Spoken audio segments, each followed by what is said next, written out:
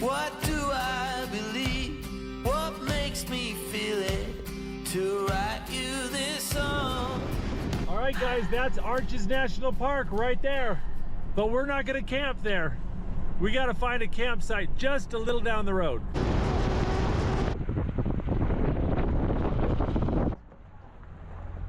Look at this, guys. This is one awesome campsite. We're right here on the banks of the Colorado River, and we're maybe 8 minutes from the entrance to Arches National Park.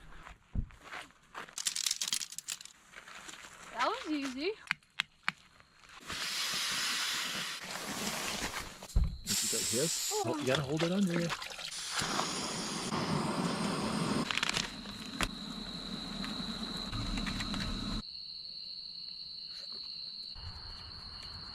See that mark right there? Well, we are getting up early tomorrow morning to go hike Arches, and so I'm getting everything ready, including taping up Tommy's feet a little bit so he doesn't get any blisters.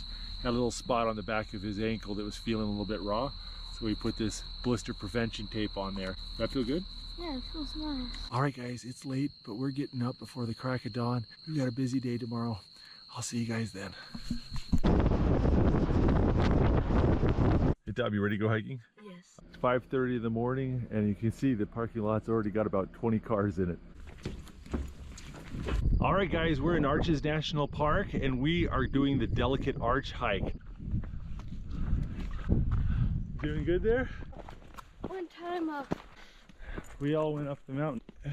Oh. Oh. Tom, what do you think of this trail? mountain. Oh, beautiful. Welcome to Delicate Arch. Was that worth the hike? Yes. That was pretty awesome. But you can see it's a very popular hike. I mean, this is the crowd that got up at 5 a.m. to go do this.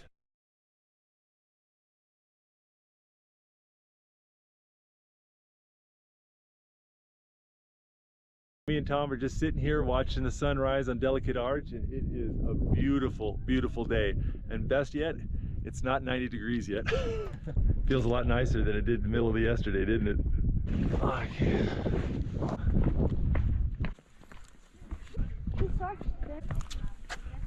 Look at this. I think, is that cool? Yes. Now you guys can see this is a beautiful hike, and it's an icon of Utah, but there are tons of wonderful hikes just like this that aren't anywhere near as crowded. We got up at 5 a.m. and you can see there's probably 20-30 people here already, and it's just going to get hotter and busier as the day goes on.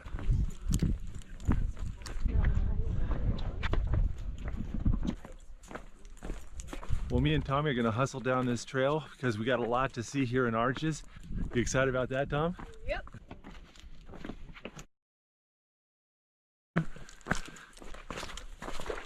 It's easy to get lost on the slick rock part of this trail.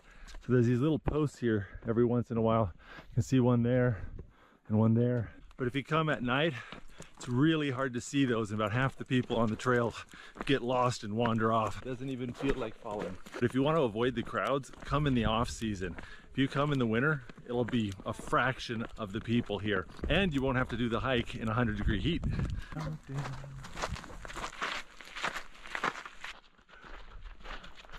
Me and Tommy ate too many dried apricots last night, and he's running for it. There's the bathroom. Oh, he's quick.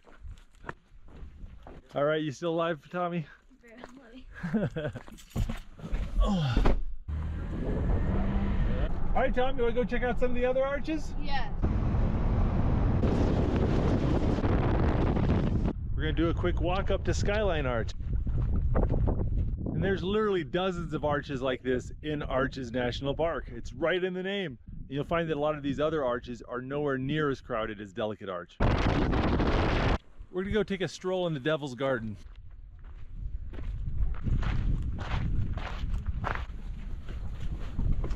This is the Devil's Garden Trail, and it's about 7 miles long, and there's lots of little spurs and arches along the way. He's like, hey guys.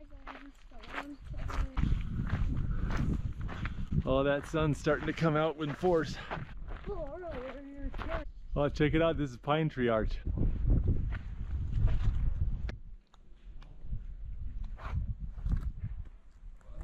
This is cool.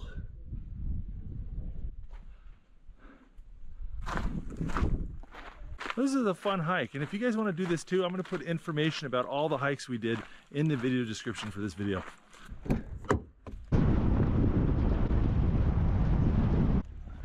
This is the double arch trail in an area called the Windows. There's probably about a dozen arches right here in this little valley.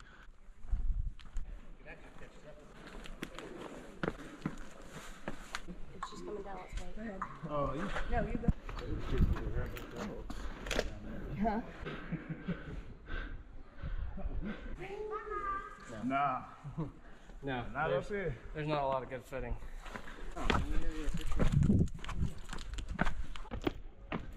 Oh, just looked at the clock. I better hurry. We've got to catch a helicopter. Hey, tell me, you want to go explore the national park without having to do any hiking? Yes.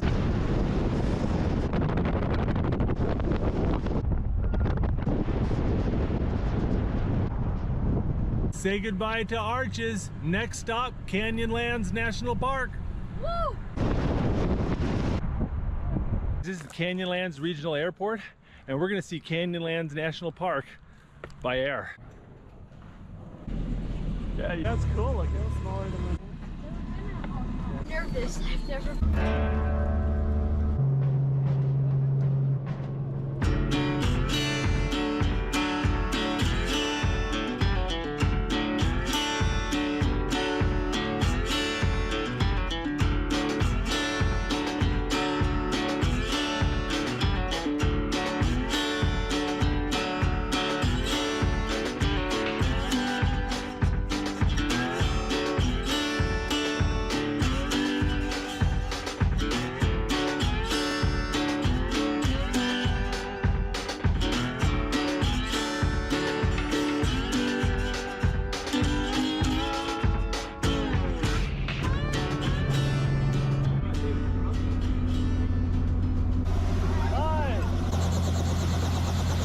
Okay, I know the rotor is like way above my head, but it sounds like it's about to chop your skull off. I guess we're doing the bag.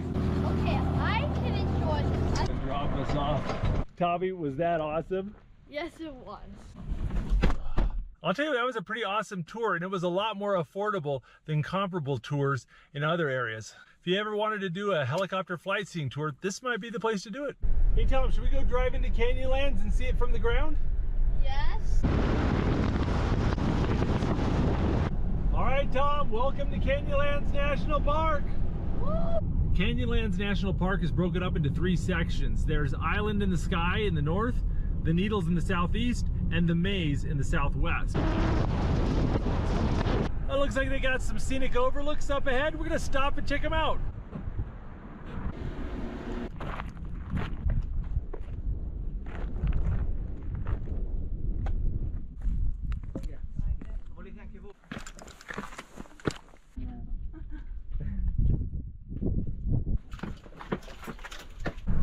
Turn right. One thing cool about Canyonlands is they have some amazing 4x4 trails down into the canyon. So we're gonna go down the Schaefer Canyon Trail. Oh my goodness, this trail drops right off the side of the canyon wall. Look at that cliff. Oh, that drop off is no joke, Tommy. Oh. Hey Tom, is this scary? Yes, I'm ready to bail out.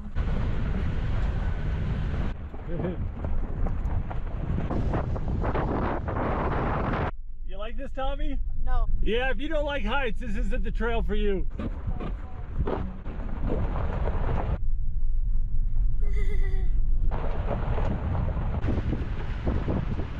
I can get closer if you like. No!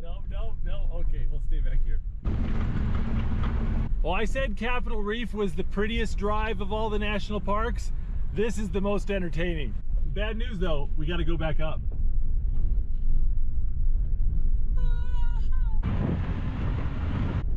That is an amazing drive. That was so cool. I can't believe we just drove down that. But this trail system goes on for miles and miles. just disappears off into the horizon. And there's dozens of trails like this in Canyonlands. Unfortunately, we're on a time crunch and we got to get headed back.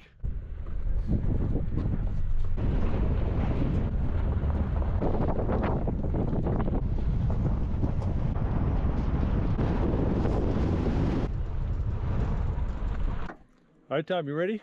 Yeah.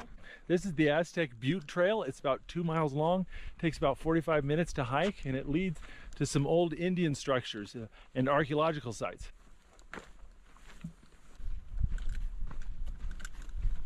Got some rock piles here marking the trail. Just keep following those. There's another one. Trail kind of dead ends here. Got to follow the rock piles now. Whoa, that's steep. Now these are the pantries. This is where they would store their food and medicine and seeds and stuff. So apparently the Native Americans would live here seasonally, and when they were away, they would store all their valuables, their food, their medicine, their seeds in these little rock pantries. They could seal them up and keep everything in sealed up pottery. The animals couldn't get it and the weather couldn't get it. And when they came back, it'd be ready for them. It's rocks and mud with sticks across the top. Yeah, you got quite a bit of room in there. This would be a nice little shelter if you needed to get out of the sun. Be close because they start. Oh. Giant spiders.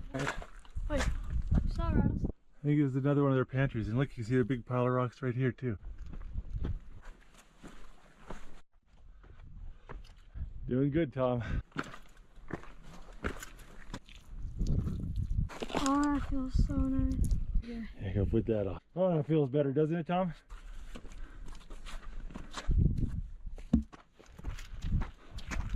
Woo. Yeah. Oh. Oh.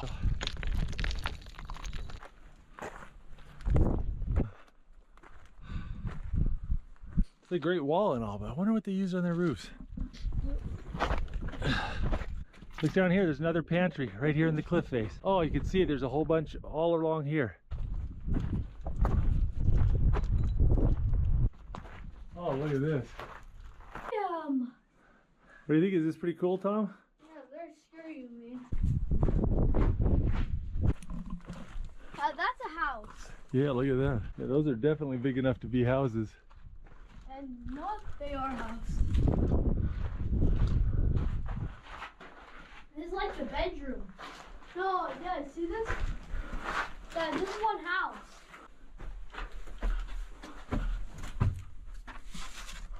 Oh, yeah. That's a heck of a view right there. Whew. I understand why they lived here. This is nice and cool. I bet when you build fire in the wintertime, it's nice and warm. This was so much cooler than I anticipated. I am so glad we came up here. And if you guys want to do this too, check out the video description below for more information on these hikes. Ooh. Save me!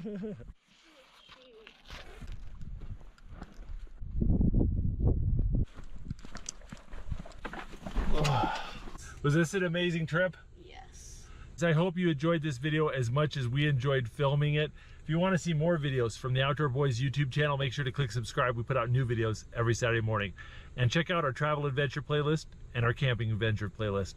If you like this video, don't forget to check out the Outdoor Boys YouTube channel where we have hundreds of videos just like this. And don't forget to click subscribe so you can see other great videos every Saturday morning. And hit that bell button so you'll get notifications. Thanks for watching.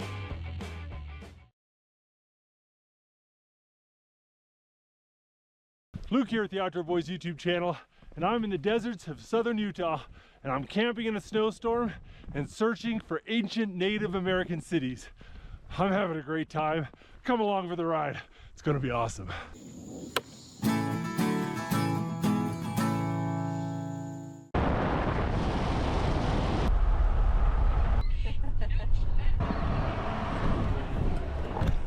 Give me kisses. I love you guys. Will you be good for Mama? Yes. Good. Oh. Be safe. Be really, really safe. I will. I'm going to be doing an 11.5-mile hike through a series of canyons, and rumor has it that there's dozens of untouched ancient Native American archaeological sites in this canyon which we can explore. I heard one person call this hike an open-air museum. I gotta admit, I'm excited to check this out. This is going to be cool. It's kind of a surreal experience. I'm sitting here hiking in the bitter cold with snow around, and I'm in the middle of the desert.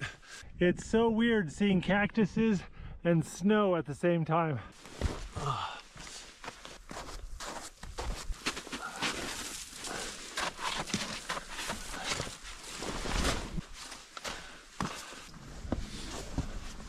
Oh, check it out. There's some ruins right there.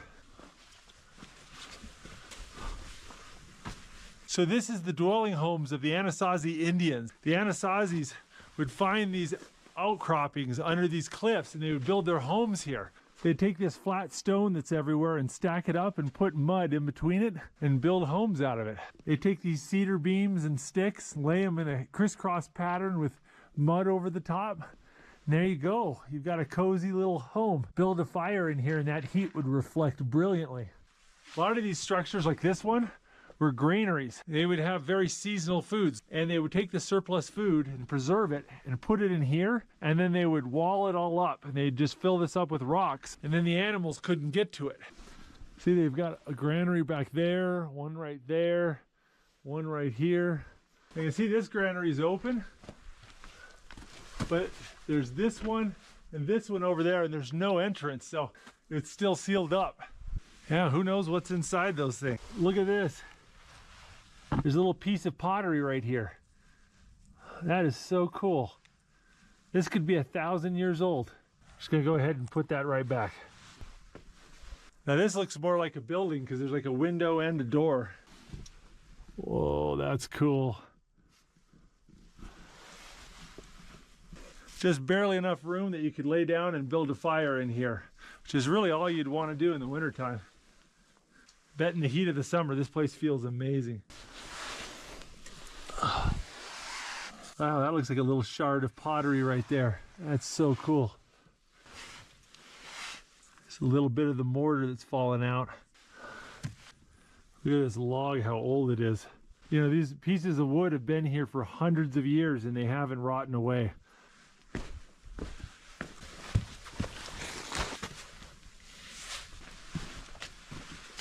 This is just amazing. This has been here for hundreds of years and nobody's managed to destroy it or fence it off. That's pretty cool. Oh, piece. Oh, this is cool. Hey, look at this. Look what I found. This is the center of the Indian corn cob. Look at that. I'll just leave that right there. Pieces of charcoal left over from their campfires here. That is cool. Keep finding these pieces of chert or flint. I think this is what they use to make arrowheads and spearheads and stuff. Man, it just makes so much sense to build your house here.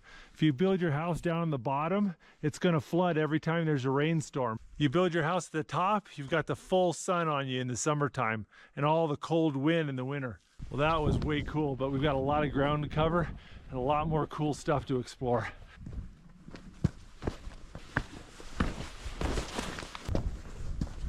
So this right here is a wash or a dried up river.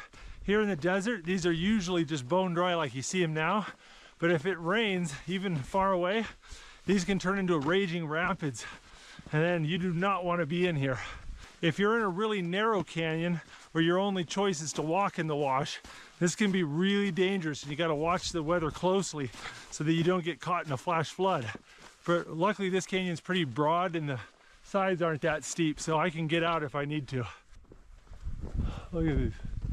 We got a little rodent prints here. We got some sort of small cat. Not seeing any claws in the print.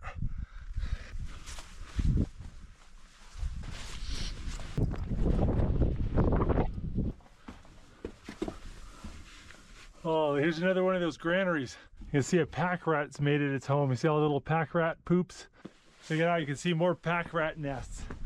They just gather up everything they can and shove it up into these cracks. All right, I'm gonna keep moving. I got a lot more to see. A lot of ground to cover. Between the slick rock and the snow, finding a trail here is a little bit challenging. Luckily, I know I'm supposed to head downhill in the bottom of this canyon, so I can't get too lost. I was worried I wouldn't see any water on the trail. So far, there's been plenty. In the summertime, finding water in these canyons is really hit and miss.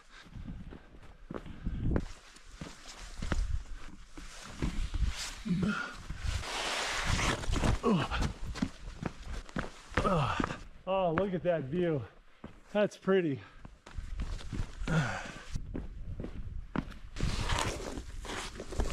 Oh. Sitting here doing my snack break, and I think I see another set of ruins up there. Let me see if I can get a better look. A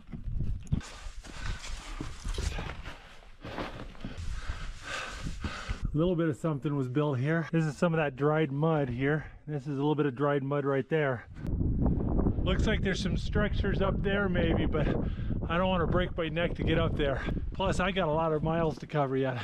If you spend enough time in this canyon, you're gonna just find stuff that nobody else has found. Oh.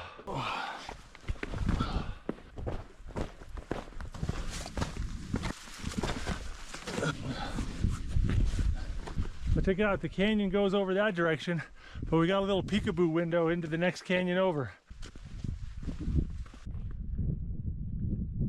If you look way over there to that cliff, just right on this little ledge, you can see more ruins right up there. How on earth did they get up there? They must have had some crazy ladders. Check it out, right up there in the rocks, I can see another structure.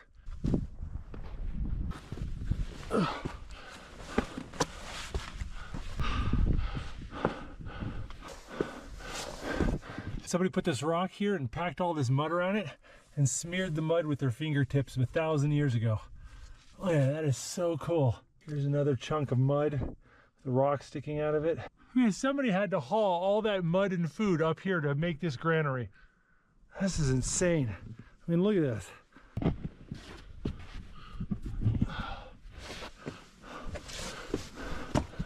Another granary right there. Whose idea was it to build up here? Nobody's gonna casually walk off with your food though. I gotta get down without killing myself. And I keep stopping and exploring every few minutes. It's making things go a little bit slow. I need to pick up the pace. Oh, that's steep. Having all this gear on my back doesn't make this easier on my quads. Oh. Oh, check it out, we got a cottonwood tree. These things always grow near water. And look at this, right down there's a spring. If you want to find water in North America, learn how to identify cottonwood trees from far away. Oh, that's kind of some nasty water though. Ow, ow, that hurt. Oh, yeah, nice little cactus thorn right in the top of my foot. Yeah, you definitely want to wear boots and long pants around here. Already pulled a few thorns out of my legs. Oh, that doesn't feel good. Oh, ouch. Oh, the desert's not friendly. That is so cool. Tell you what, this place is deserted. I haven't seen a single person all day. Check it out, there's some more ruins up there. How on earth did they get up there though? I'm taking my backpack off for this one.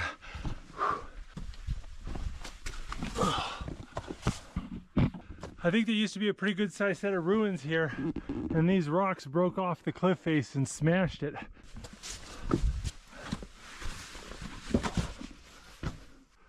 Look at this.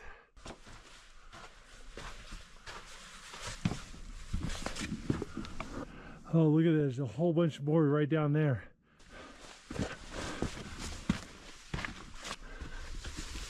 There's a room down here. Sound.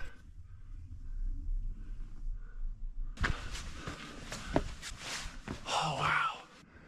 Look at it. Anasazi Indians drew this. Look at all these drawings. These might be as much as 2,000 years old. That is so cool. Look at the little handprints they did. Look at that. Wonder what the rhyme and reason to this artwork is. I mean, these figures don't have heads, but this one's got nipples. Look at it. And you can see all these handprints.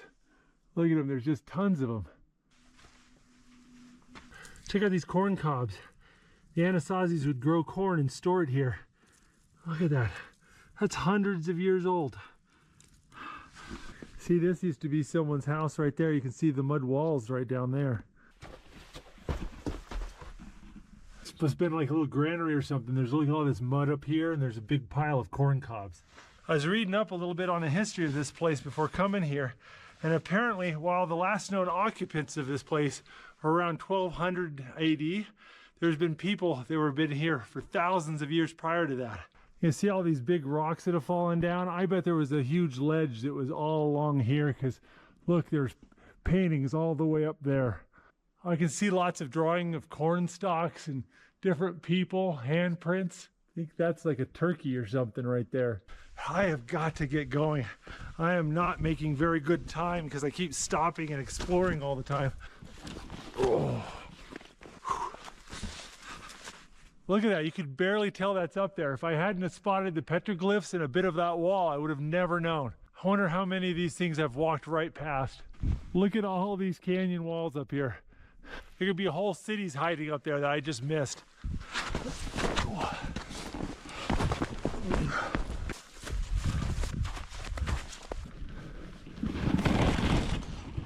Oh. Ah. Oh. Whoa. That was graceful.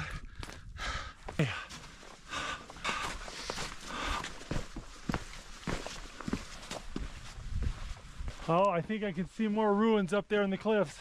How on earth do you get up there though? I can see it peeking out of that cave, but how do you get up there? I think I need to drop my pack here. Oh.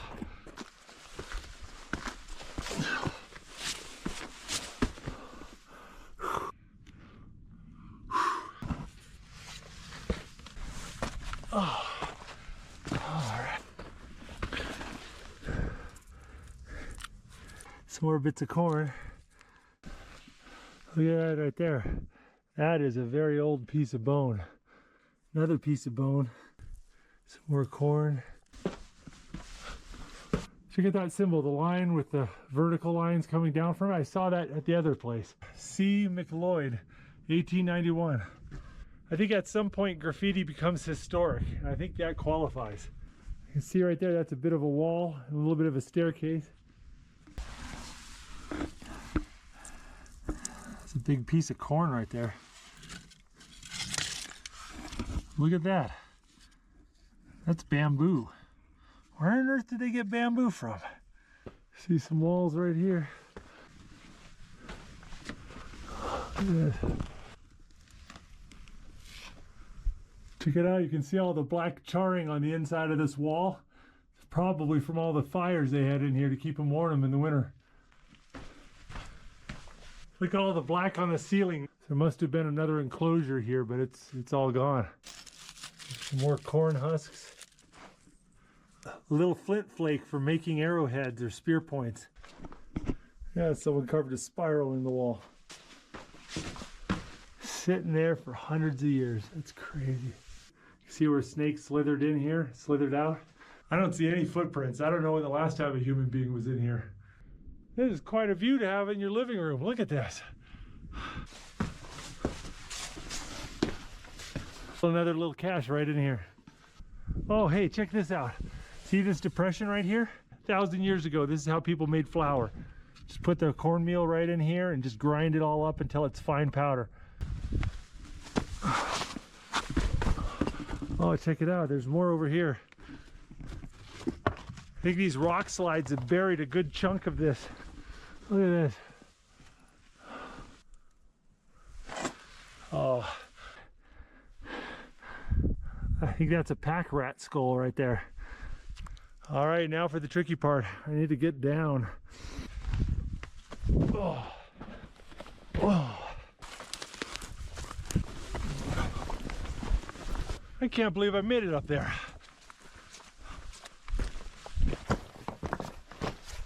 All right, I consulted my map and I'm in a little bit of a pickle. Sunsets in 2.5 hours and I'm about a quarter of a way through the hike. I have stopped and smelled the roses a bit too much. There are so many interesting things to see. So I need to keep my head down and make some tracks. And it's breaking my heart a little bit because there are some ruins right up there on the cliff and I'm just going past them. I can't stop.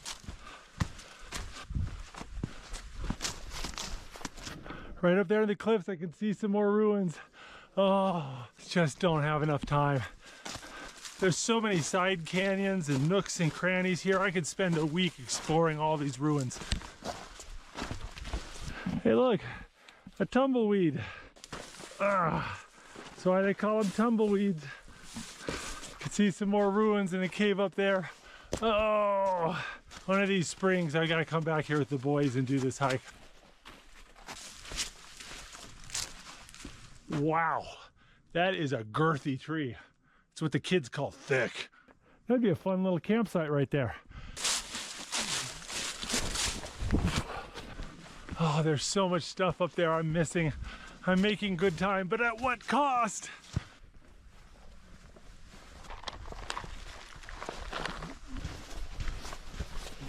I'm making good progress right now, but I've got to keep at it for two good reasons. One is that one of the coolest archaeological sites on this whole hike is just up ahead, and I want to see it before the sun goes down in about an hour and a half. And two, it's supposed to start raining after dark tomorrow. So I've got to get out of these washes before they flood. You can see some small ruins right over there, and there. No time to explore. Looks like there's some ruins up there too. I could spend days searching this canyon. There's some really good ruins over here. I gotta check it out just briefly. Look at that, that is really in good shape. Look at the size of that. That is so cool, but I have got to get going. I know there's a storm coming tonight, and I can feel it in the wind now. The wind's changed. It feels upset.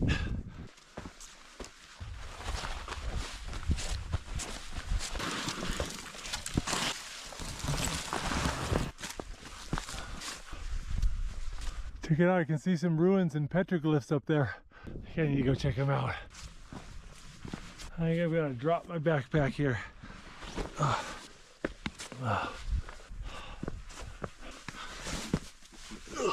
Look at this. Look at this. It's got a little window on it. Look at this. See a bunch of sticks they put up vertically together and caked it with mud. That is cool. Look at this. Another little bit of pottery. That is so cool. Shards of pottery. See where they kind of made a cool pattern on one side and it's smooth and concave? That is just awesome. I'll put that right back. I'm glad I made time for this one, but I've got to keep going.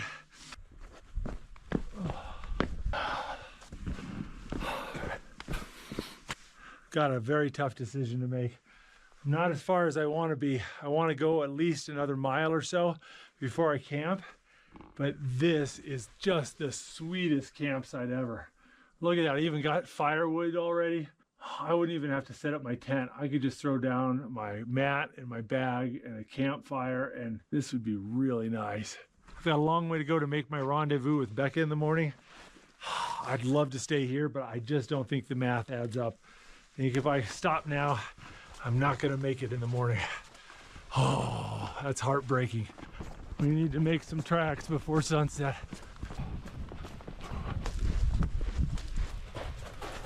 There's another set of ruins up here. This one's really special.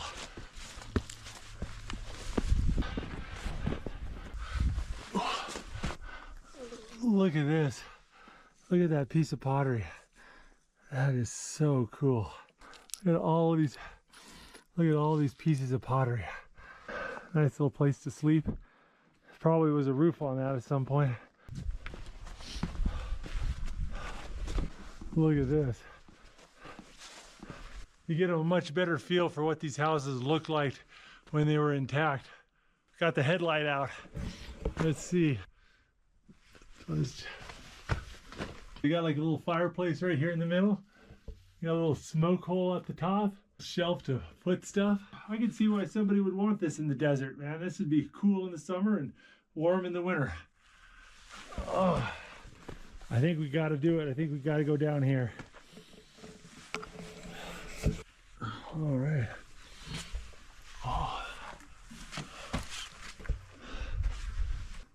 Oh. Ooh, I think that's a lot of pack rat urine and poo. That's really gross. And they've got these logs supporting the roof. And all this grass and stuff in between. And check it out, they've got a little hole to let air in when you have a fire down here.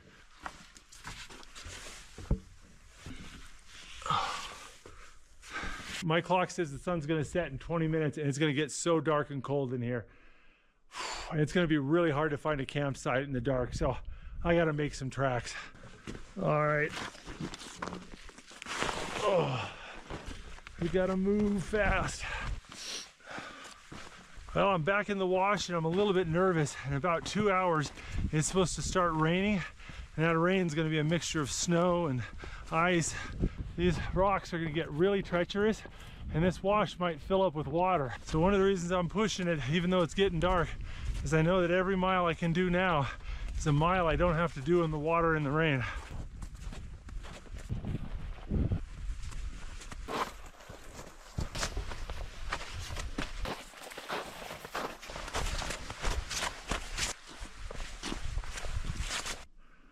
All right, looks like we gotta climb up some rocks.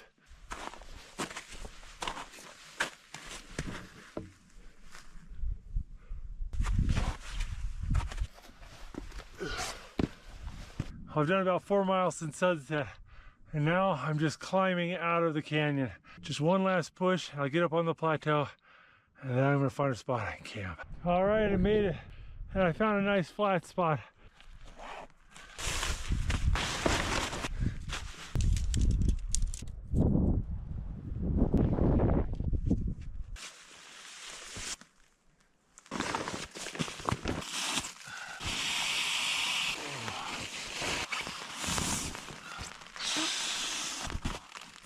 You know, I was feeling pretty warm until I stopped moving. Now I'm getting really cold. I think it's time to make some warm dinner and get into bed.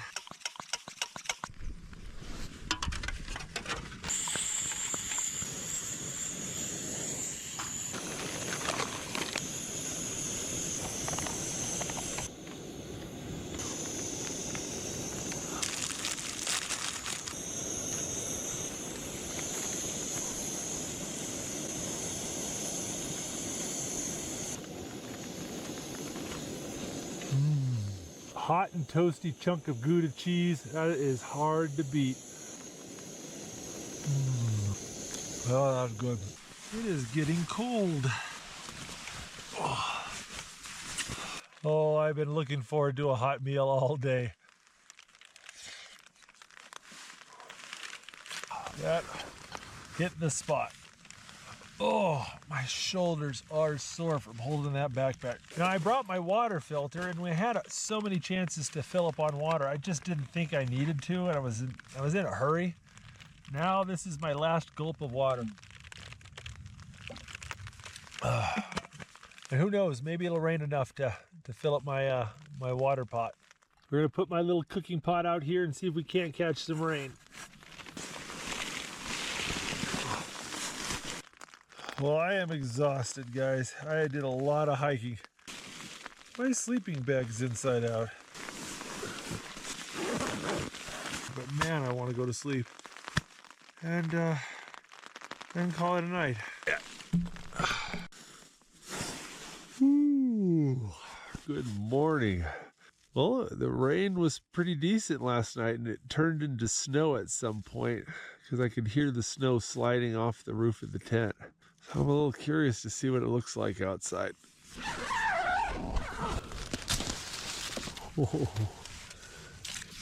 Oh. Got a bit of snow and rain in my pot, so I got some water for breakfast this morning. Yay!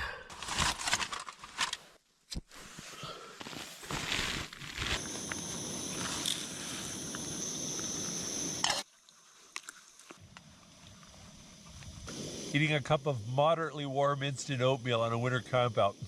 This reminds me of camping as a kid so much. It's really not that good. All right, we're gonna make a cup of tea and wash out my cup all with the same water, because water is a precious commodity here. Nothing like being out in the woods enjoying a cup of hot tea while watching Star Trek: The Next Generation on your phone. I think I better start cleaning up my stuff. All right.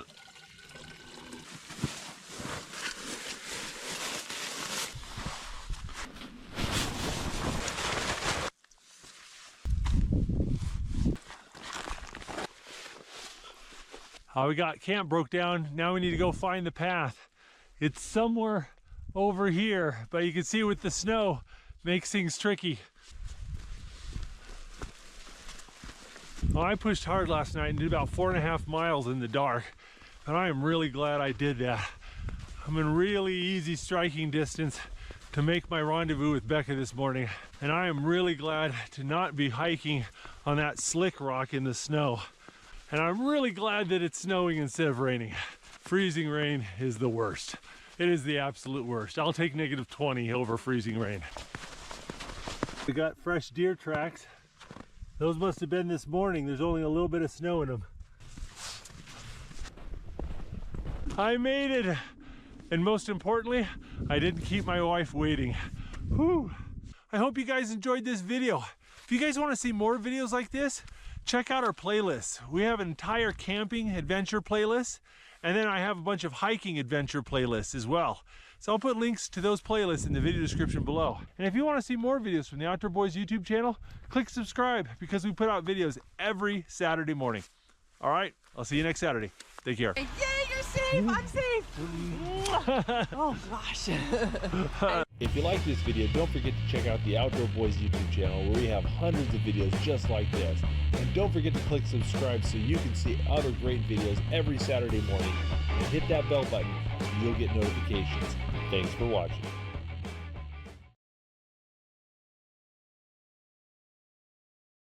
Luke here at the Outdoor Boys YouTube channel, and I'm stranded in the wilderness of Alaska. For the last 3 days, I've been solo camping in Alaska's rainforest. I've used float planes, canoes, and my own 2 feet in order to explore remote hot springs. But my plane was supposed to pick me up this morning, and it didn't show up. I'm not sure how I'm gonna get home, but one thing's for sure, this is gonna be an interesting video.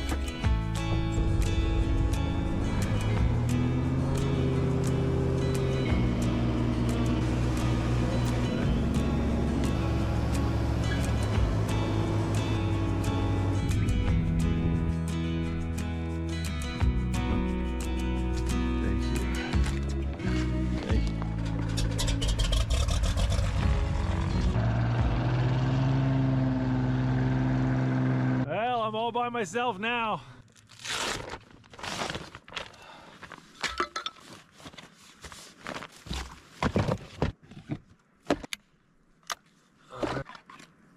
I've got lots of different ammo. I've got slugs for bears, and I've got bird shot. It's the nice thing about shotguns, they're versatile. There we go. Just gonna leave my gun case in the bushes. I'll get it on my way back. Well guys, welcome to the temperate rainforests of Southeast Alaska. It rains over 270 days out of the year here, and we're about 45 miles northeast of Ketchikan, Alaska. All right, we better get trucking. Got a long way to go. Look at this place, it's a cold jungle. Everything is covered in moss.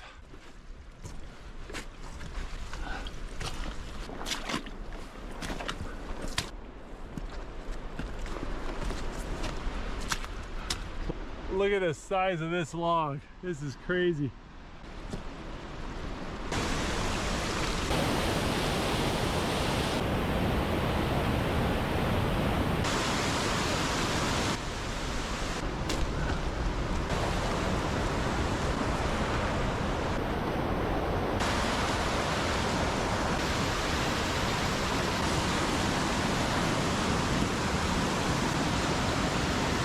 Look at this!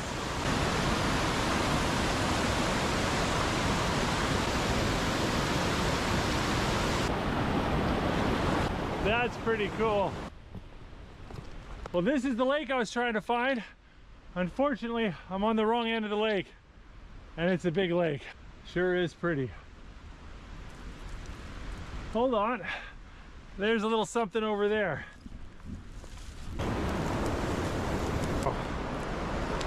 Check it out, it's an old trolley. All the wood's rotted away, but you can still see the metal frame.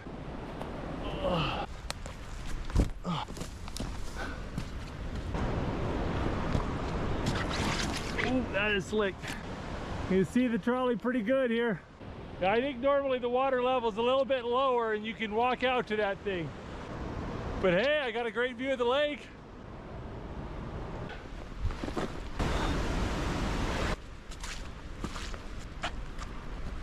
Look at this.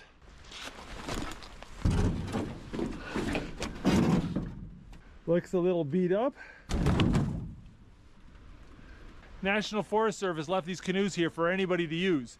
As long as you take care of them, put them back where you found them, everyone can enjoy them. It's a real great thing.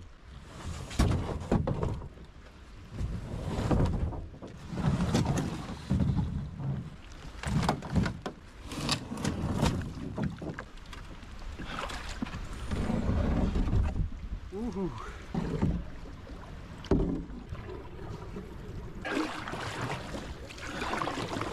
You know what? Rain or no rain, this is still pretty cool. Look at this.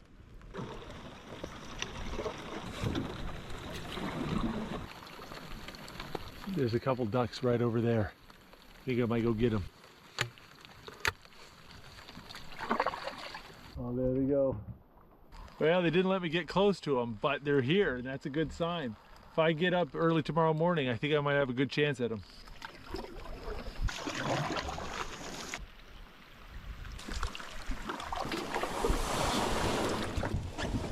Oh.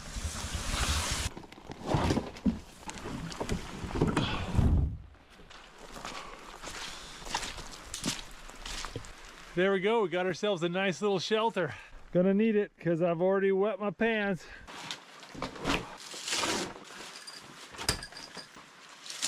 Well, this is a pretty slick little shelter. It was built in 1937, so it's almost 90 years old. Just made with logs and cedar shingles. Got a nice little shelf up here you can sleep on or use for storage. Look at the big old solid benches here. Got even a little bit of wood here I might be able to chop up. Well, this is a pretty cool spot, but I gotta get my tent set up. I am really wet and cold.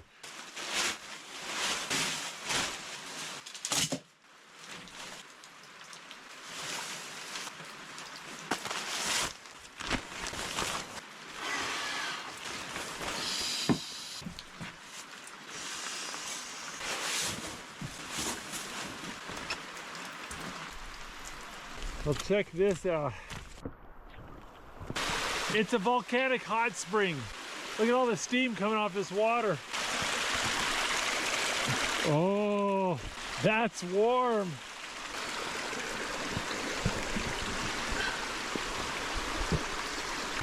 Let's see if we can jam this hole up. There we go. It's filling up with hot water pretty quick. Scalding hot right there. This right here must be the source. Whoo! Yeah, that's boiling. This over here is just warm. You can see all the steam coming off the hillside. There's probably other hot springs popping out higher up there. Now there's a hose over there bringing hot water down the hill. We gotta figure out why it's not working.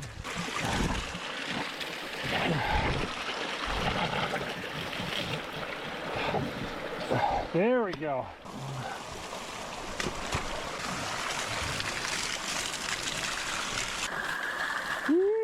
That's hot. All right, so we got cold water there, boiling hot water there, and warm water flowing in here.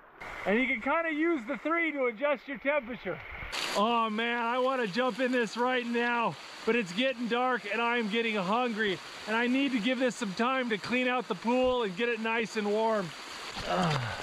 Woo. That is so awesome. I think the only thing that could be more exciting than that is a hot meal. Oh, I am so hungry.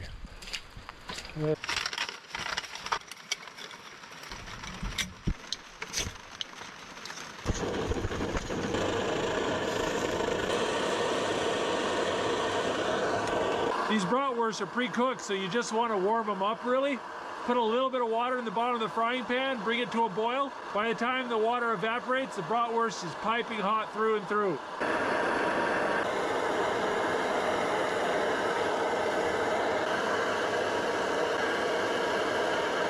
Oh, that's delicious. It's not fancy, but it's warm and it's quick. 2 things I really appreciate right now. There you go.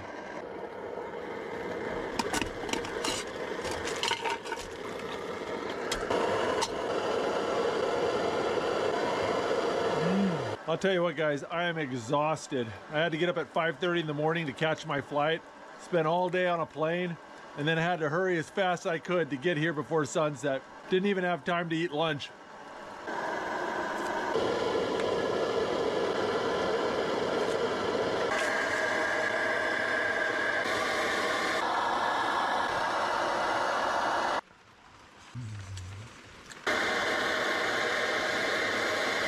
Got my hot water bottle here, check for leaks. All right, looks good. Let's put that in there. Well, I got some bread flour with me, and tomorrow morning I'm gonna eat hot, fresh bread. So I'm gonna go ahead and mix up a little water with it, give it a little mix, let it sit overnight, and it'll be fermented and all ready to go tomorrow morning. Making fresh bread is one of my favorite things to eat on a camp out, and I get people asking me all the time how you do it. I did an entire video on how to make campfire bread. It's really easy. Just gonna hang it up on this clothesline so mice can't get at it. Well, I think I am ready to get out of these wet clothes. All right. Oh. Well, the sun set about an hour ago and it's only 7:15. It is getting dark so early nowadays. I'm just gonna kind of hop into bed and eat some snacks and listen to an audiobook. I've got a pumpkin pie infused Gouda cheese, which is gonna be kind of wild. Got some chocolate covered hazelnuts, a wicked salami, fig cake, and some pilot bread. So yes, I'm having an awesome time.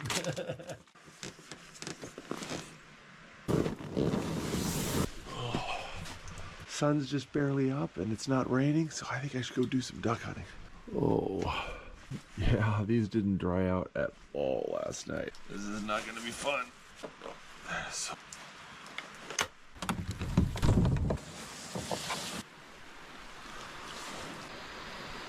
That flock of ducks is right back where they were yesterday.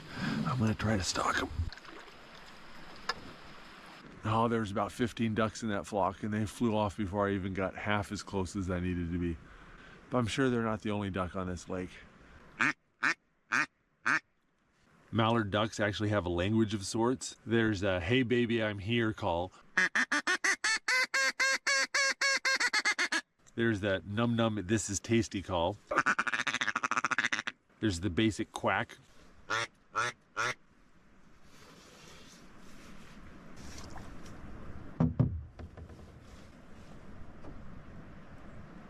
Well, that duck came right into the call and I was able to close the distance with him pretty good. But when I got closer, I could tell he wasn't a mallard. He's some sort of diving duck, and those usually don't taste as good as mallards, so I'm just gonna kind of let that one go.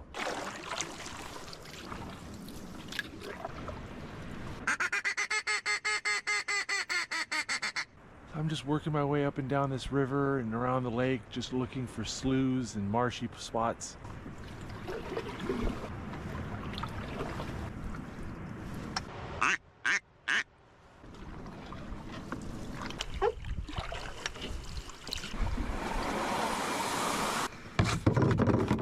Oh, my legs.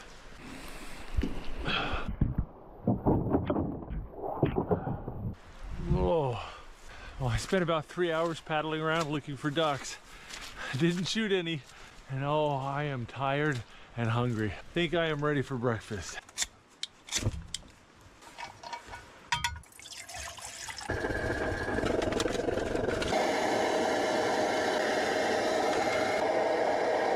A little something to keep me warm while I cook.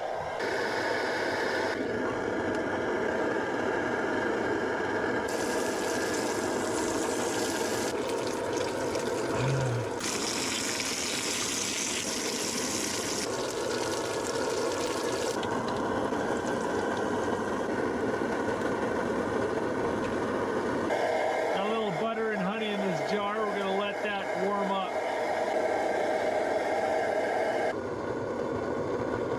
Pour some honey butter on that. Some fresh pan-fried bread with honey butter and pork jowl bacon.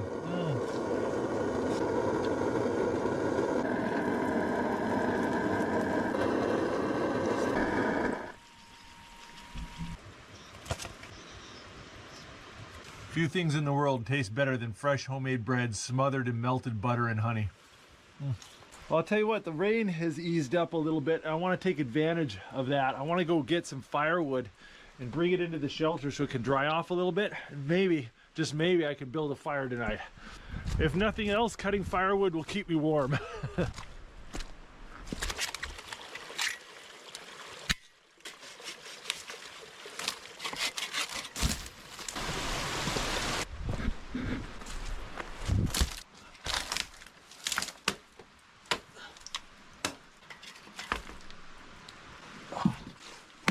Look at that, there's water all the way through that log.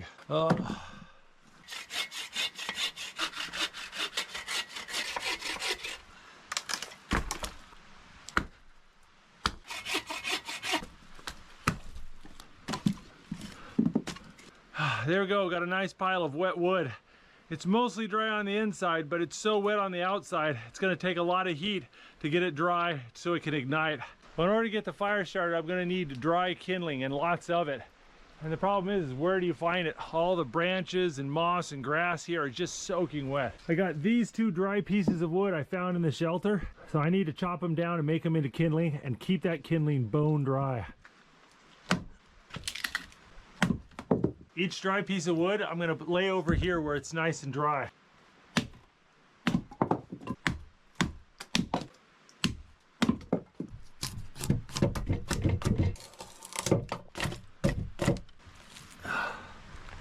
Another great fire starter is charcoal, but this stuff's soaking wet, so we're gonna dry it out.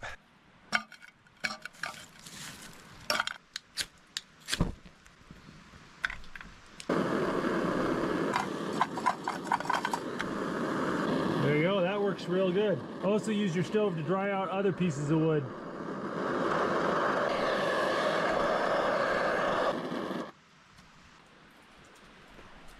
Oh, I'm out of water. Luckily around here there is no short supply of water.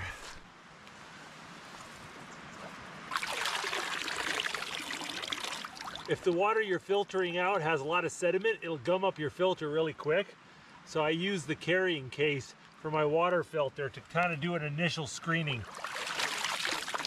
The carrying case will filter out all the sand and sticks and other things.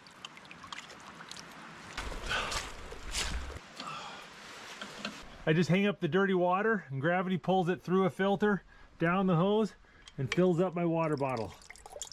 All right, let's go and pinch it off.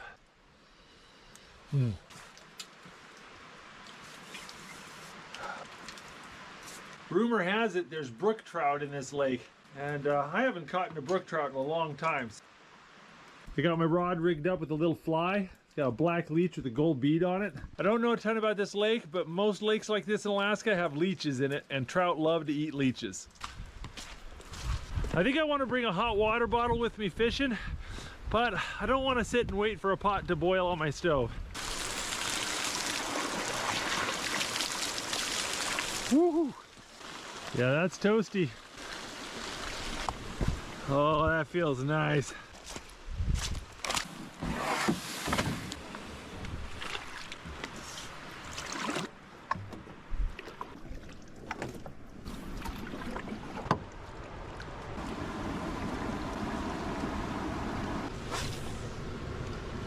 Well, the fishing isn't going great. The rain's picking up and I am soaked to the bone. I think I might head back.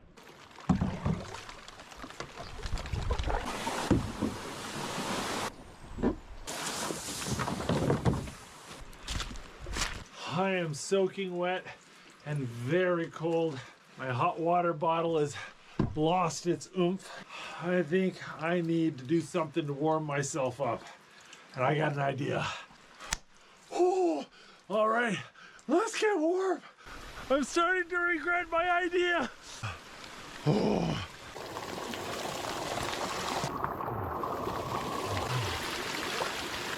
Okay, half of me is being boiled alive, half of me is freezing to death, and there's just a little bit of sweet spot.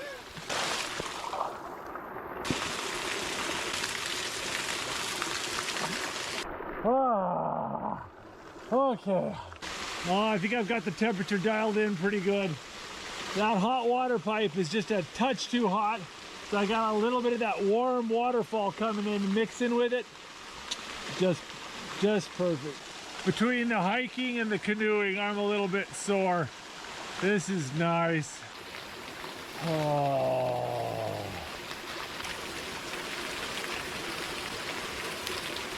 Well, I missed lunch and I'm a bit hungry, so I think I'm gonna have a hot spring snack.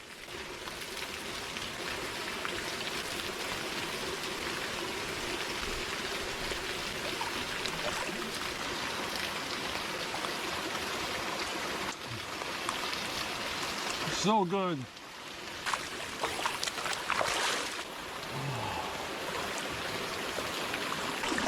Oh, this is nice, but I'm starting to get overheated. Whew. Oh. A little lightheaded getting out of that hot water.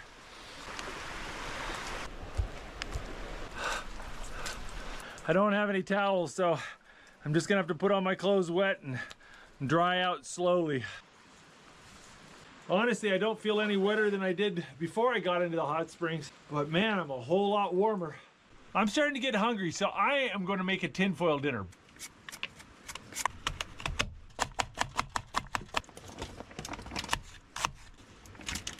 Little salt, pepper, a little pork jowl bacon on there, green onion, and a whole bunch of cilantro. If you're doing this at home, use Italian sausage or kielbasa instead of bratwurst, and it's even better. But hey, you know, use what you got. Alrighty. Oh, I think the rain eased up. I'm gonna make a fire. I better do it now.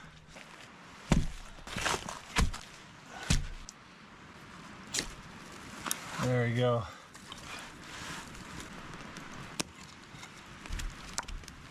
Even with the dry kindling, that fire isn't taking aggressively. There's so much humidity in the air. I put these wet pieces of wood up here so they can dry, but they'll also act as a roof if it starts to rain, which will protect the fire.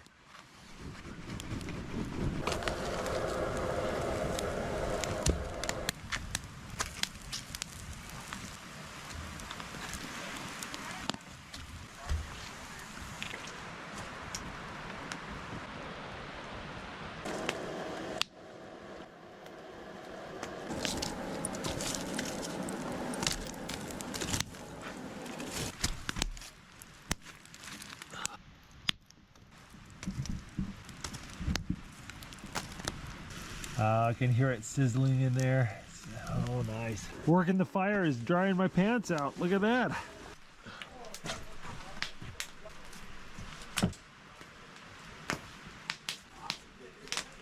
There we go. I forgot to bring a fork, so I made some chopsticks. That is smelling like it's ready. There.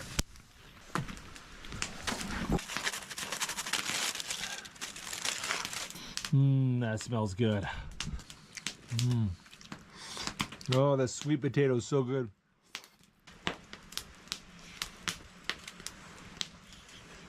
Oh, that was good. The meat and the sweet potato, a little bit of salt. Man, that's good stuff. I think it's time to roast a marshmallow. Oh, that was good.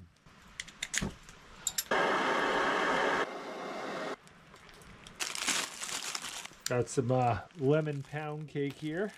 Cup of hot chocolate with some cake for dessert. Not too shabby at all. I gotta tell you what, I'm feeling very fortunate right now. Got a nice warm fire. The rain has been really light. I got a full belly. I think there's a really good chance I'm gonna go to bed dry and warm. Really, the only thing I can complain about right now is that I've got 2 visitors. Oh, no, get out of my tent. Oh, don't get out of there, get out of there. Here, come on. Yeah. Okay, come on. This way, buddy. Come on. There we go. There's mice all over. Oh, mice can cause a lot of damage. Anything fuzzy, they want to steal it and take it to their nest. So they'll chew holes in your sleeping bag, they'll pull your hair out, they'll chew up your jackets, and of course they can get into your food and ruin your food. Dude. Well, that's a different one. He's a little fatter than the other one. We're just gonna try to clean up really well and get all my stuff off the ground so they don't chew. Sure, a mouse can still get to it if they want to, but at least I'm not making it easy. Hopefully that'll keep my stuff away from the mice. Oh, these socks are so wet.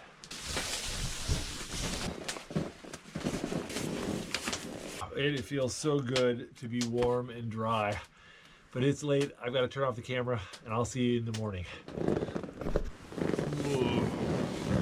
Oh, good morning.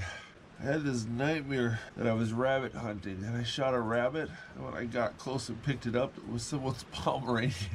Tell this old lady that I shot her dog and thought it was a rabbit. Oh, everything is so damp. You hang up your clothes and they do not dry at all. I've got an entire change of dry clean clothes, but I'm saving it for the airplane ride home. Don't want to get the airplane all gross.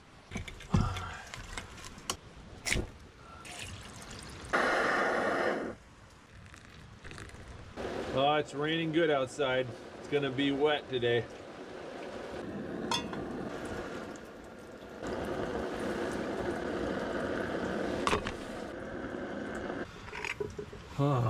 Oh, this plate is disgustingly dirty. Well,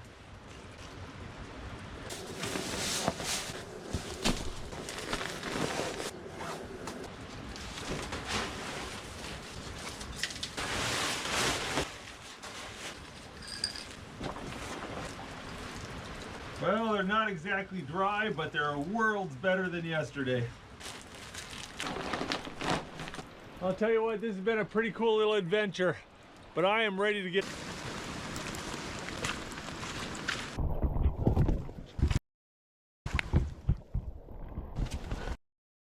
Oh, it's good to get out of the rain. I'm wet from the waist down and a little bit cold, but at least I'm not in the rain anymore. I get cold just sitting here, but if I go out and walk around, I get more wet. So I've got to do little exercises under the tarp to try to stay warm. I don't have any more cooking fuel and I don't have a ton of food left, so just having a really simple lunch. Well, the rain eased up and I got a message from the pilot. They're still socked in Ketchikan, so I'm not getting rescued anytime soon. Maybe in a couple hours something will change, or maybe I'll be stuck here for a day or two. I'm using the break in the weather to walk around. I'm freezing. I'm just gonna walk up and down this beach till I'm warm. Barely got half a dozen laps done and it's starting to rain a little bit.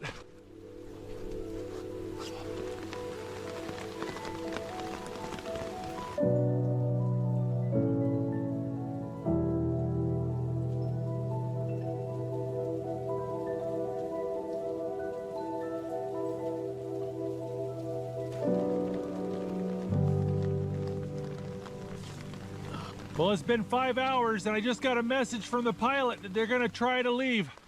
We'll see if they can make it. I can hear a plane. There's the plane.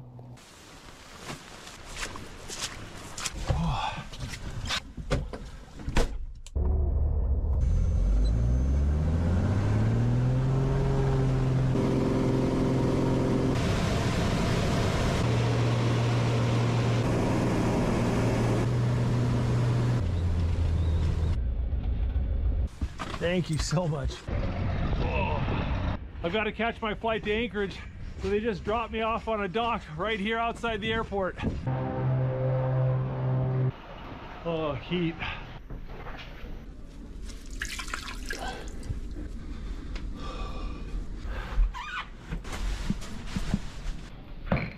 Got some dry clothes on.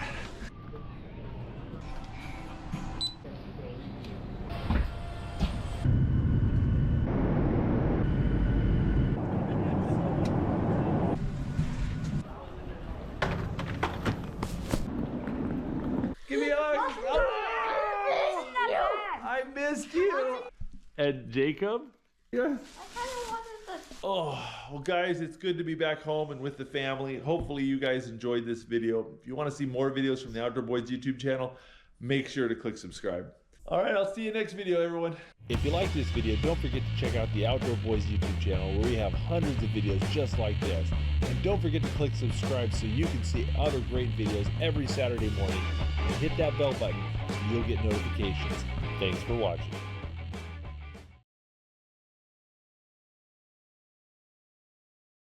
Luke here with the Outdoor Boys YouTube channel, and I'm up in the mountains of Alaska, and the weather is trying to kill me. I got hit with a serious winter snowstorm in the middle of September, and I'm having to seek shelter in a survival cabin to stay warm. I'm cold and I'm wet, but I'm having quite the adventure.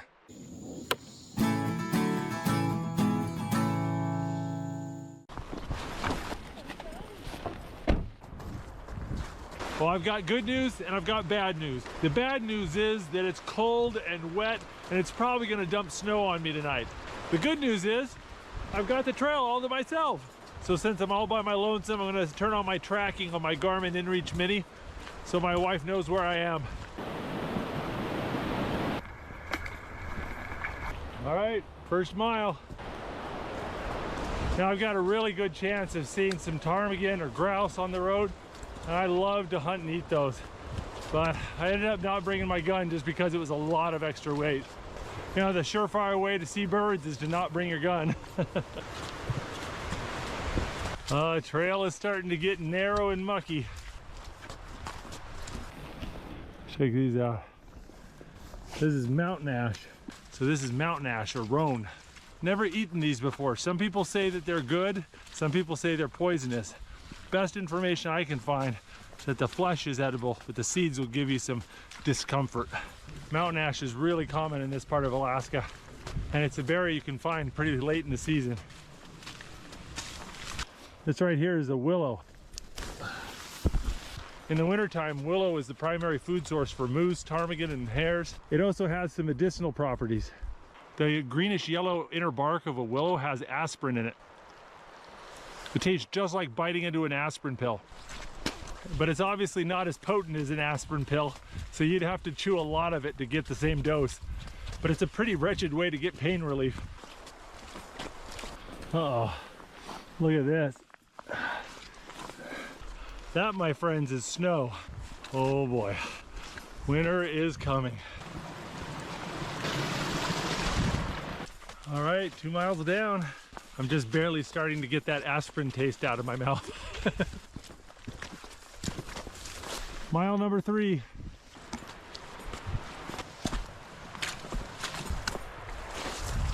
My pants are getting wet. I can start to feel it soak through right there. I'm breaking the main rule of big boy survival. Don't wet your pants. Look at that water. That is so clear. Gorgeous. There's mile number 4. Check out this beaver pond. This is the beaver den. It's hollow inside. And there's usually like a little hole down in there where the beaver comes up underwater and then he can hang out inside. This right here is the beaver's food pile.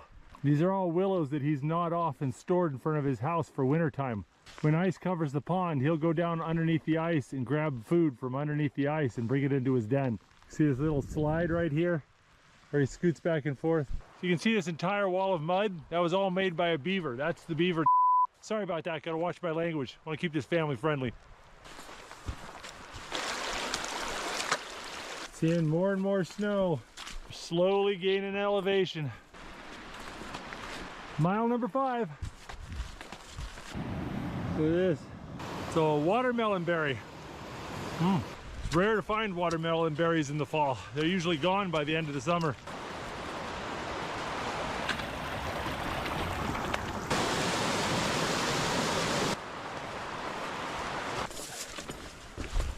Man, it's 33 degrees and raining out here. I don't understand why I'm not seeing anybody else on this trail. Oh, jeez. Just hit the 6-mile mark. I got some blueberries. There's a bunch of crowberries.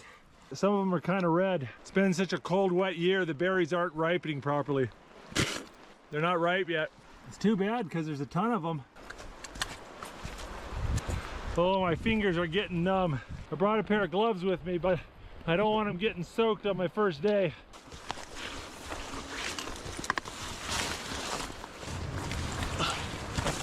All right, just did 7 miles. Now for the hard part.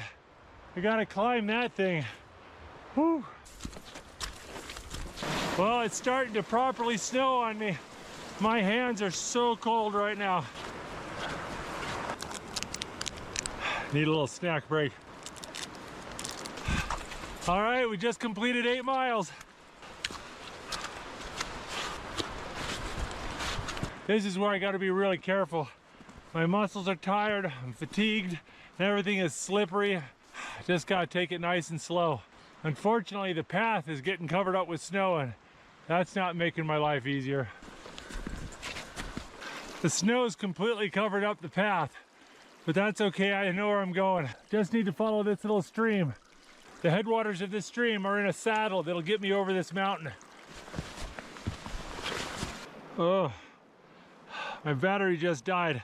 My hands are so cold I had to use my teeth to get it out. This is getting a bit much. I need to find some shelter. My hands get too cold. I can't light my stove or set up my tent. You know, do all those real important things. Oh, there's a ptarmigan right there. That's a rock ptarmigan as opposed to a willow ptarmigan. The rock ptarmigan live up here in the rocky parts of the mountains. They're a little smaller and they make a different sound. Look, there's a ptarmigan right there.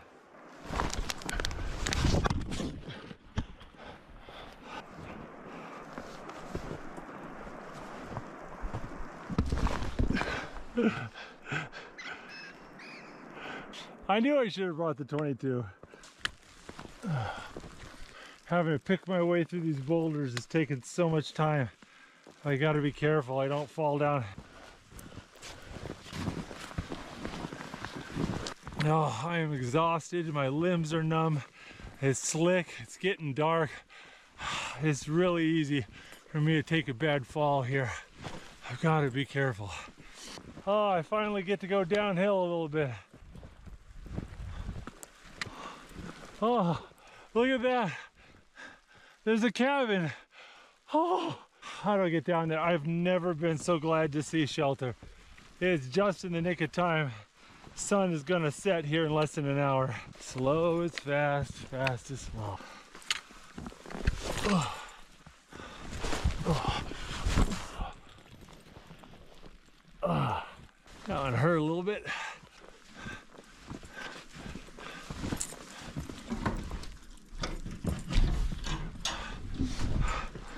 Oh, it's got an outhouse. Oh my goodness. How do you get inside?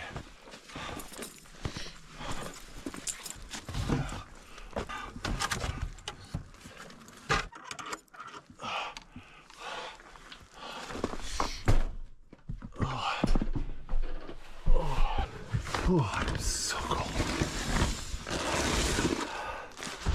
Oh, I am so cold. So cold I had to use my teeth to undo the buckles on my backpack. I need to get dry immediately.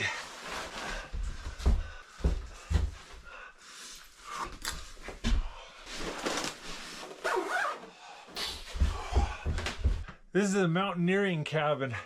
It's a shelter from the storms for people exploring the mountains here in Alaska. It was built by volunteers from the Mountaineering Club of Alaska. Just a whole bunch of odds and ends, equipment, Whole bunches of tools in there. In here, got a little table and chairs, mountaineering books and a map, poker chips and decks of cards, Trivia Pursuit, little kitchen area, some pots and pans. Oh, there's just a little bit of fuel in there. Oh, that's a full can. Don't pee in the outhouse. Got it. There's a little ladder here in the loft. Oh, look, there's a little library there. Little loft to sleep in. Nice. Got some old mats and stuff. I am so cold. I think I'm gonna bust out my sleeping bag and get it set up in the loft. Hop inside for a little bit. Well, I'm glad I kept my gloves dry, but I think it's time to use them. I can't even get my fingers in those. Oh.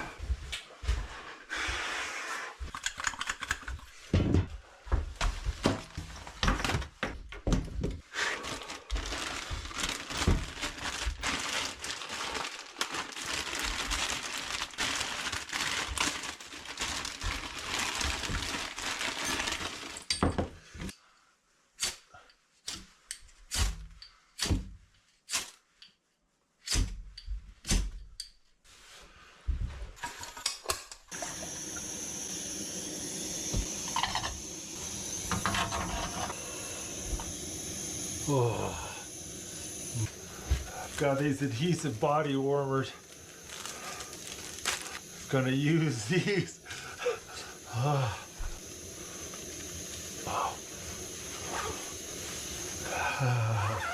Oh. Man, I didn't think I was that cold. But now to get in here, I'm just freezing.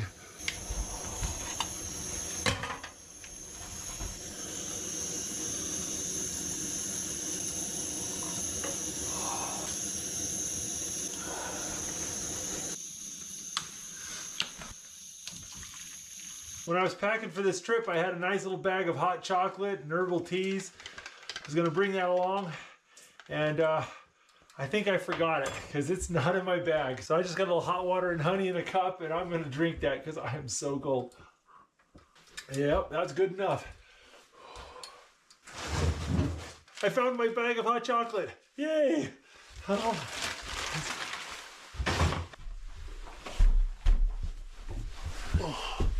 Oh, my bag is soaked. Let's see how bad it is. Oh, geez. Oh, yeah, my bag is pretty wet. I hate the rain. Do do do do. I hate it. Do do do do. Hot water bottles in here.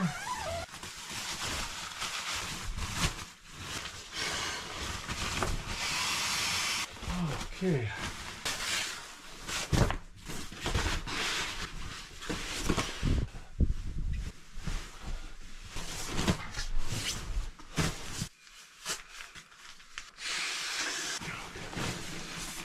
Alright, got some stretchy pants on. Got these down booties.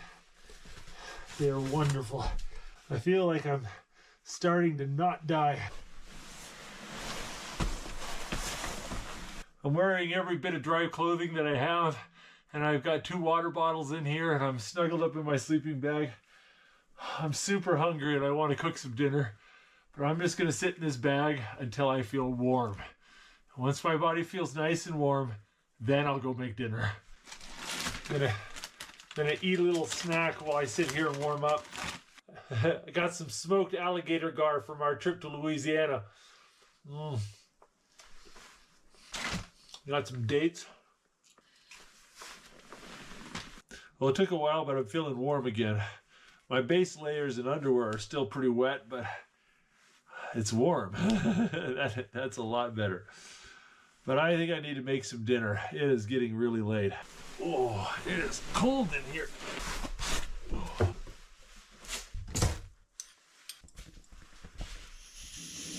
All right, we're gonna make some quesadillas. Oh, it goes so much better when your fingers work. Pork chili verde, we're gonna stuff inside. Okay, just smell you.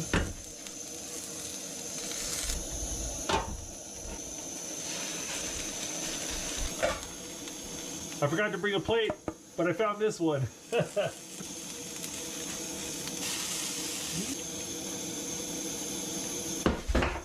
Oh, dang it.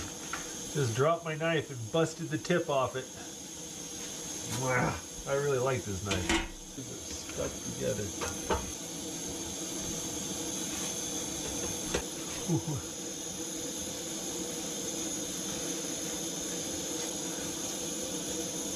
That's good.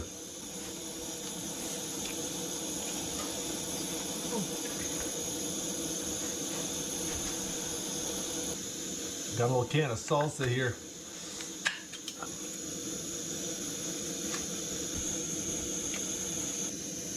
Ooh. That's good.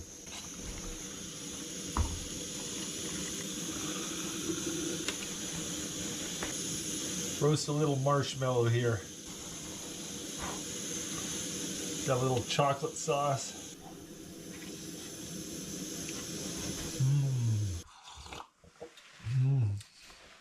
Oh, that hits the spot.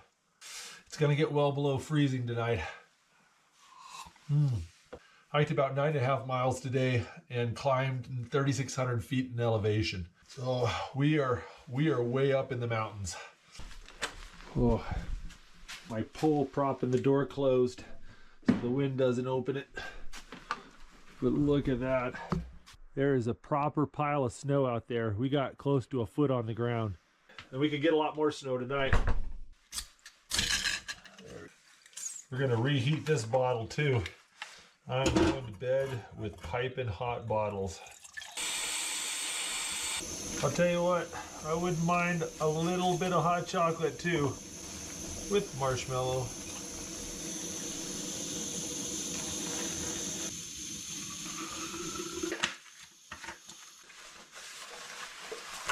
Oh, actually seems to be drying me out pretty good. I feel a load drier just since I put this hot water bottle under my clothes.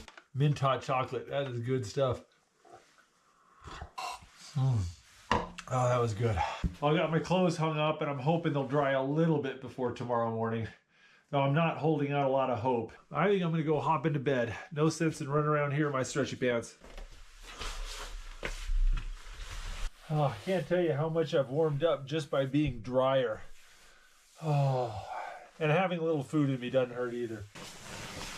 All right, it's late and I'm exhausted. I'm gonna see you guys in the morning. Oh, good morning. I didn't sleep particularly well last night, but I was warm. I ended up having to take my jacket off. It got too hot.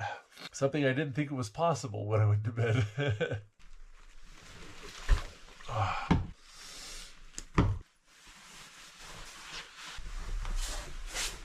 All right. You know, I wouldn't call that dry, but it's not dripping wet. Oh, they're so cold. Oh, I'm terrified about putting those back on. I think there's a shutter on that window. If I go outside, I can open it up.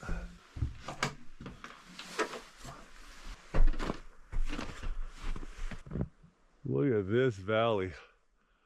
Oh, that's where we came down last night. We've got this board all covered in nails. That's to keep bears out. Bears get real curious. Man, I really need to use the bathroom. I think I better go check out the outhouse.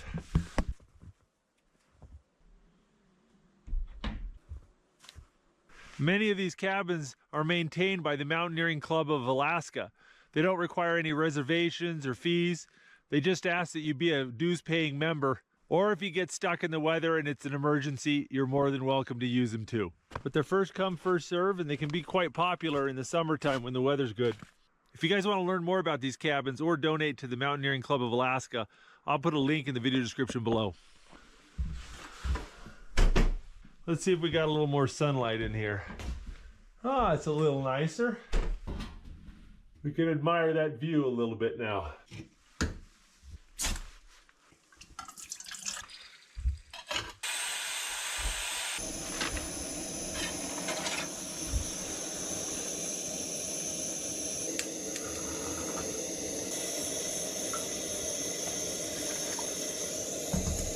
All right, I got some steel cut oats here. I'm gonna make some good oatmeal.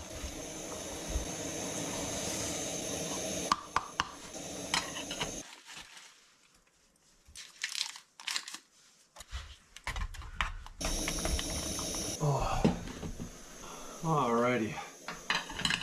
Good hearty oatmeal with butter and brown sugar. It's hard to beat. Oh, it feels good to have hot food in me.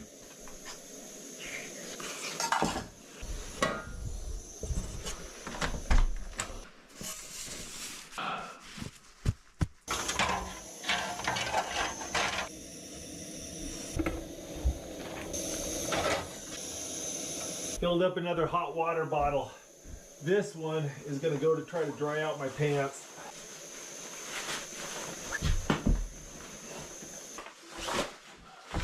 Well, darn it. I think that's actually working. Oh. You know, it's nice to just sit here and not be wet and cold. Oh, I'm really trying to think hard about what to do next. Originally, I was planning on spending 3 days hiking through the mountains, and I was going to go to the crash site of a B-29 bomber. Last summer, I did a 2-day hike to that crash site, and it was really cool, and I've wanted to go back ever since. But to get there, you've got to go over 2 glaciers and around this mountain. And there's a big problem. Let me show you. If I want to go to the bomber crash site, I've got to climb 2,500 vertical feet up over that saddle. And there's a foot of ice and snow on those rocks. And it's been snowing on and off all morning, so there's a really good chance I could get caught in another snowstorm. The weather's definitely been a lot worse than I anticipated on this trip. I was so cold yesterday, I really feel like I pressed my luck a little bit more than I like to do. And I'm thinking I just need to head back home. And I'm about 80% the way through my fuel. I have just barely enough fuel to cook dinner tonight. That means no hot water bottles, no hot drinks, you know, and that's gonna be really rough if I'm wet again. So I'm thinking the smart move is to hike the 9.5 miles back through the snow. And if you guys wanna see the crash site and those other survival huts, I'll put a link to my video from last summer in the video description below. But I think I need to start packing up and getting my gear ready.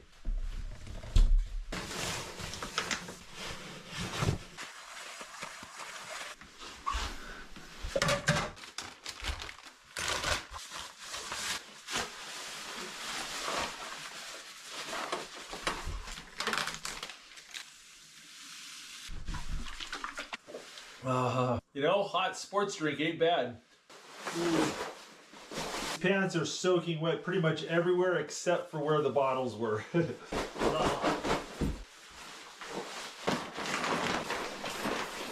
It's been a fun but challenging trip so far, but I think it's time to call it. We gotta lock this place up.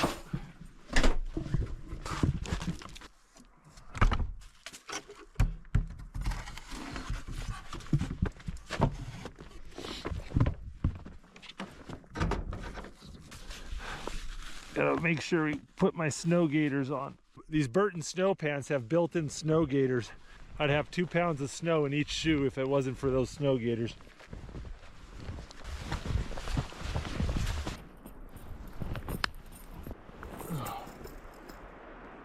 You know, this place is beautiful when it's not trying to kill you.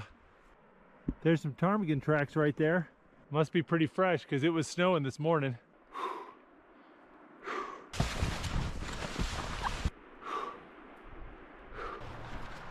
Look at this. It's a snow spider. Now I know spiders can crawl into my mouth while I'm sleeping in a snow cave. There's something to be afraid of in the wintertime. I found my trail. This is the stream I was following yesterday. Oh, but look at that. The sun's come out and it is gorgeous. Look at this. Just makes you feel tiny, doesn't it? That sun coming off the snow is bright. Now that I pulled my sunglasses out, I've jinxed it. It's gonna snow on me any minute now.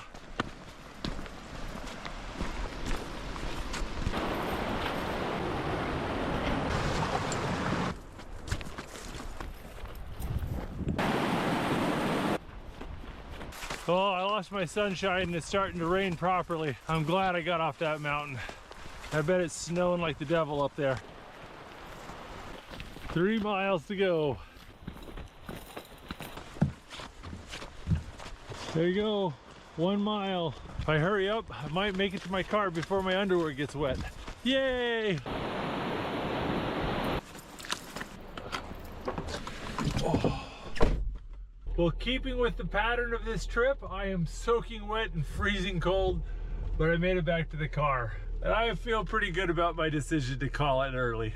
But hopefully you guys enjoyed this video. If you want to see more videos from the Outdoor Boys YouTube channel, make sure to click subscribe.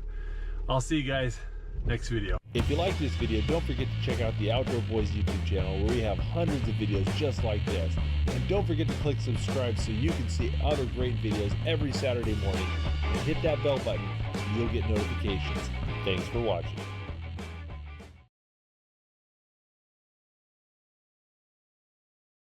Luke here with the Outdoor Boys YouTube channel, and for the next 3 days, I'm hiking and camping in the tundra of Alaska. I'm catching fish, hunting birds, staring down wolves, and exploring places few people have ever seen.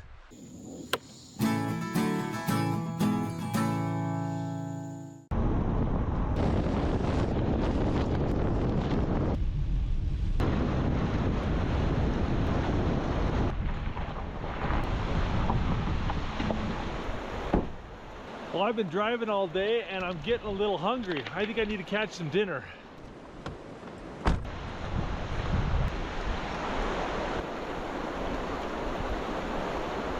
A little green caddisfly just landed on my glasses.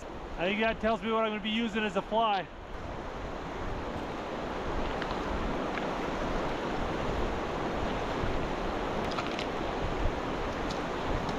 So that right there is an Arctic grayling. Little skinny one. A little bit runty to eat. I think we'll put him back.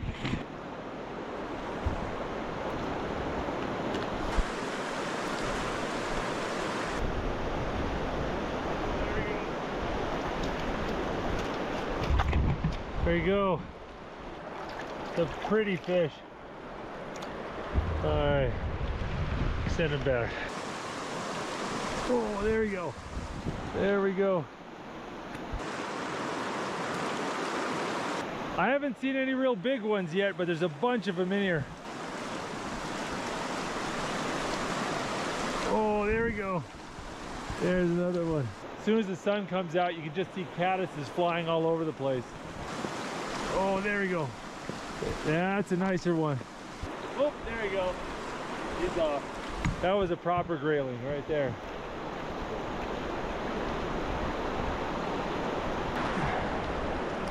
Nice little Arctic grayling. This is probably the biggest one I've landed so far. I think I'll take this one for my dinner. Probably landed half a dozen grayling and lost a half a dozen more in about 30 minutes. There's just tons in this pool and the water's so clear. I bet if I put the GoPro underwater, we can see them.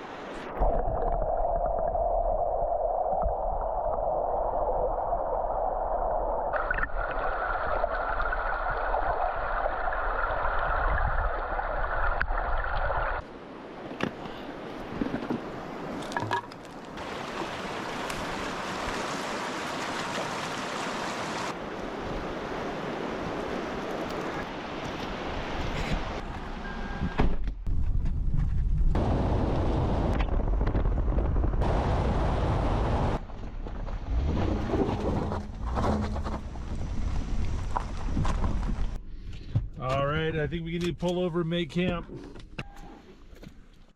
How's this for a camping spot? It's not too shabby. It's already pretty cold, so I think I'm going to get a fire going and get some dinner made.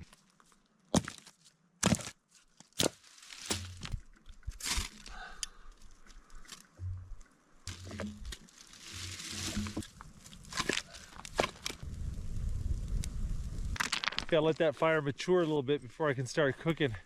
I'll look around and see if we got any berry bushes. Oh, here we go. It's a crowberry. Oh, oh, I love crowberries.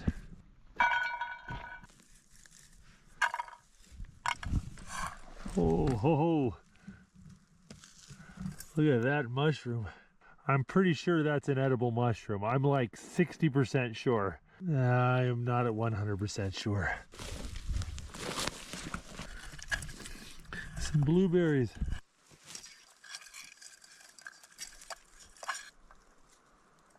Not a bad little spot. About 10 minutes of picking and See, I got a fair amount of berries there.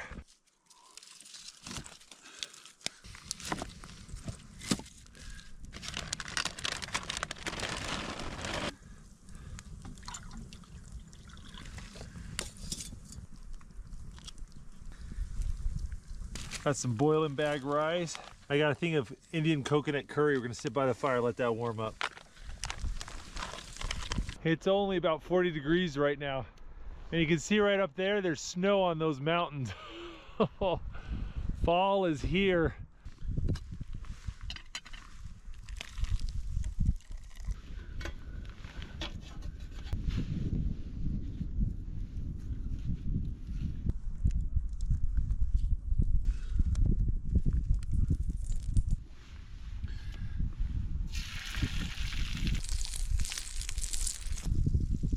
I can hear a pack of wolves starting to howl way out in the distance. That's way cool.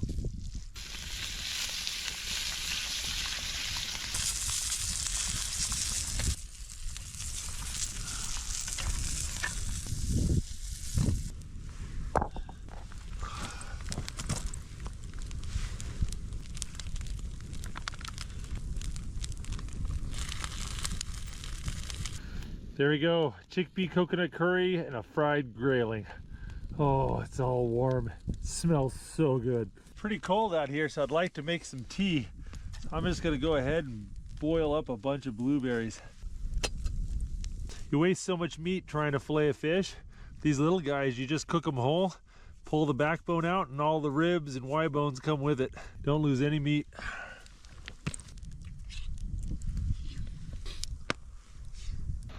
All right.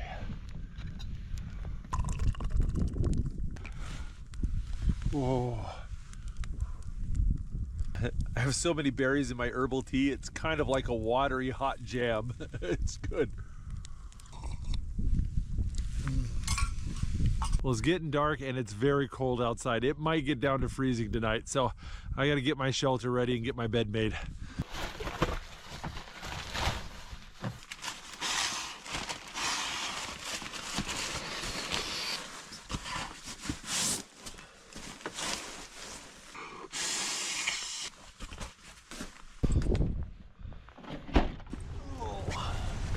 All right.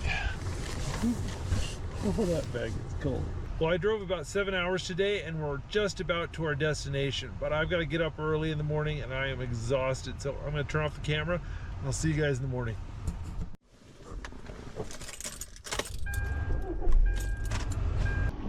Oh. There's a lot of things I want to do today, so I'm going to have a quickie breakfast.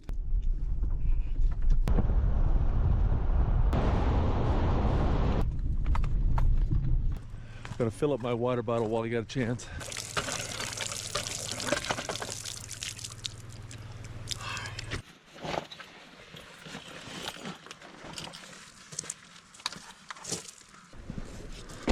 All right, well, I'm gonna go for a little bit of a hike.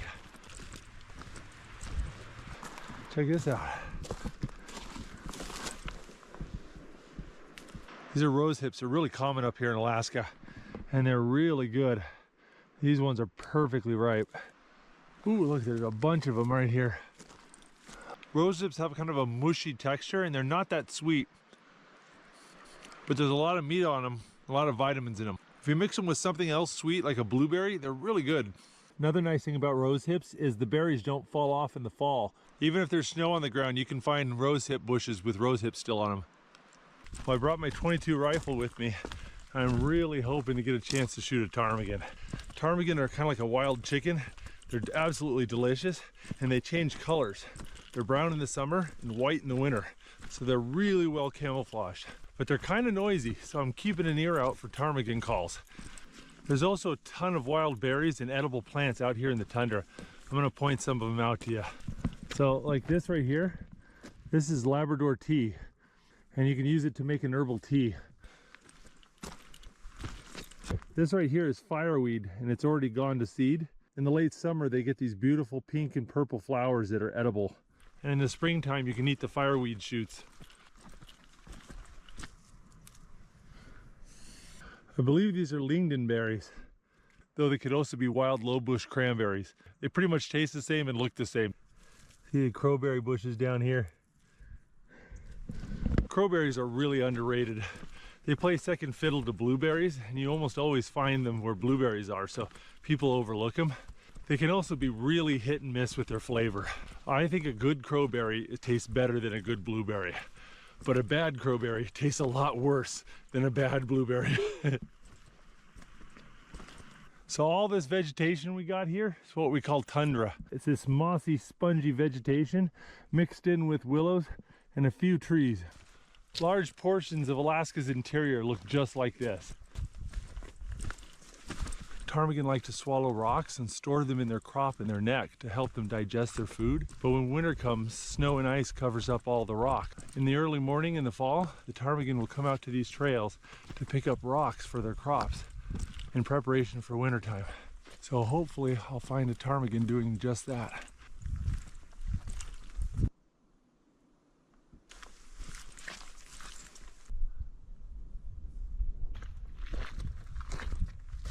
Look at that hawk right there. He's hunting ptarmigan too, I bet. I can hear a bald eagle. I can hear some little Tweety birds. I can hear a ptarmigan way down the hill. It's amazing how many more animals you hear if you just don't make as much noise. Starting to hear my stomach rumbling.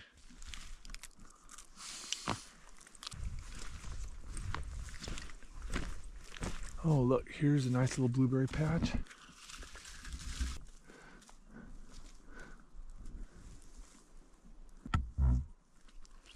Berries are still good, but they're a little tart. I think it's because we had such a cold, wet year.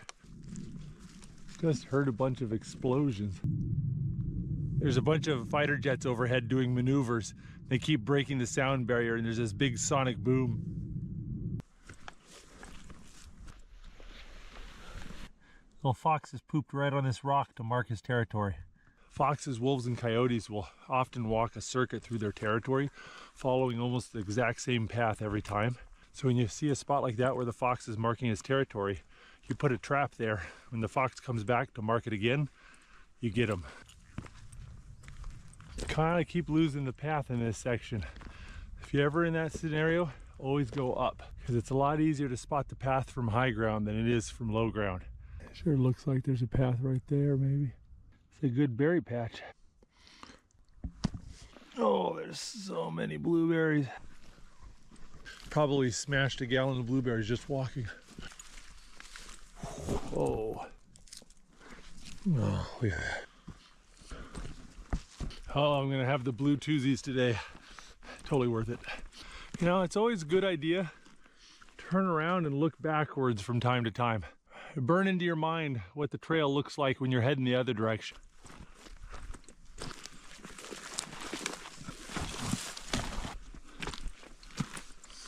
That's bear poop right there. As long as you have good visibility, you don't have to worry too much about bears. It's only when you surprise each other that things get really nasty. See this right here? This is a plant called Arctic lupin. It's one of the few poisonous plants here in the tundra. In the summertime, it gets this beautiful purple flower. Oh, look at that. Looks like some rib bones. Probably like a baby caribou or something. Oh, look at that. Man, that is a gorgeous river. There's got to be grayling in there. I figured I'd bring my gun or my fly rod, but not both. If I drop my pack and go quickly, I can probably go back to the car, get my fly rod, and be back here in 3 hours. This big gravel patch is a nice, easy landmark. So I put my bag right there. I see it's right at the foot of that mountain. It's next to that lone pine tree at the foot of that ridge. Oh, dude, look at that. There's some wolves. There are 2 wolves on that hill, right there. Those wolves were following the same trail I was. Oh.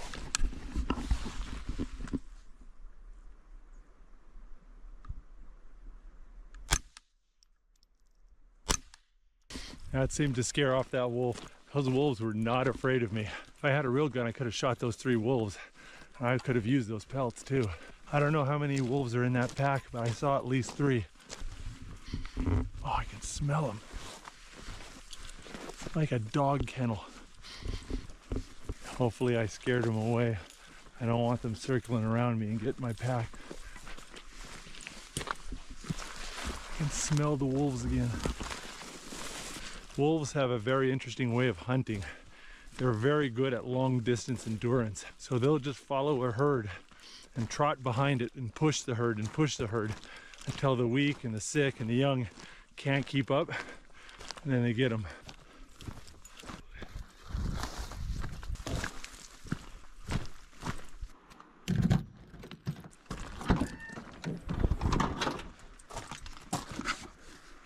Oh, I just realized I forgot my griddle in the car. I guess it's good I came back for the fishing rod.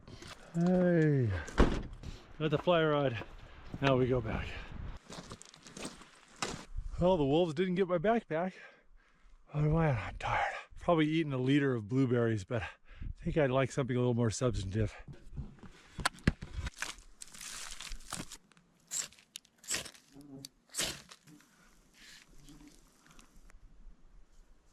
A little date on a stick there.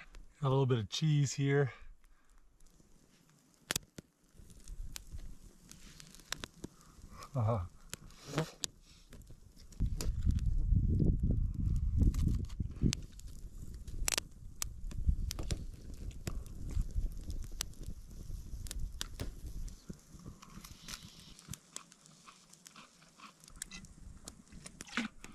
The wind's died down and it's warmed up just a hair. Now the bugs have come out. And the mosquitoes are bad, but the gnats are so much worse. They land on you and crawl up in your clothes and bite you. They give you these little pussy welts. Even with the bug repellent, they can get so nasty that you have to wear a hood. But a little bit of wind or cold weather will wipe them out. So this time of year, they're only a problem in the middle of the day if the sun comes out and the wind dies down. But the campfire smoke is helping keep them away.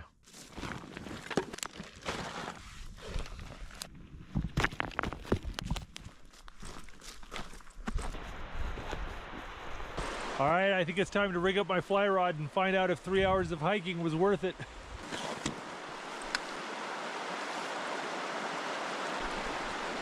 I had to put my coat on and pull up my hood because the bugs are so bad, but hopefully the fishing's good. Man, it looks like this should be loaded with grayling. There's got to be something in here. I just can't believe there isn't grayling in here.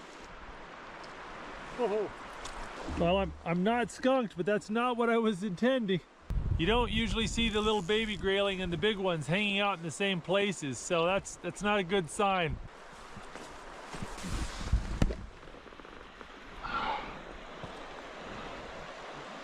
Looks like the wolves have been busy. I think I'm gonna climb on top of this ridge here. It'll allow me to get a better view of the river. It's a lot easier walking up there as well.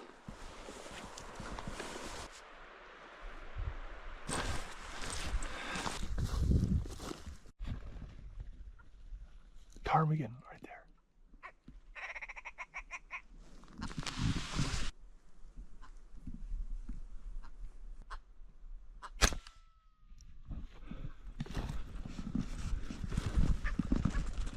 Oh, there's some more.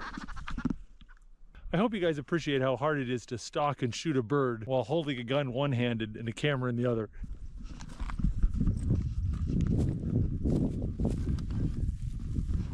There we go. That right there is the willow ptarmigan, the Alaska state bird. You can see how it's brown and then start to turn white. I saw about 6 of them fly over there.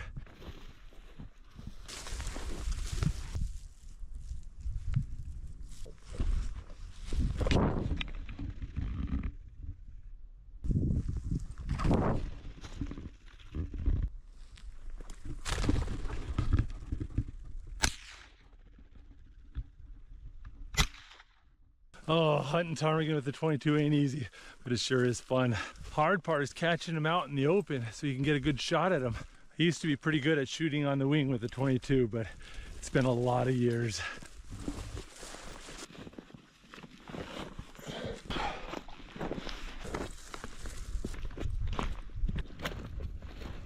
I've been following the stream looking for a deep spot.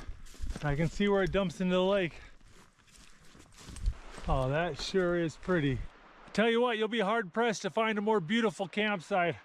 I think this is where I'm gonna camp for the night. This ground is nice and soft too. I'm gonna go down to the river, get some water, see if I can't catch a fish. How do I get down here without breaking my neck?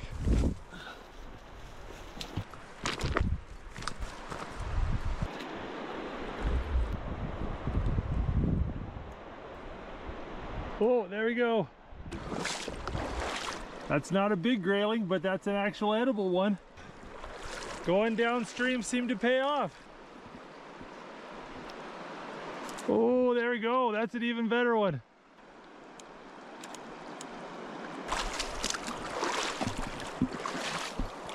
That's a very skinny grayling, but that's a proper size.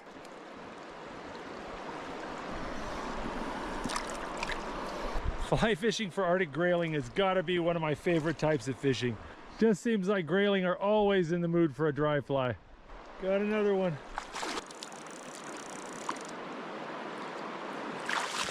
Little guy, I'm gonna let him go. Oh, got another one. Oh, that's a pretty one. Ah, you know what, I'm gonna let him go. I think I landed about 8 or 10 grayling in a pretty quick period of time, but I think I need to get back up that hill and get camp made. I got food to cook up. All right, I'm gonna let the little guy go. I'll keep the big one. All right, got a fish, got some water. I think it's time to go make some dinner.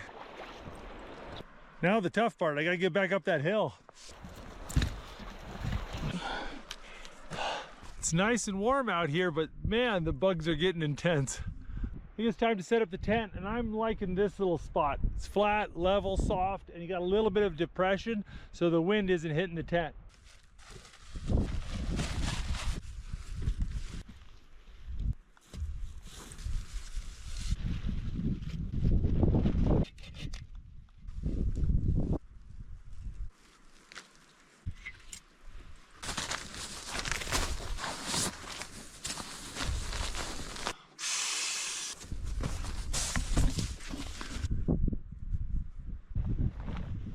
I'm gonna go ahead and filter the water I took from the river and go ahead and put my bottle in this parky squirrel hole.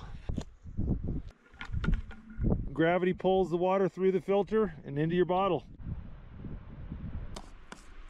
All right, I think it's time to get serious about picking blueberries. The hazards of blueberry picking. But I got about 2 pounds of blueberries here, so that's not bad at all. Make sure to do this downwind from your camp. Otherwise you'll have feathers in everything. This is what was inside the ptarmigan's crop. Blueberry leaves. So make sure I throw all the guts way down the hill. I don't want these anywhere near my camp.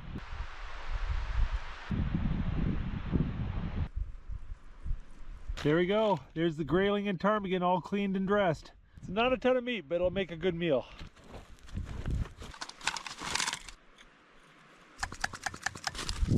All right, I'm gonna pour about half the blueberries into this bag. As you just add some water to the blueberries, and all the sticks and leaves will float. And you kind of just skim them off. There we go, got some clean blueberries.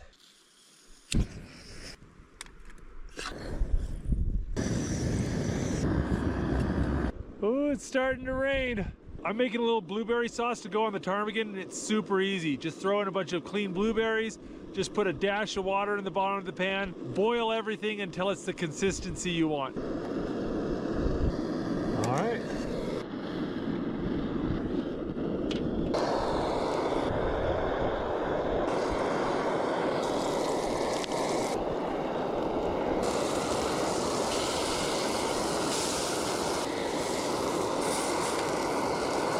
Well, I didn't know whether I was going to get any ptarmigan or not today, so I brought some lamb steaks just in case. I think I'm going to eat those too. I walked 12 miles today. I earned it.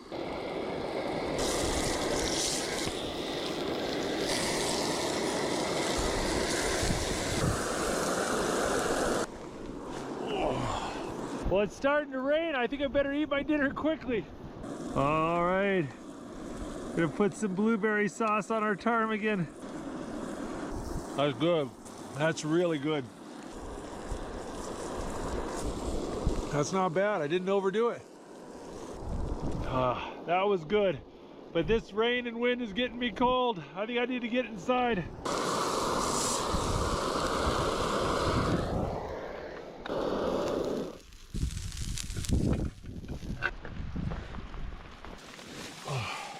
It was really cold last night. I am going to go ahead and put on some adhesive body warmers.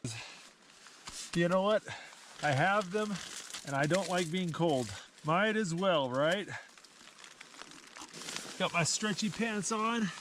I'm gonna put my legs in the sleeping bag and I'm gonna eat lamb in bed.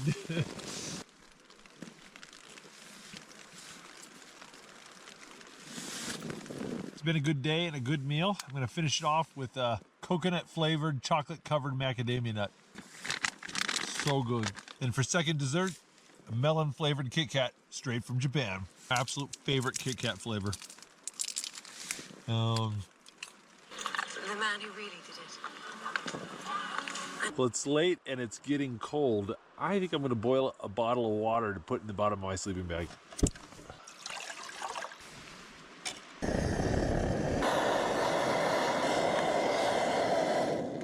I got 2 liters of boiling water to put down in my bag. I'm doing well, but it's late. I'm going to bed. I'll see you guys in the morning. Oh man, it rained. It rained a lot last night. Well, it seems we survived.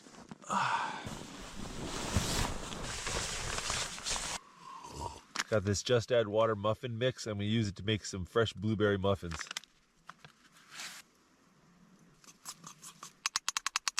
Gonna add some blueberries.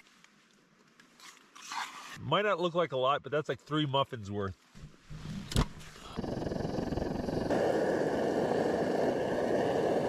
We're gonna let those muffins cook in the steam for about 20 to 30 minutes. And if the water level starts to get too low, we're gonna add a little bit more water to it.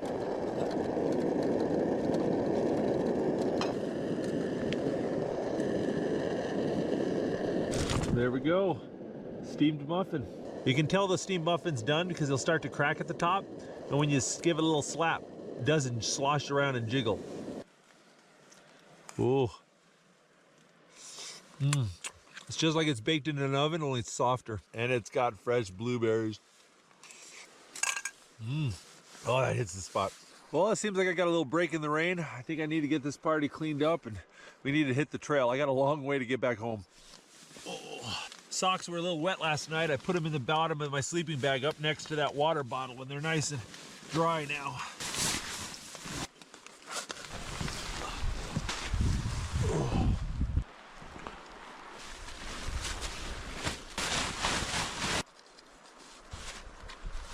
Well, I'm all packed up, but my fingers are freezing. It is so cold out here. We are this close from getting snow instead of rain. My fingers are frozen. Oh, this has been an awesome campsite. But we've got several miles to go to get back to the car, and there is no trail. Here's the car. Here was the lake by the car. Okay, and here's the trail I followed. And I followed the trail until it disappeared, and then I kind of went cross country, and I stumbled upon the river. Okay, then I followed the river along. We camped there. I'm gonna go this way. Now there's no trail, and I don't have a map, but I know that there's a big mountain right here, and there's a mountain right here. So if I just stay to the top of the 2 mountains, I should be able to make it back to the car. I've got to be really careful picking my way. I don't want to walk through brush and get my pants soaking wet. That's an important part of backcountry survival. Don't wet your pants. So if I'm not mistaken, I think that should be the first hill I need to follow to get back home. If I'm wrong, I'll be able to see the right hill from the top of that one. So either way, I'm getting on top of that mountain. Yeah, I think I'm on the right hill.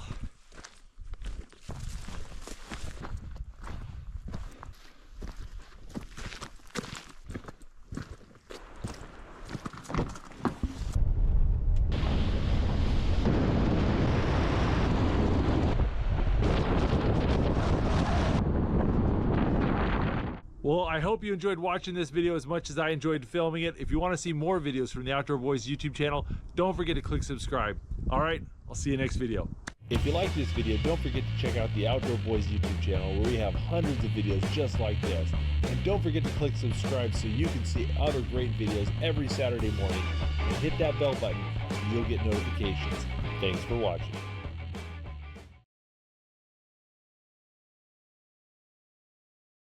Luke and Tom here with the Outdoor Boys YouTube channel, and we're on an uninhabited island in the middle of Alaska, and we're hiking through the rainforest and up the mountains looking for an abandoned World War II military base. We'll be camping and having an amazing adventure.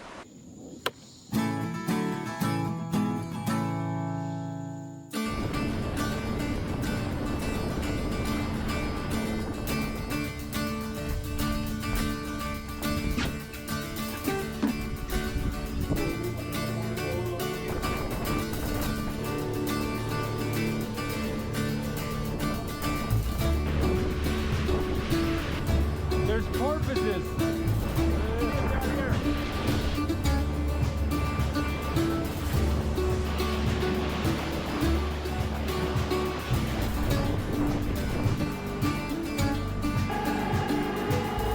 We're gonna have to hop on the rocks here.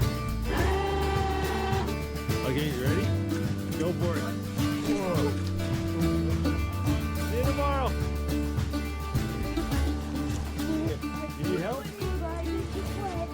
Well, there goes our sole link to civilization. We are on our own. Welcome to Rugged Island. We're in Resurrection Bay, Alaska, and me and Tom are going to be exploring an abandoned World War II era military base. During World War II, the Japanese invaded parts of Alaska, and in order to defend the US, they put military bases all over the coasts of Alaska, and this is one of them. You can see the old dock pilings and railroad ties that used to supply the military base. This place is super remote and nobody comes here, so I have no idea how hard it's going to be to find that base. You ready to give this a try, Tom? Yes. It's counting Dutch Harbor as a This looks a little intense.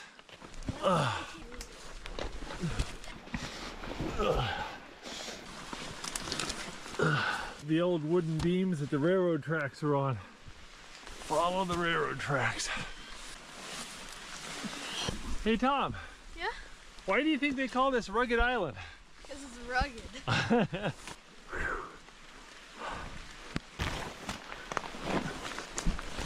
We keep running into devil's clubs. Look at these bad boys. Those are not fun to touch. And they got thorns on the underside of the leaves. Man, I could use a machete. That's a devil's club you just grabbed. Are you okay? Ouch!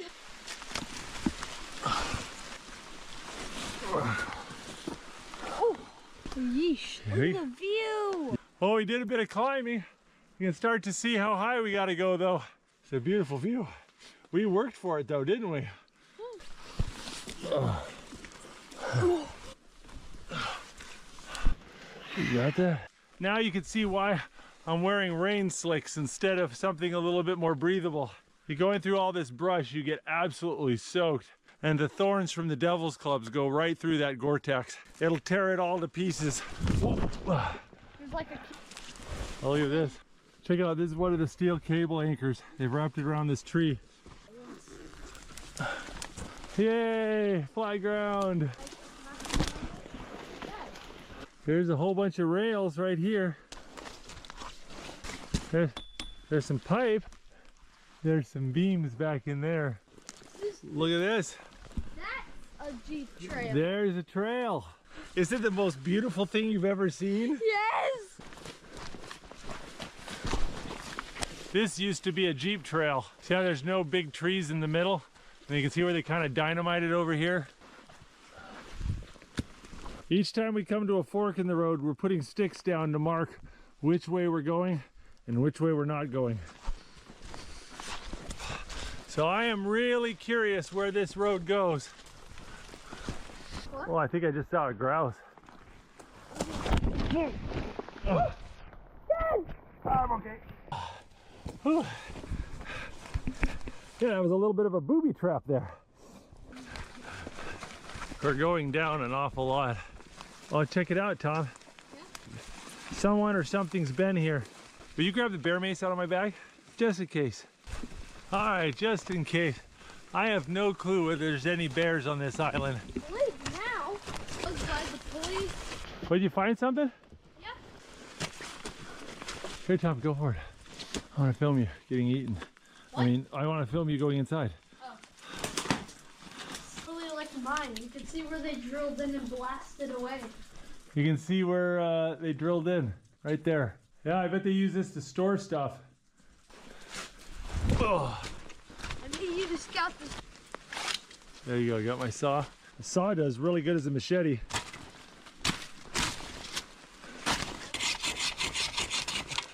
Oh. Check it out. Sure. Molds turn the little sticks blue. Everything, just everything is covered in moss here. This is a temperate rainforest. And when we have really cold winters, this place gets a ton of snow. Yeah, this doesn't look too bad. You want to fill up our water bottles? Expand her out.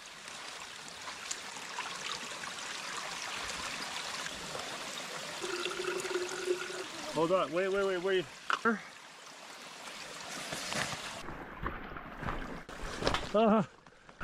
Look at this, Tommy. The rails are literally right there. There's the dock and there's the rails. We literally bushwhacked our way all the way up that hill and there was a road right there. What's got 4 thumbs and does things the hard way? Us. Here, kick off your backpack. Let's go check the water out. The green one's a little Stuff's edible. Try to get her though. Oh, look at this. There, yeah, it's a piece of bull kelp. Tasty? What's it taste like? Chewy. Now, the military base that was on this island was called Fort Bulkley, and I've found very little information about Fort Bulkley. What little I did find said that it would be on that peak over there across the bay, but that's not the case. There's nothing over there. Oh, look, there's a seal right over there, Tom. He's right there. He's kind of swimming towards us. Yeah, it does look like a harbor seal. Look at these. Hey, Tom. Oh, there's like some sort of clear jello inside. Here, watch this. Oh, that right in my eye. Ah. The little ones taste good, but the big bumpy ones are good for squirting. Oh, like you can see it. Alrighty. Should we go try this path?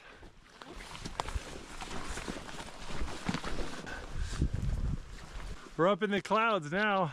Oh, look, and this is the other side of the island. But it is so steep over on this part. Oh my goodness, look at this. There's stellar sea lions down there. Yeah, that is insane. I think I could throw a rock from the top of this island all the way into the ocean. There's a reason why they call it Rugged Island. We went up the nice part. I'm not really sure where the fort is on this island, but the ocean's there, and we run out of island that way. So it must be that way. Look at these salmonberry bushes. Come back here in a month or two and this place would be crawling with big juicy salmonberries. I'm not sure how long it's been since people were on this trail, but I've seen no footprints, no broken branches, no signs of life. Luckily, it's pretty hard to get lost. I can see the boundaries of the old road pretty clearly. Oh, look at this, Tom. I see a structure. Yeah, there's a concrete bunker right over there. Here, Tom, you got your flashlight? Yeah. All right. All right. Okay. Oh, I got a little table. Really should have brought the other one. This is just like a little office or a place they'd store ammo or something. Woo. It's like a little candy bar. You want it? Yeah, sure. I've got one of these melon Kit Kats. Well, you want to go see if we can find more? Yeah. All right, let's keep going.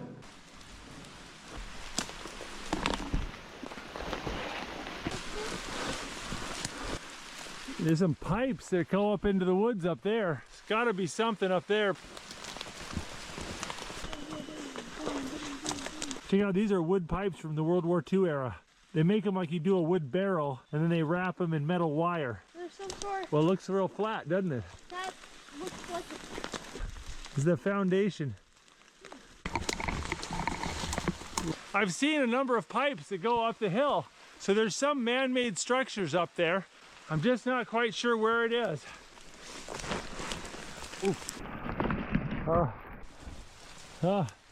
Little concrete box of some type here. Oh, I didn't notice from here. Yeah, there's some railroad ties. Some more random military ruins in the woods. Oh, look at this, Tom. What? Look at this. There's a rope up here, Tom. Here, I'll drop my back. Got this? Check it out. There's a bunker right here. That was a big jump, Tom. Yeah, this is a chimney. Hey, look at this. Yep, that's a pair of military boots. Look at that, they're steel-toed. Oh, check it out, this is the Coast Guard beacon. Oh, there's a ladder. Yeah, I'll go first. Yeah, it is, sorry.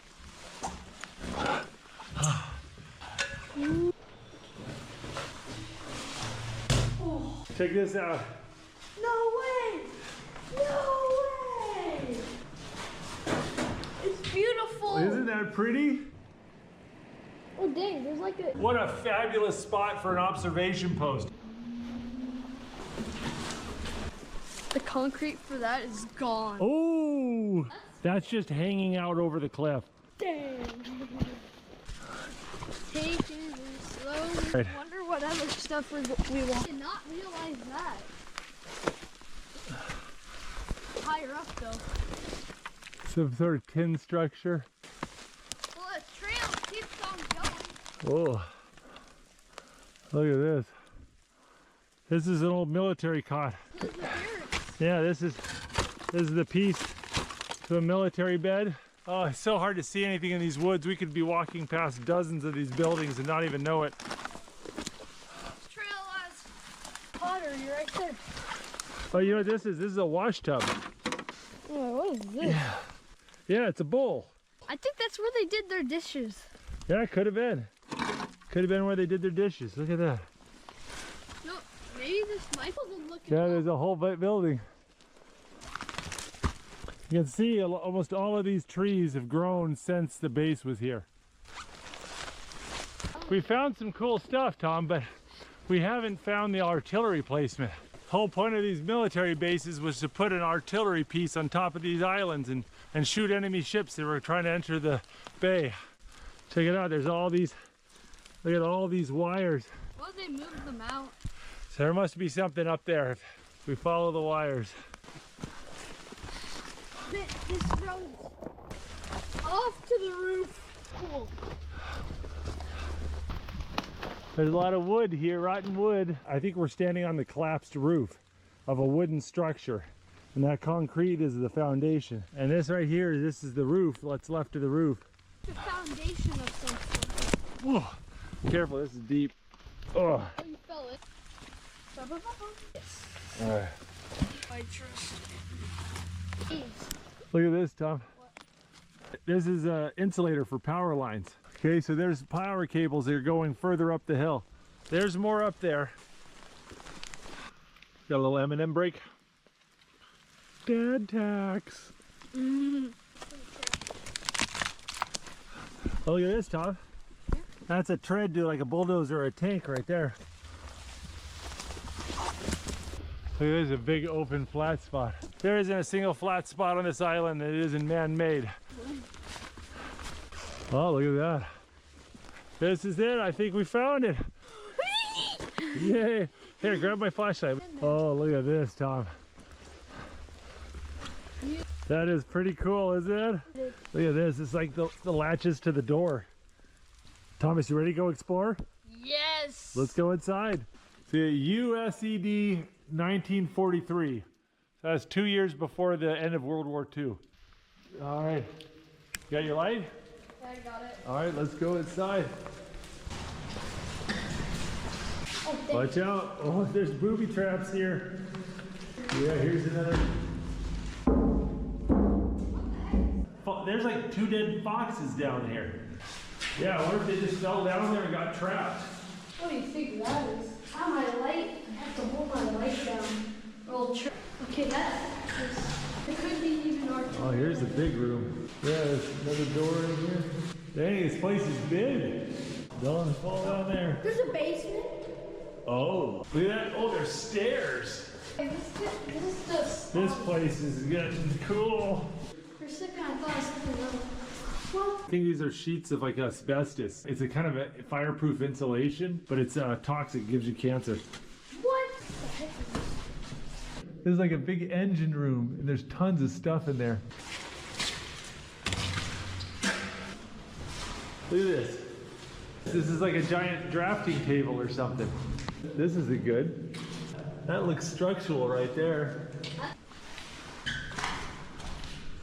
Big.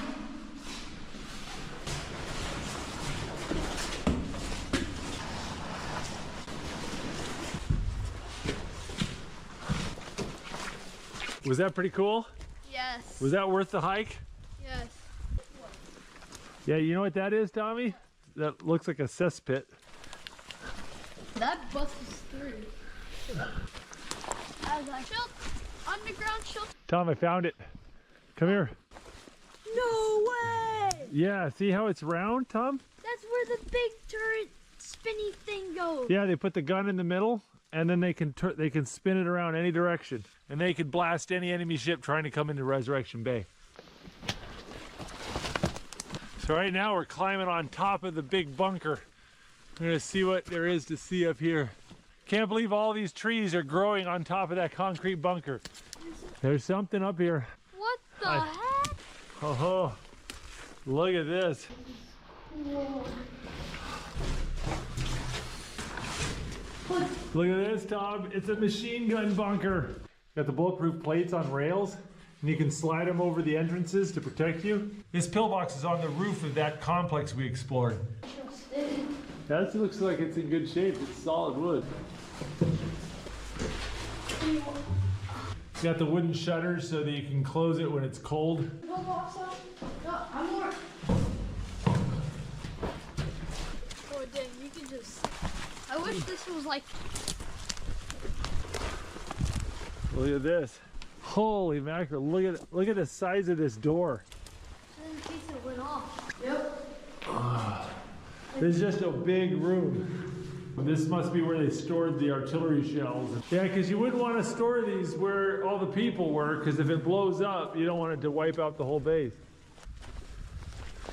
Seems like there's building and bunkers all over the place, so I'm sure we've missed a few, but we've searched all the trail and road that we can. Tommy's fingers are getting cold, so I think it's time to make camp.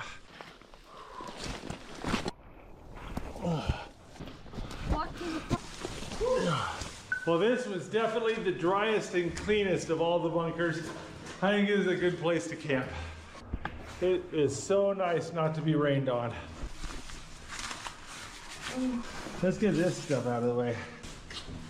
Yeah.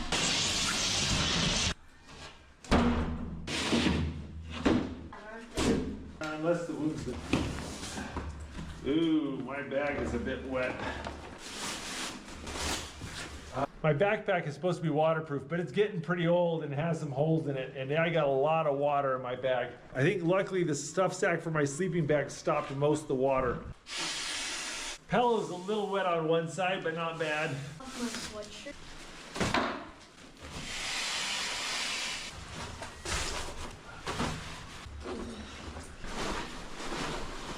Lay down. Hey Tom, does that feel better? Yeah.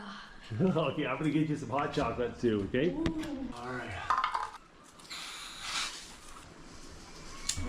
Both of us out, huh? In 2 different. More fun.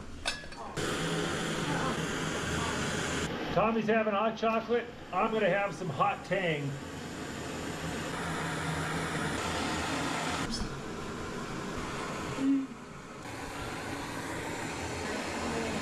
For those of you that were alive in the 80s, you might remember that powdered drink mix Tang.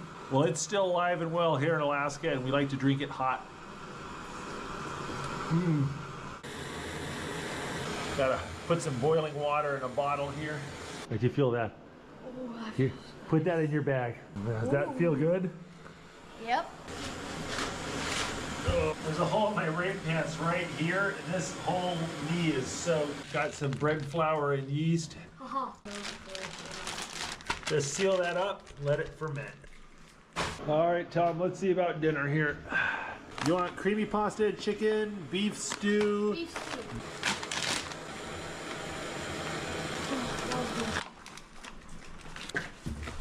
Good words to get.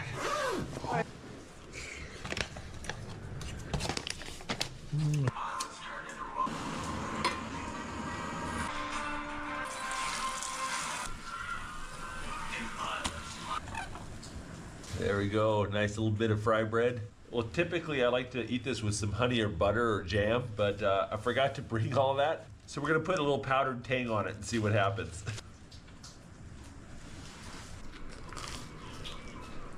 It's a little weird with the tang on it, but it's not bad. You like it? Mm-hmm. Warm bread's hard to beat, isn't it?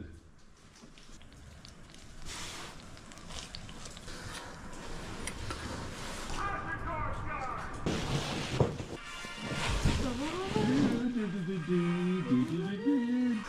I'm gonna count to 3. If I hear one more. Good morning, Tom. So what do you think of your first night sleeping in a World War II bunker? It was awesome. All right, I think it's time to get up.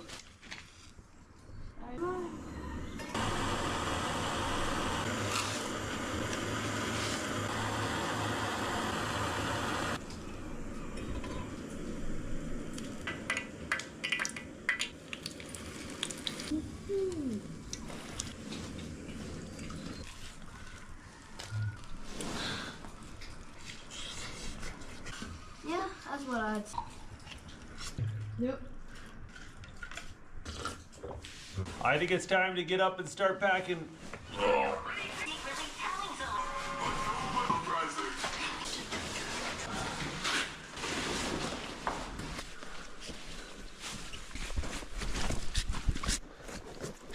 Oh, look at this. I actually got a little bit of a view. Nice.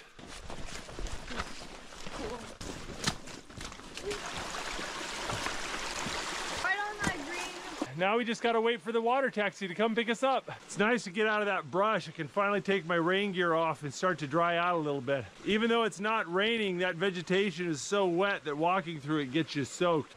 Can't see it, but we can hear a boat engine. Ah, there's our boat. Ready? Go. How's your day been? Right there, that's the top of the mountain we were on, Tom. You got it? That fun, Tom? Yeah. You're hungry? Yes. All right, let's go get a burger or something. All right, come on in. Oh, some warm food feels good, doesn't it? Yeah. Well, hopefully you guys enjoyed watching this little adventure of ours. If you want to see more videos from the Outdoor Boys YouTube channel, don't forget to Click subscribe. Nailed it! If you like this video, don't forget to check out the Outdoor Boys YouTube channel where we have hundreds of videos just like this. And don't forget to click subscribe so you can see other great videos every Saturday morning. And hit that bell button so you'll get notifications. Thanks for watching.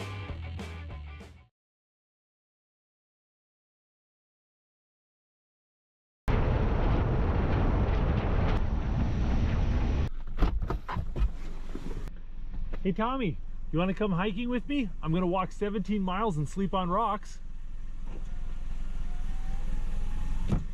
How about you, Nathan? You like to hike. Come on, let's go hiking.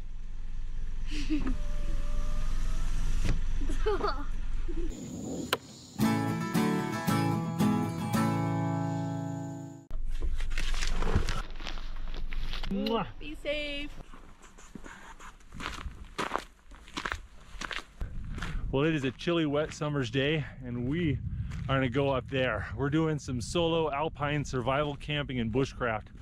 I don't have a tent, and I'm gonna hike 17 miles up this mountain, and we're gonna see if I can't build a shelter where there's no trees, no firewood. Also gonna hike to a remote alpine lake, see if I can't catch some dinner, and try not to get eaten by a bear. See this little plant right here? It's called yarrow. It's a medicinal plant. People make tea out of it for stomach aches. This plant right here, this is fireweed. The blossoms are edible. A little bit like honeysuckle. Here in Alaska, a lot of people like to make jelly out of the blossoms. There's a mama moose and 2 babies right over there, down in the valley. A lot of moose in this area. The moose feed on this willow. And you can see how it's all clipped and broken. That's from moose grazing and biting the tips off. See right here, blueberry bushes. Down here are crowberry bushes. There's a crowberry forming. Pretty much anywhere in this valley that's not covered with trees has berry bushes. But we're too early for berries. Come here in the early fall, you can fill up buckets of berries, and the bears will be out here feeding on berries as well.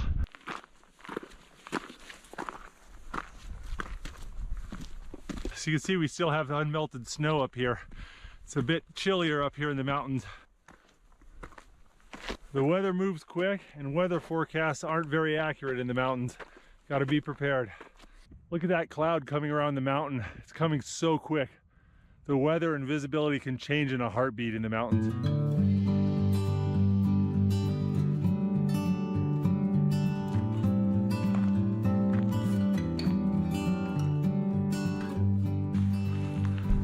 Oh, I'm getting a little sweaty.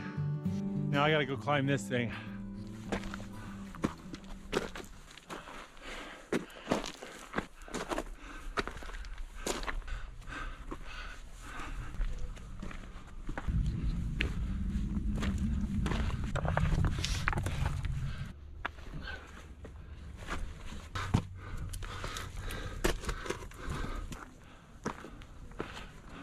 All right, we just went over the top of our first mountain, about 3,500 feet of elevation.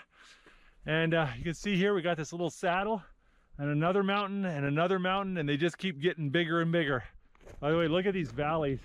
See how they're just like perfect bowl shapes? They're like U's instead of the V's you see out east. These were all carved by glaciers.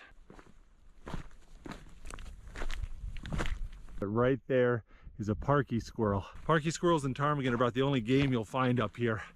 And parky squirrels don't taste very good. It's like eating buffalo wings with claws and fur. That's my next mountain to climb.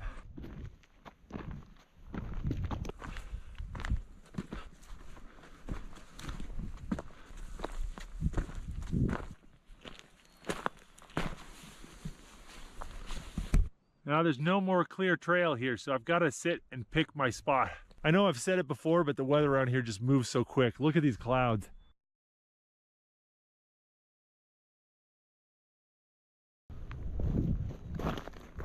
So previously I was on the northwest face of the mountain, and I'm coming around the side, and this is the southwest side of the mountain. You can see how much more vegetation there is. There's little trees and bushes and things like that. The berries here on the south side of the mountain are 3 to 4 weeks riper than the berries on the north side of the mountain. Look at this. Look at all these berries.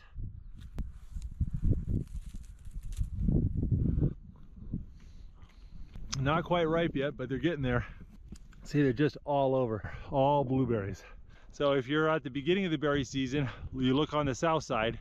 If you're at the end of the berry season, look on the north side.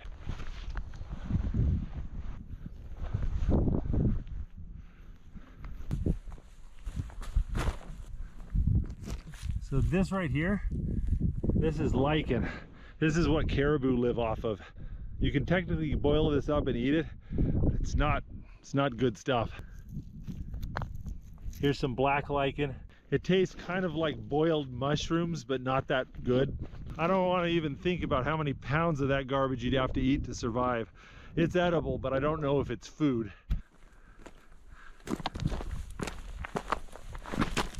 Well, there we go. I linked up with the new trail.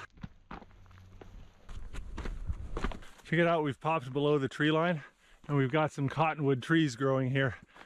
Cottonwoods love water. They absolutely need tons of water. So whenever you see cottonwoods, you know that there's a river or stream nearby.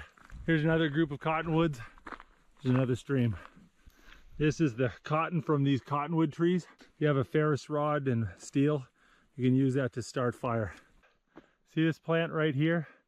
I don't know what it's called, but it's got a sap that if it gets on your skin, it'll make you sunburn and blister really bad. These are called alders. We get them all over the sides of mountains here, and they are so difficult to walk through. You see, if you ever try to get through an alder patch, you'll never want to do it twice. You get in these alder thickets and it's really hard to navigate because you just can't see very far. It's another plant you want to be able to identify from far off so that when you're sitting on a ridge planning where you're going to go, you don't go through any alder patches.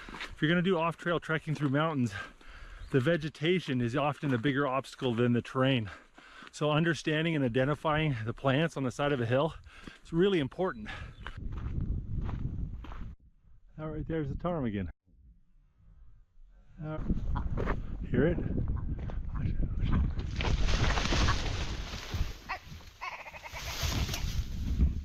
Ptarmigan are the state bird of Alaska and very delicious. Ptarmigan like to come to these gravel paths because they need rocks. They'll go and swallow little pits of gravel, store them in their crops so they can break up seeds and berries.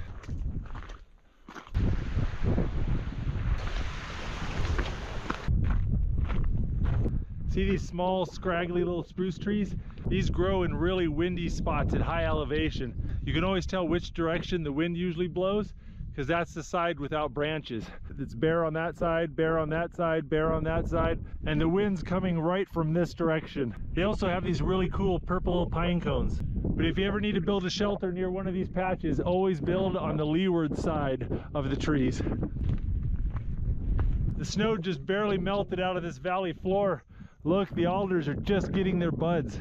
That's because that mountain right there is blocking the southern exposure. So all the vegetation down here is like a month or two behind everything else in this valley. Later on in the season, when all the berries up there have fallen, you can come back down to this spot and find berries that are just barely ripening. Right there. That parky squirrel over there had a bird in its mouth. We have a lot of flesh-eating squirrels in Alaska. It's about a 20-mile-per-hour headwind, and it feels like it's in the upper 40s. But I keep snacking and I keep moving, so my body's staying warm. My hands are a little cold though. We've been heading down this path for about 4 hours, so I think I only have about 2 or 3 more miles left to go. There we go, that's the destination. Well, I think I'm gonna walk around a little bit and explore.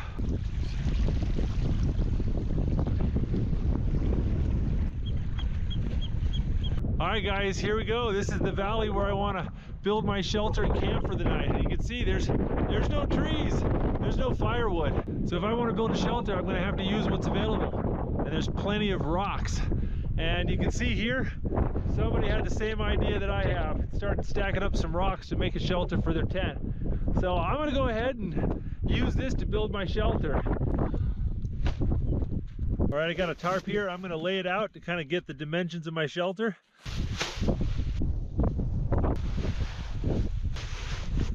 The wind is consistently blowing from this direction, which means I've got to build this wall up. That's going to be my primary windbreak. My entrance to my shelter is going to come this way. All right, I think I got my dimensions figured out. Time to get to work.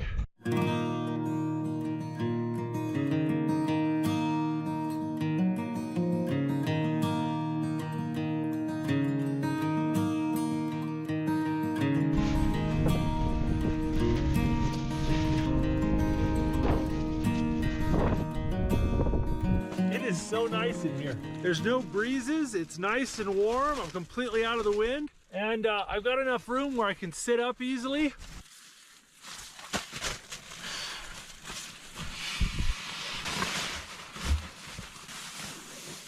Now I need to get some water going. But look at this water.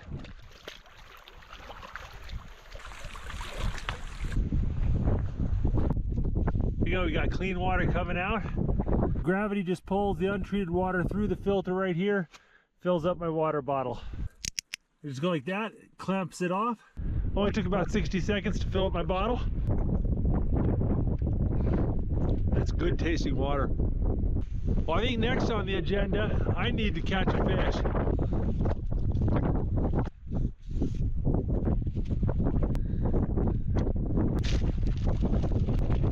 Vibrate. But I'll tell you what, it's cold. My fingers are a little bit numb. Oh, look at this. Nice little rainbow. He's a little small, but I hooked him kind of bad, so I think I better keep him and eat him.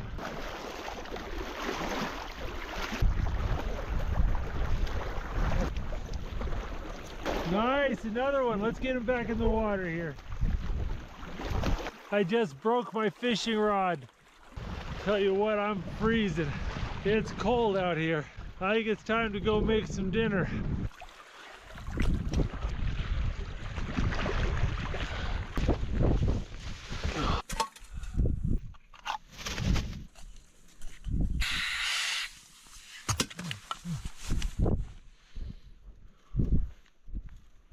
That butane squirted out so fast it gave my finger a little bit of frostbite.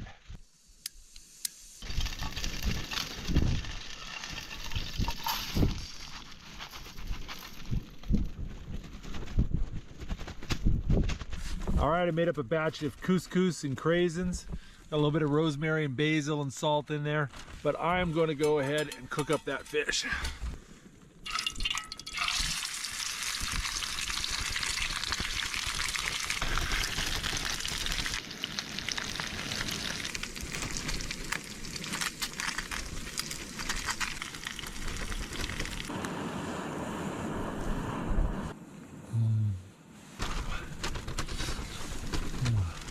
I forgot to bring utensils, so we're improvising with knives and cups and fingers and whatever we can do.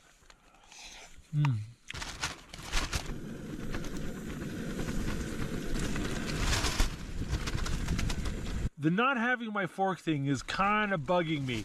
And then I remembered that I saw a plastic fork sitting on the ground about a quarter of a mile that way. So I ran and I found it. I'm gonna go ahead and boil some water and sanitize this thing, and I am gonna have myself a spoon. This should be nice and sanitary now. I'm gonna take the hot water here, I'm gonna pour it in my bottle. And I am sticking it under my coat.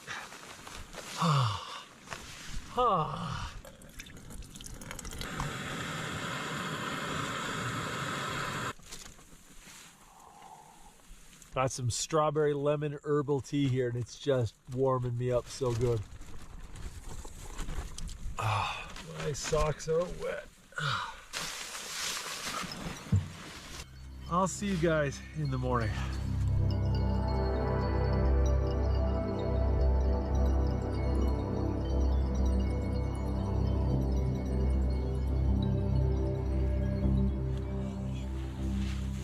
Air mat is almost completely flat.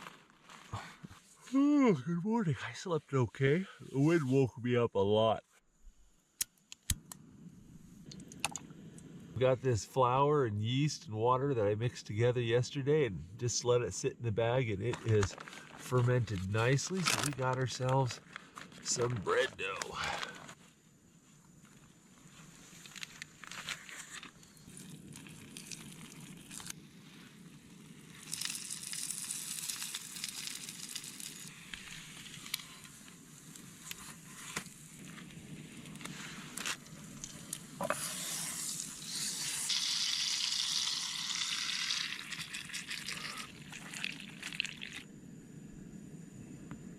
Little melted honey and butter on some fry bread. This is gonna be great. Whoa.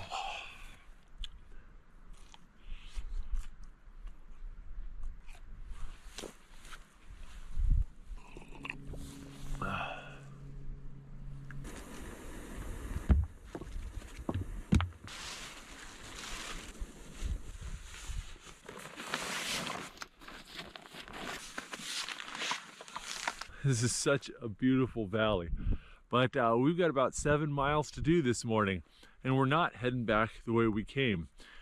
We came in through that valley, and instead I'm gonna go out that valley. We'll see how that goes.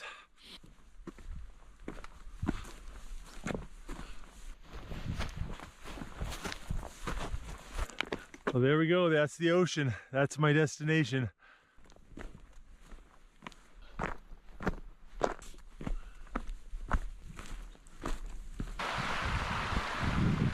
All right, see this creek? I'm gonna follow it all the way to the ocean.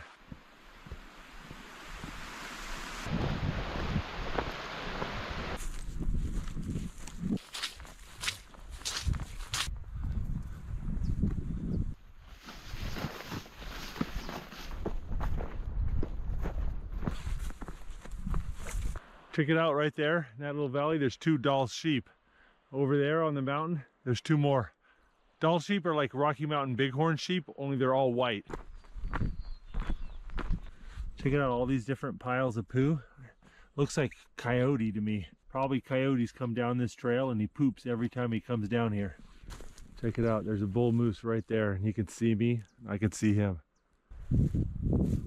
I actually know a guy who got his ear bitten off by a grizzly bear while hiking this trail.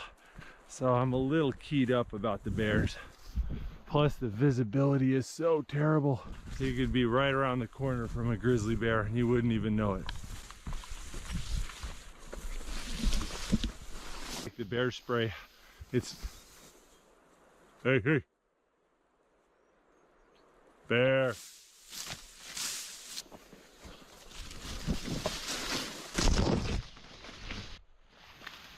Is a fresh bear dookie. Something came tearing through here in the brush onto the trail. This is why I like bear spray instead of guns. Guns are only as good as your aim. Bear spray is like a hand grenade. I can be in the fetal position, curled up in a ball, spraying this thing, and still do some good.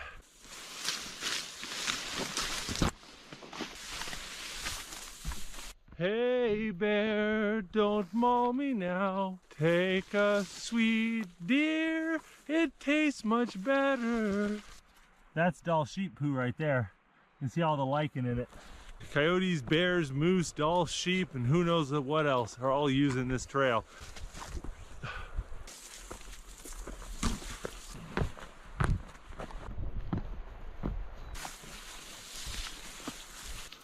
The watermelon berries. Not ripe yet, but I can hear a baby Dall sheep screaming.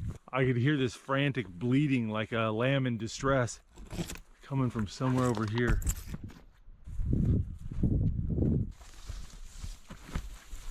This right here is mountain ash. The seeds are toxic, but the fruit's edible. Doesn't taste very good though. Oh, check it out. That looks like a salmonberry bush. There's a raspberry bush right here. There are rose hips right here. Rose hips are a good food source in the wintertime because the berries don't drop off in the fall. Even when there's snow on the ground, you can still sometimes find rose hips to eat. The Arctic lupin is the seed pod. It's a poisonous plant. Cottonwood trees right by the stream.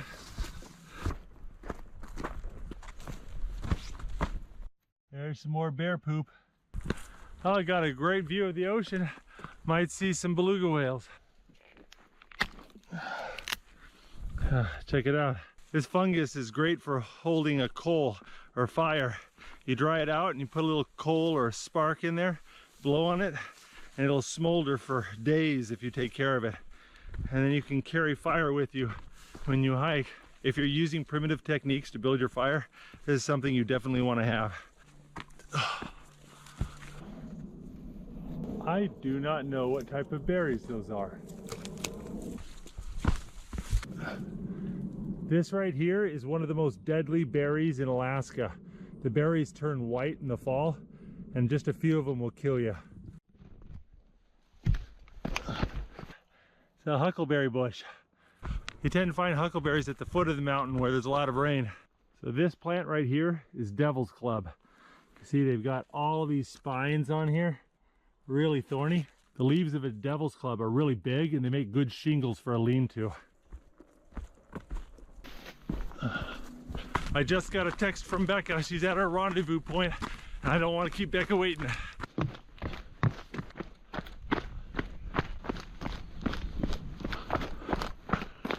Well guys, there's my ride. Hope you've enjoyed this video. Hi! It's been fun, but I have got to go sit down and take some Advil. If you guys like this sort of thing, make sure to click subscribe. We put out new videos every Saturday morning, so I'll see you guys then. Hey Tom! If you like this video, don't forget to check out the Outdoor Boys YouTube channel where we have hundreds of videos just like this. And don't forget to click subscribe so you can see other great videos every Saturday morning. And hit that bell button and you'll get notifications. Thanks for watching.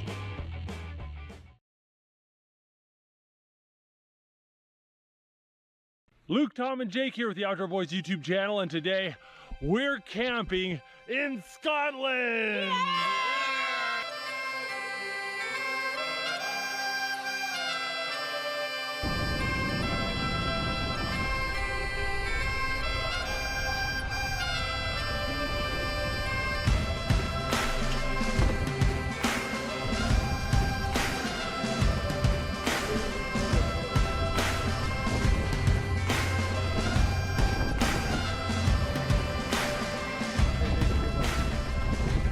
Well guys, we're here in the Hebrides Islands of Scotland and we've got a fun camping adventure planned. We're gonna go exploring a castle, we're gonna do some hiking and camping, some fishing. You guys excited? Yeah! Look at this. Does this still... Can I see? Is that a library? They talking about Oh, look at that old school. That's cool. Oh, that feels so good. Yeah.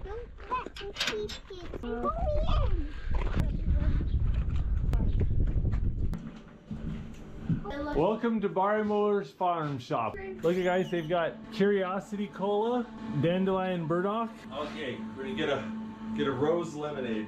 Alright, let's do one scoop. There's one scoop. Here's one for you. I want to get that. I kind of do. Would this be cool for winter camping? Oh. It smells good. Okay. Oh, hey, Tom, you're carrying that. Yeah. Yeah. Yeah, don't spill on it.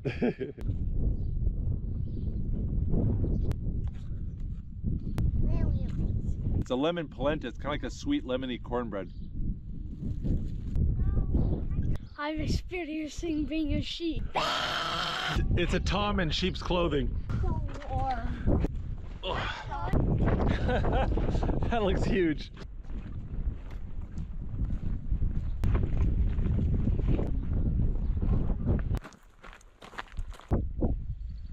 That's all good?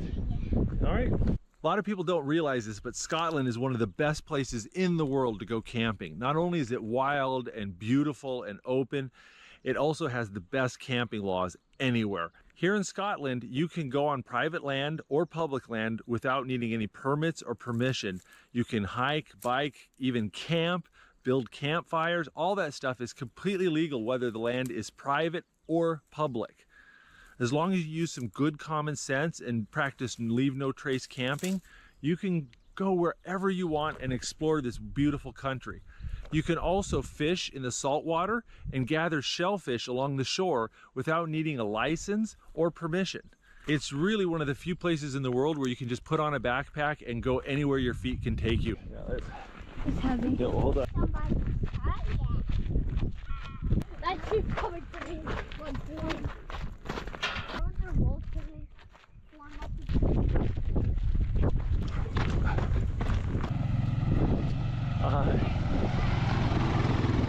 And the sheep have little black mustaches and swastikas on their side. And he says, "Oh, they're Nazi zombie sheep." Yeah, and the sheep go, "Mrrr," which is how German sheep say brains. You guys, look. There's a shipwreck there on the beach. Also abandoned trash. Hey, some of the tires are still in trash.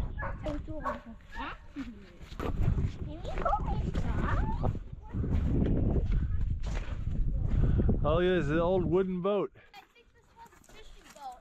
Yeah. Check it out. Oh, wow. The deck collapsed. Oh, look at these. These are the old square nails. They were square. That's the old days how they made them. There's Yeah, that had a drive shaft. And there's a piece of pottery. Oh, that from is the a piece ship. of pottery. You look at that. That's the top of one, probably from the ship. It's got abandoned. Yeah. Tom, see this? Yeah.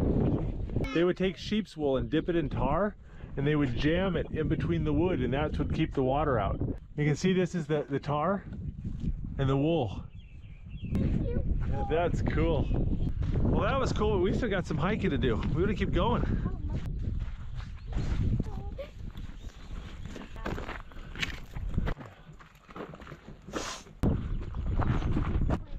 Oh, look at the cute little fuzzy sheep. Meh. Trying to get my jogging on. That never happened. Oh. Check out that old building. You wanna go check it out? Yeah. Look at this. Yeah, I think this is a little military kit. Remember when we went to... Well, this is just how they make windows when you're making a house out of rocks. Make the windows with a little bit of slate.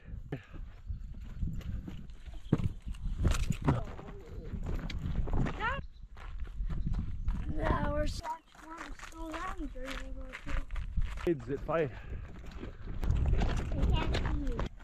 All right, Jake, open it up. Oh, it's all downhill from here. Woo! Yeah, that's gonna feel good. All right, Jake, can you shut the gate? And I have no... And with that, he opens the pub door, steps outside in the darkness and says, "See, McGregor, there is no zombie sheep." And with that,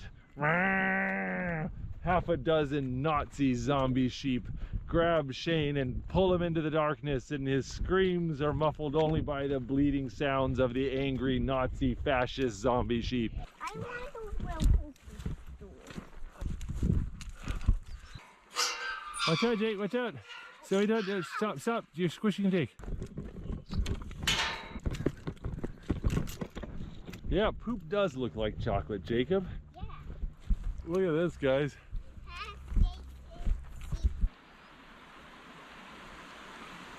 Yeah. Hey, do you guys want to explore the beach a little bit before we go up to the castle?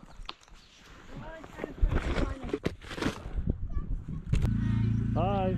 I watch your video. Oh, really? No, we're not local. That's the people that own this land that we're crossing, and turns out they're Outdoor Boys fans. So we gotta meet some fans here in Scotland. In Scotland, you're allowed to cross people's land and camp on it. So they were like, "Oh yeah, sure, yeah, anybody could do that. Just be respectful of people's land. Don't leave your litter, and you're welcome to come and camp on it."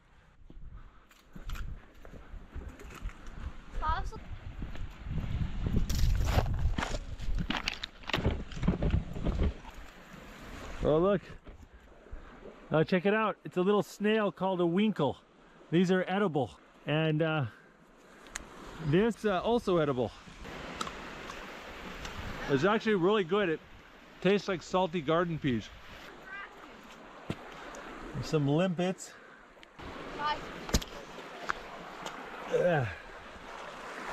Nice size limpet. What was your reaction? Little piece of raw limpet. Oh, look at the size of that. That's a big one. Sheep bone. Yeet. Well, let's keep going to the castle. We did most of the hiking.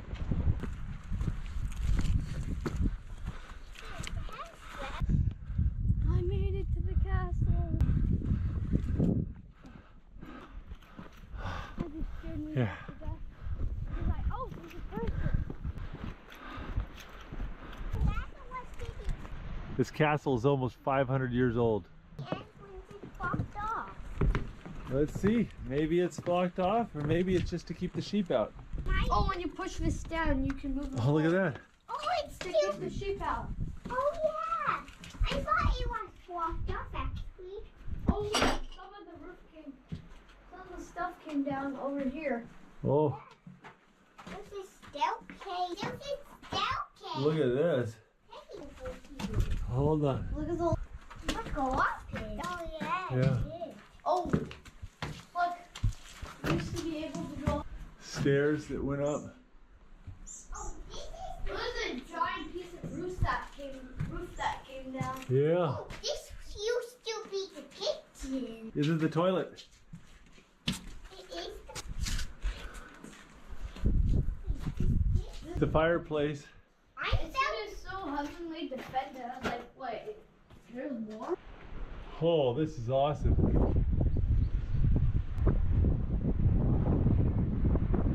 This castle was destroyed in battle during the Covenanting Wars around the 1700s. The MacDougall clan had this castle, and they ended up having to surrender because of lack of water. And they were promised if they surrendered, they wouldn't be killed.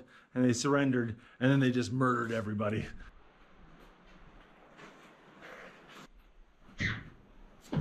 This. I see red stuff. yeah. Look at these windows. Surrender. Surrender.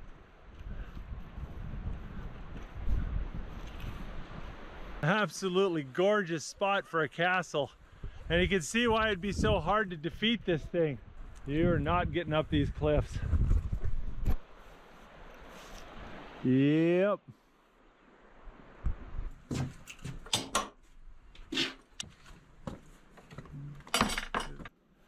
Check out the walls with the arrow slits and stuff. Yeah, that would be dirty business trying to attack this castle. Would you like to go down to the beach and see if we can build a fire? Yeah. All right, maybe we can do some fishing too. Come on, let's do it. No, there's plenty of poop down there. You don't need to carry any poop. Worried about the mountain. Well, listen, guys, do you want to build a little campfire? Yeah. Well, what's there to burn? Is there any wood? Nope.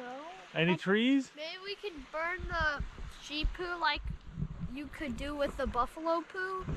I think maybe you're right. You need the stuff that's super dry. Like, see this? Oh, that's gross. Ew. Ew. Now that's not a dry one. That's juicy. See this? See how this one's dry on the top? It's a little wet on the bottom, but it's dry on the top. Let's collect some poop. I'm not collecting. Come on, you want to collect poo. No, I do not. Jake, make a poo pile, but only the dry stuff. See, that's a wet one. Go get all the poops that are dry and put them there. See here? See, look at this. Do you know what this is? What? This is dried kelp. Here, Tommy, make a big pile right here. See right there? Nice piece of wood. I need your help on this.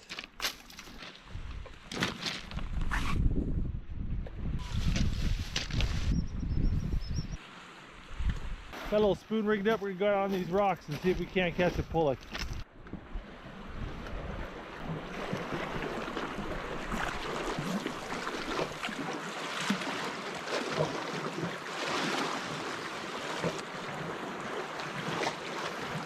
Look at that beautiful little fish.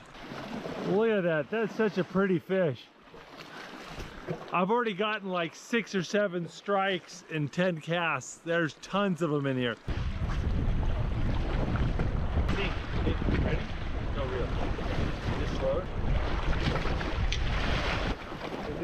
They like chasing. Reel it, reel it. Oh, I got you now. There we go. Beautiful. Whoa. You got it? Lift up your tip. Lift up your tip. Oh. Wow, look at that. That's a nice little pollock. Can this be mine? Would you rather eat that or hot dogs? Oh, I would rather eat this. Oh, Well, let you eat this pollock. That's a nice one. oh, it's Here. really feisty. Here, I'll take. You okay? Oh, Jake. Uh-oh. Did you play in the tide pool? Yeah. And you got all wet? Oh, okay, well, we better go get you warmed up. Well, Jake's wet and Tom's hungry. I think it's time to go take our fish and go make some dinner. Well, let's get a fire going, okay?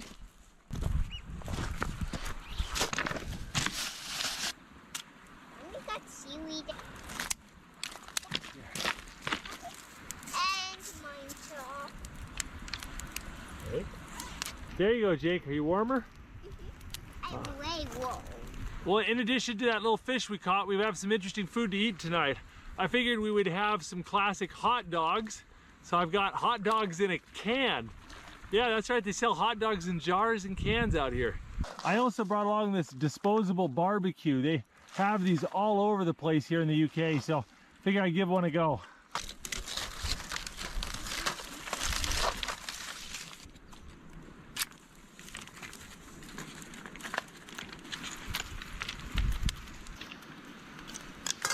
Yeah, we saw it.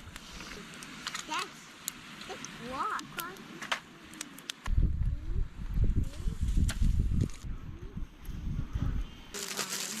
Now, unfortunately, I don't have a lot of ketchup. Is that okay?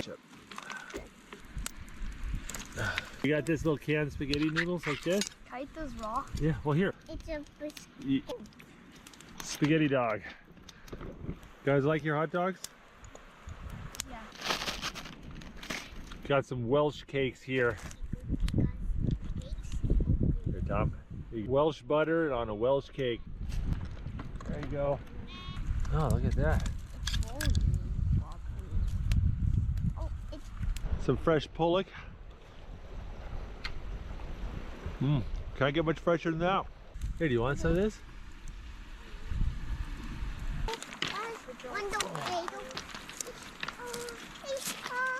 Oh, I can't see.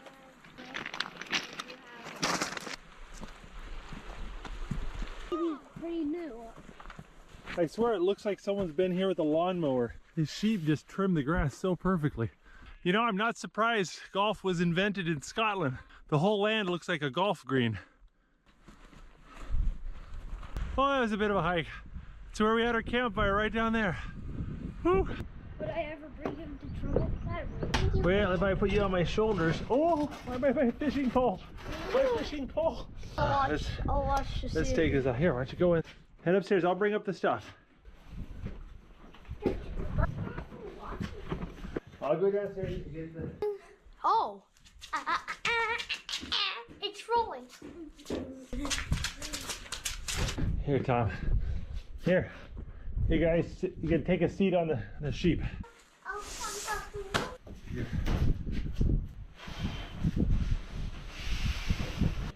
You'll freeze tonight. Would you like some dessert? Mini Battenberg cakes. I love these Battenberg cakes. It's like cake, jam, and almond flavored fondant around it. They are amazing.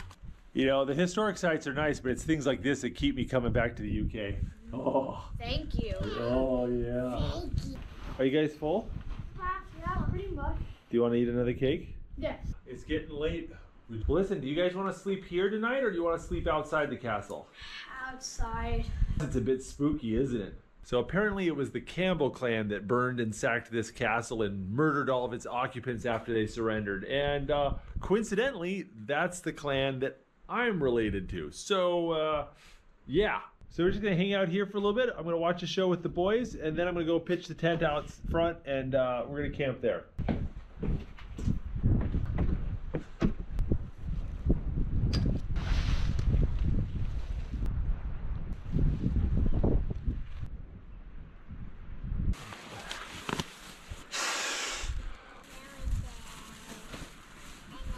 Alrighty, watch out, guys.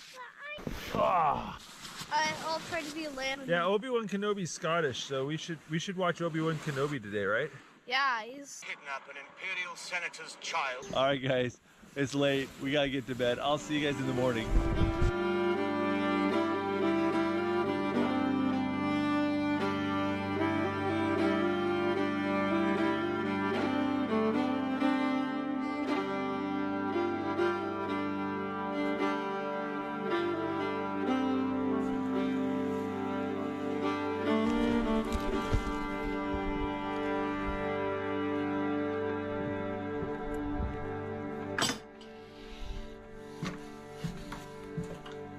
Sun gets up early here in Scotland, and I'm just enjoying this view. Oh, it's so beautiful. But I'm gonna go ahead and get some breakfast made while the boys sleep in. And I brought along a bottle of gelled Sterno here. And I'm gonna take one of these tin cans we used last night and See if I can't make a little camp stove and cook a bacon sandwich.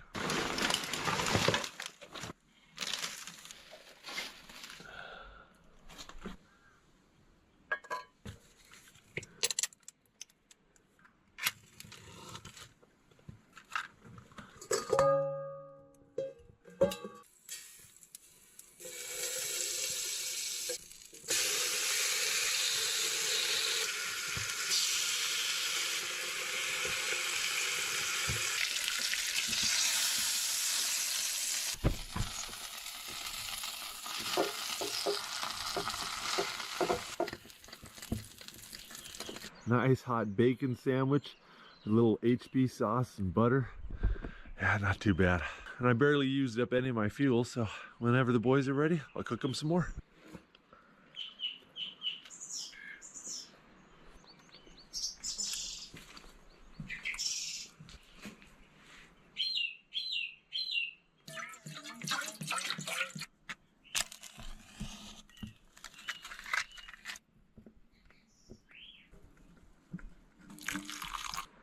It's a strawberry rosehip herbal tea I got here in Scotland. It is wonderful.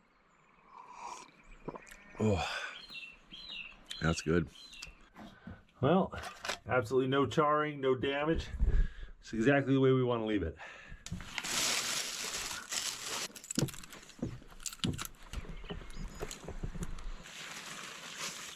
Thomas, Jacob. You can keep whatever walking stick you want. Tractors out here. It's super light. All right, guys, you ready for the hike back? Yeah! All right, let's do it.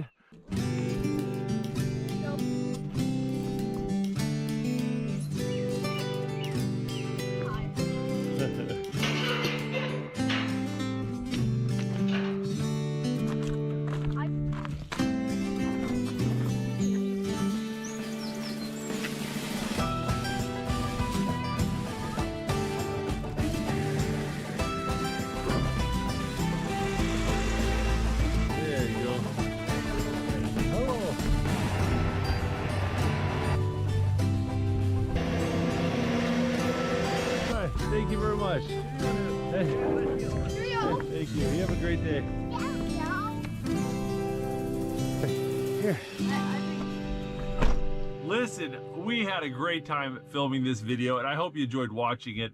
If you guys want to see our entire 5-week tour of the UK, that's England, Scotland, Wales, and Northern Ireland, check out the link in the video description below. I'll put the link there as soon as I post that video. But thanks for watching. We put out new videos every Saturday morning, so don't forget to click subscribe to the Outdoor Boys YouTube channel. If you like this video, don't forget to check out the Outdoor Boys YouTube channel, where we have hundreds of videos just like this. And don't forget to click subscribe so you can see other great videos every Saturday morning. And hit that bell button and you'll get notifications. Thanks for watching.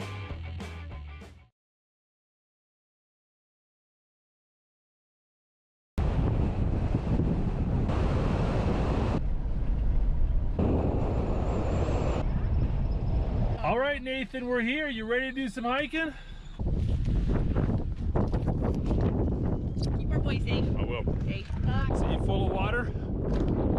Luke and Nate here at the Outdoor Boys YouTube channel, and we're here on the big island of Hawaii, and we are going to be doing some extreme backcountry camping on a volcano. Yeah! And we might get to do a little fishing and snorkeling too. Yeah!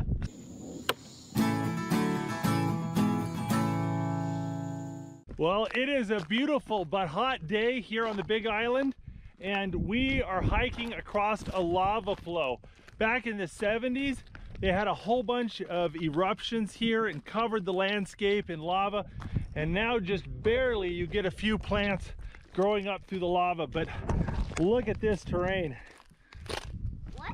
Yeah, this is lava from when I was a kid.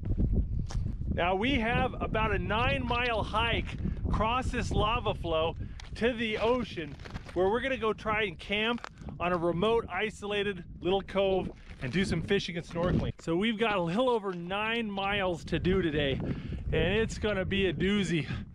And this is the longest hike Nathan's ever been on. And you can see the only way you can tell the trail is there's piles of rocks leading off approximately the direction that my GPS is telling me. So this is definitely a hike where you'd want a map and a compass or GPS or something. In the compass. Can you see the next pile of rocks, Nathan? See, look at this. You can see where the lava just came down here and kind of piled up and slowly cooled.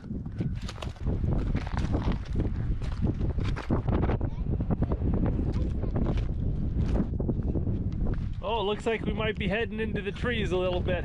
Look at this cool plant. Look, it's like a Dr. Seuss plant. Look at that thing. One of the hardest parts about this hike is that there's no fresh water anywhere along the trail or at the campsite. And it's pretty hot out here, so you can get in some real trouble if you don't bring enough water. So Nathan's just wearing a camel pack with a bunch of water in his blankie, and about half the weight of my bag is from water.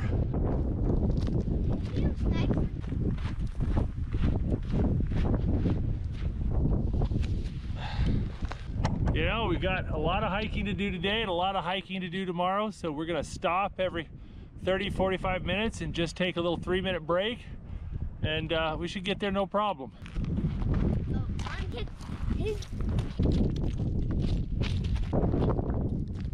We can finally start to see the shore, and it's long ways away.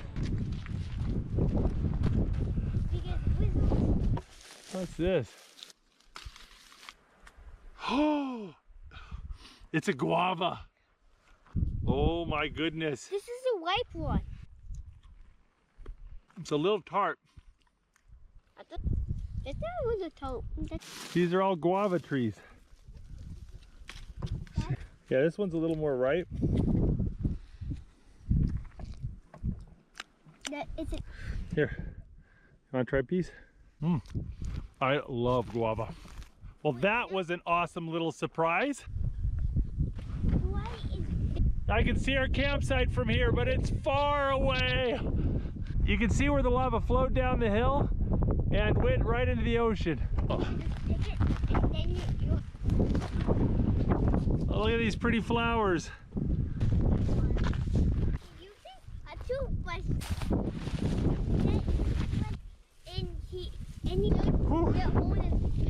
Look at all these little seeds are stuck to my pants. They're like made out of Velcro. It's right. All right, I got some Hawaiian snacks here, including this bag of macadamia nuts. They're super high in calories. This one bag is 1,600 calories. And right here, I have some Linghi Mui covered strawberry gummy drops. The sugar will help give you a little more energy. Oh, these are so good.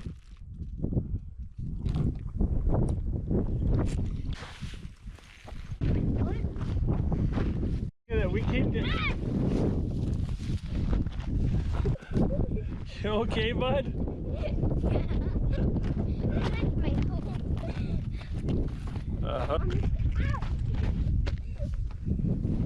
Nathan, you okay? Nathan, you okay, bud?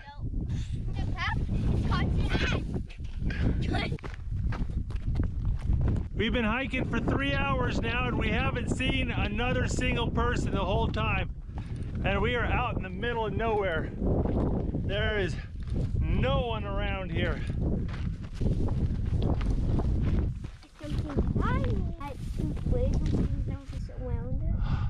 All right, 3 more miles.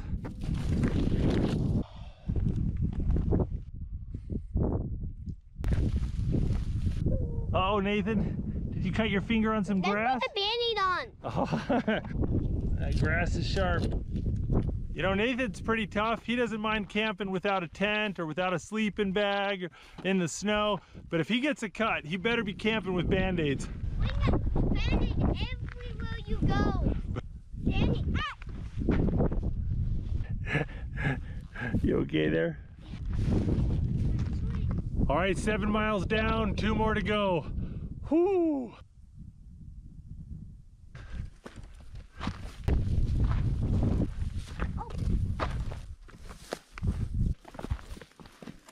Halape, 1.6 miles. We're getting close. I can see it. It's right there.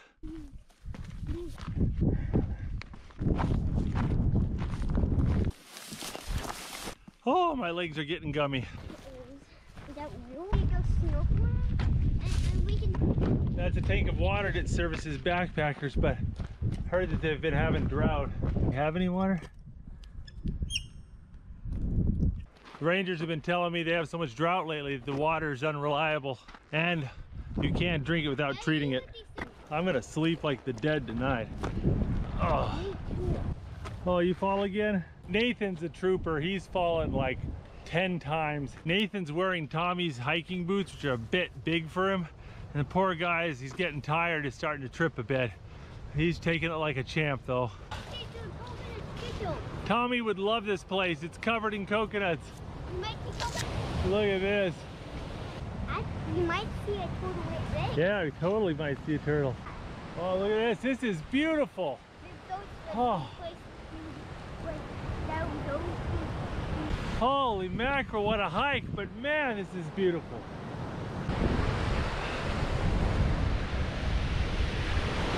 See, I can see some little fish in there. Look how beautiful that water is. Yeah, we don't want wet hiking boots tomorrow. Here, come with me over here. I brought our snorkeling gear. We might just be able to snorkel right in here in this little sheltered lagoon. I could just sit here and lay on this beach for hours, but we need to find a camping spot. It is gonna get pitch black here in about 45 minutes. You can barely see it, but that palm tree stump right there and there and there are all carved with these faces on them. But they look cool. Well, this is typically the windward side of the big island. So you got a lot bigger waves here. And the ocean's a lot more aggressive. Yeah, this water's no joke, man. You wouldn't want to swim in this unless you know what you're doing.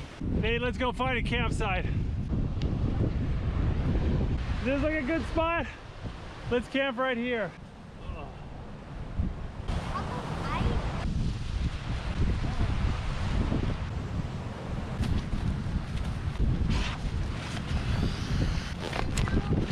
This bag works really good on the wind, look at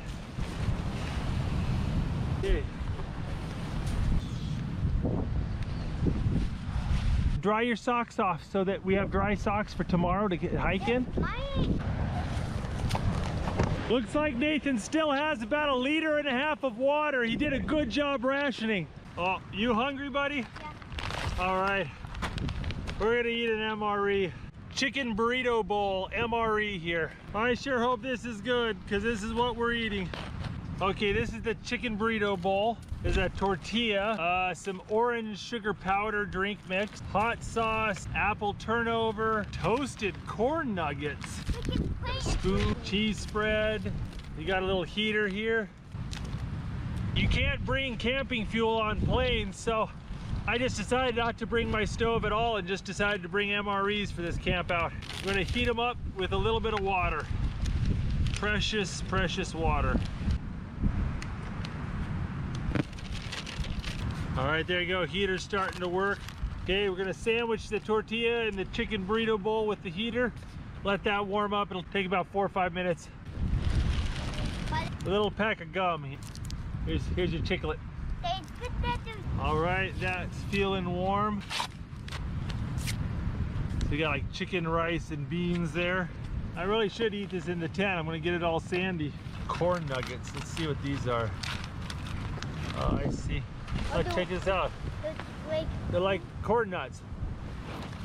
That's so good. It's like beans in mine. Some of my corn nuggets on here. Not bad, you want bite? You like that? Yeah, beans taste good, I think. Corn nuggets, yeah, I like that. That's like a corn. Burrito cheers. Ding! You want to try an apple turnover? Oh, that smell good? Yep, I want to take a bite. Oh, you take a bite? Nice. I've got to get to bed. I am absolutely shot. My legs are jelly, and I'm running a little low on water. I brought a gallon of water, and I've used up like 60% of it. That's something to worry about in the morning. Right now, we are just in an absolutely gorgeous spot, listening to the waves. Just gonna have a good night's rest. Oh, I'm really proud of Nathan. This was much harder of a hike than I expected, and he has done so well. He's been a trooper. We're gonna pull out my phone, watch a movie or two, and I'll see you guys in the morning. All we need is the Earth King's sea.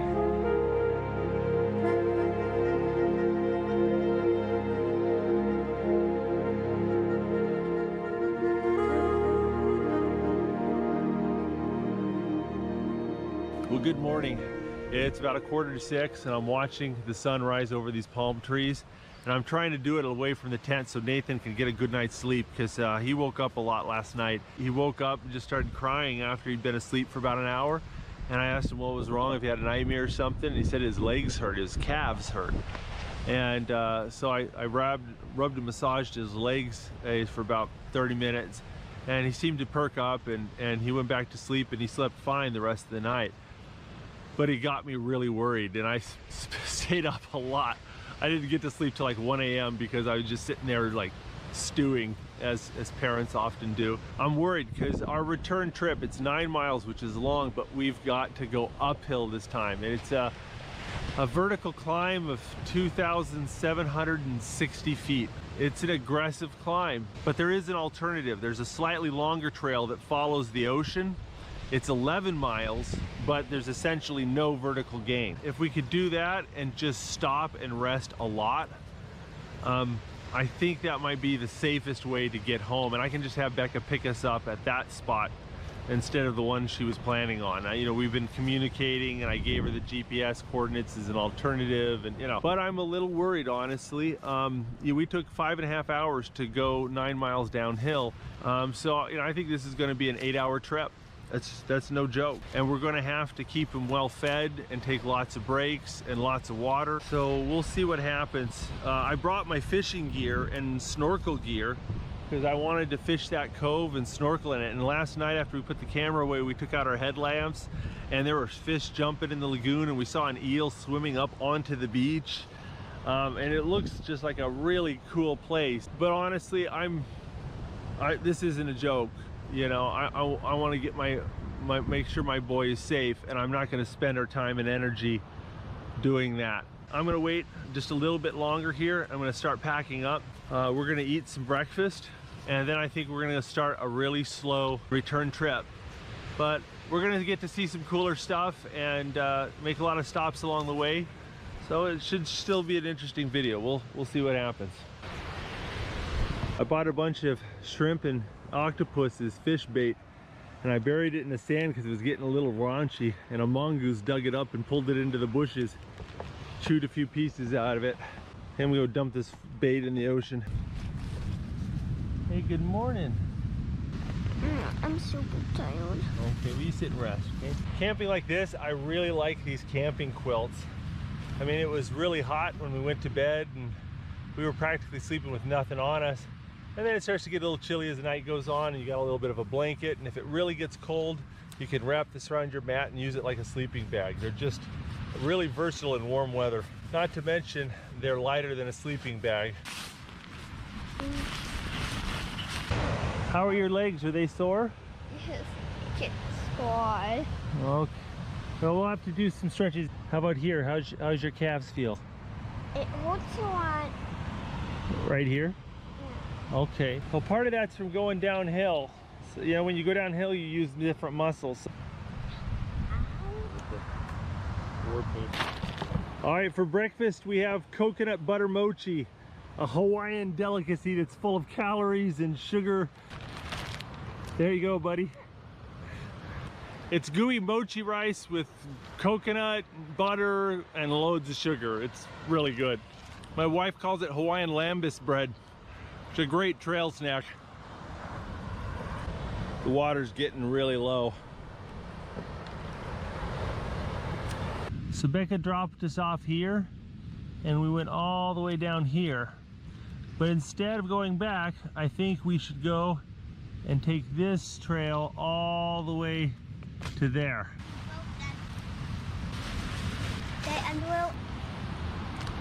All right, buddy, you ready?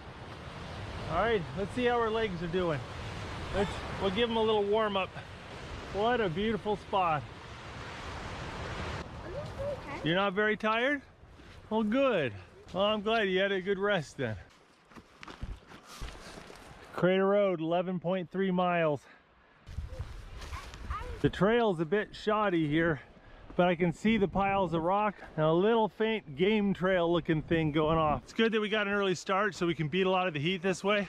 Just wish I knew this trail a little better and done more research on this one. But I've got a map, a GPS, and cell service, so we'll be okay. You doing okay back there, Nate? Your legs hurt? You know, sometimes when your legs are sore, if you work them a little bit, they start to feel better. You know that? You wanna hold my hand? We're just hiking through these thickets, but every once in a while there's a pile of rocks and you can get on top of them and just have the most gorgeous view. Nathan's legs are pretty gummy and I don't blame him. Mine are feeling it a little too. So it seems like every 15 minutes we gotta stop and take a little rest. Just trying to, each time we stop, just take a mouthful of water, take, you know, a little snack or something, and just try to keep our energy up. And take a couple fruit snacks there. You know, I'm setting my alarm for 15 minutes. I'm gonna rest every 15. Look at this, Nate. That is a walking stick. You can never find a better walking stick than a bamboo walking stick. 15-minute break here. Just one sip of water and one little snack. Oh, I can go a little faster? Oh, good. That's helping, huh? Oh, it looks like you're doing good, buddy. You're sure hiking strong. I can see the campsite. See way down there, there's a bunch of palm trees. I know they did. They built. Yay. Oh, good job, Nathan.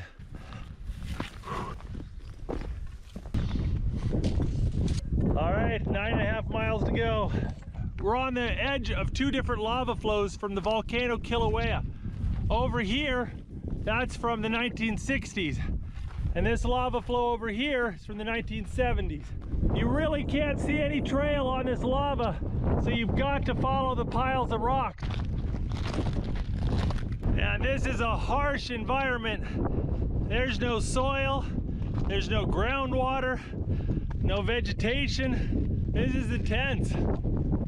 Got a little lava tube right there and right there. Nathan, you did good. That was a strong 15 minutes. My water is low. All right, buddy. The alarm. I know that one. All right. They'll grab us with a chainsaw. Oh, we made it across the lava field. Mochi break.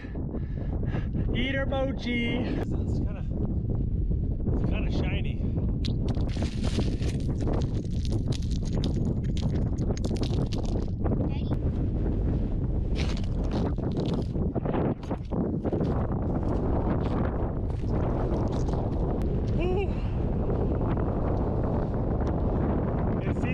Push-ups where lava keeps spurting out like a pimple and just poured down here.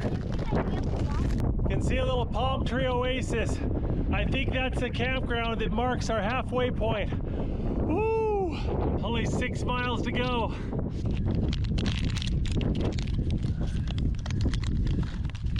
All right, little MRE pizza here. There we go, got an emergency ration, shelf-life pizza. A little bit of lunch while we're on the trail. Oh man, those waves are huge. Don't fall down there, Nathan. Yeah, we'll have a hard time getting you back. This little oasis is the Apua campsite and beach. It's where I was originally planning on hiking to, but I found out you can't fish there, so I thought, oh, I'll go a little further and go to Halape. I really regret that decision. It's beautiful though. If I had to do it over again, I would have brought an extra gallon of water and we would have camped here and only had a 12-mile hike instead of a 20-mile hike. I'm gonna take a break.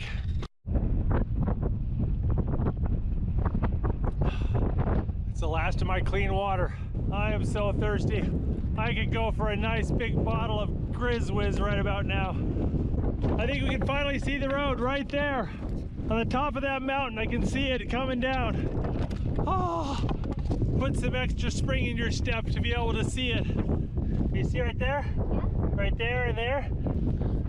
What is that? They're lava crystals. Can you keep some? Oh. Here, put your hand down. They're kind of sharp. Oh, one of them just stabbed me in the skin. But it's like little long bits of golden glass. Oh, it's kind of like touching fiberglass. Don't touch it. Ouch. It looks like gold straw, but it's like a crystal from lava.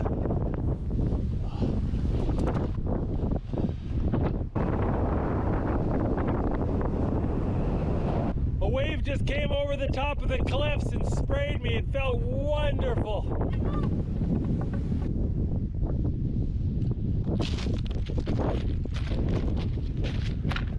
There's some sort of lava rock building here. Somebody's put a lot of work in building it. This thing was huge. I'd like to explore it, but some of these are kind of like sacred sites. And if it is, I don't want to mess with it. Ah, we're at the home stretch. Probably about 2 to 3 miles left.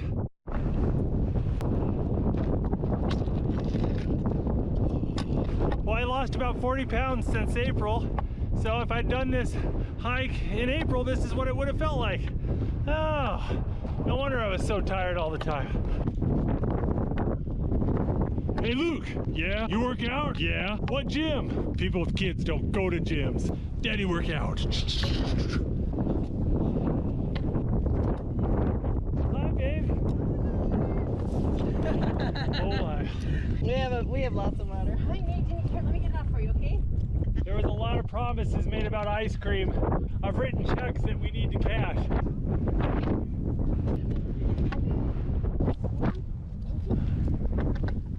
You've been a good friend. Hopefully serve someone else well. Hey, Tom! I just ran out here with snow. I ran out here with snow. Nathan, you just hiked 20 miles. How do you feel? So exhausted. Yeah. Guys, I am beyond exhausted. We are gonna go get the biggest thing of ice cream ever and as many cold drinks as we can fit in our stomach. And I will see you guys later. Make sure to click subscribe. We put out new videos every Saturday morning. And if you guys want to see our whole 2-week adventure here in Hawaii, check the link in the video description below. Oh. If you like this video, don't forget to check out the Outdoor Boys YouTube channel where we have hundreds of videos just like this. And don't forget to click subscribe so you can see other great videos every Saturday morning. And hit that bell button and you'll get notifications. Thanks for watching. Oh, thank you very much. Whoa.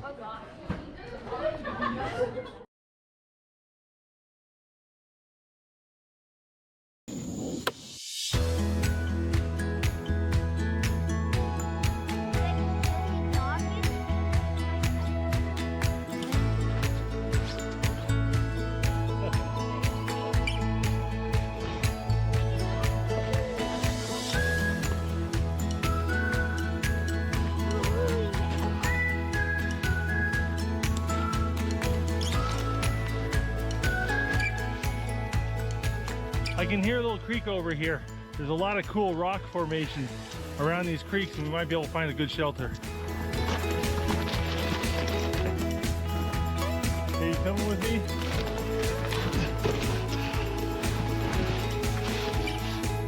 I think this would be an awesome spot. We got 3 walls, throw a tarp over the roof. Man, we'd be good to go, except big rock here and a rock there. There's just nowhere to lay down.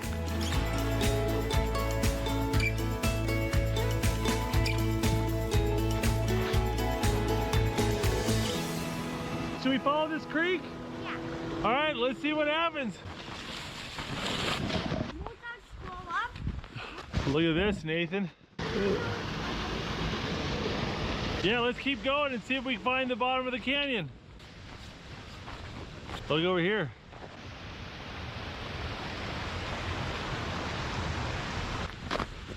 Daddy. Holy mackerel. Whoa, those are the biggest icicles I have ever That's cool. Should we go see if we can find a way down there?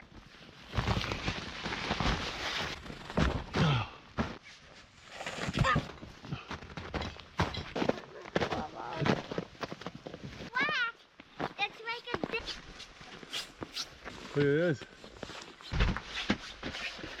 There's like a whole cave behind that waterfall of ice. Look at the den. They have a den. I'm dirty. That is a big one.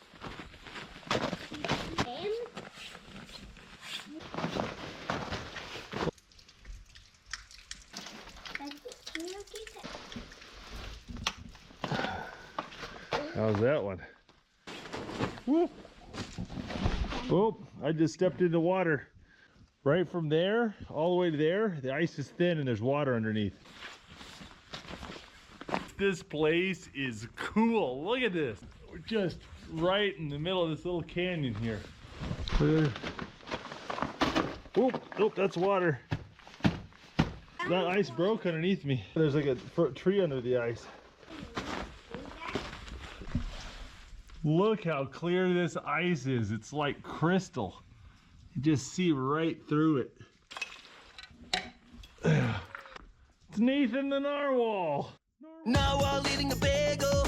Narwhal eating a bagel. Flicking some ice with some ice. Flicking ice with ice. Whoa. Yeah, but Daddy, somebody might. Oh, this is slick. Oh, you want to come back here? Here, watch out, you're gonna get wet, buddy. Here.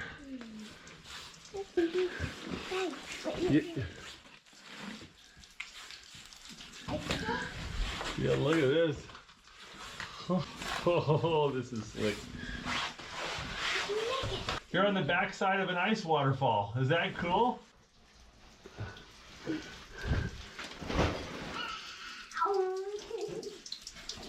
See if I can do this without biting it. Hold on, Nate. Don't slip.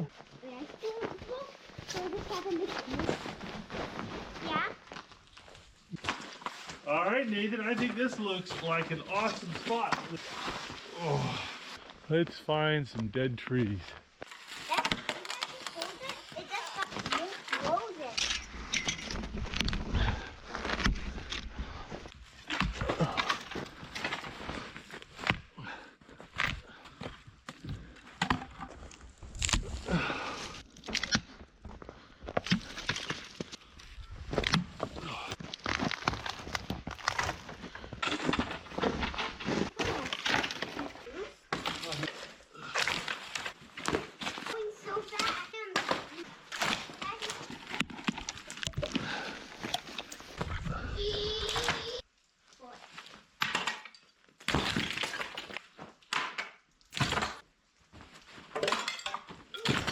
I think that's fine, Nate. I don't think we need to worry about icicles falling on us anymore.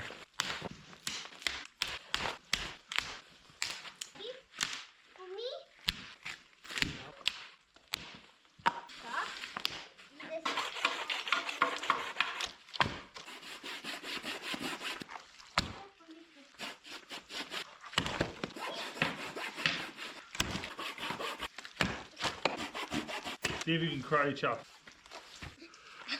Yeah! Karate dad! Yeah! I'll heal. Something new. Slide down.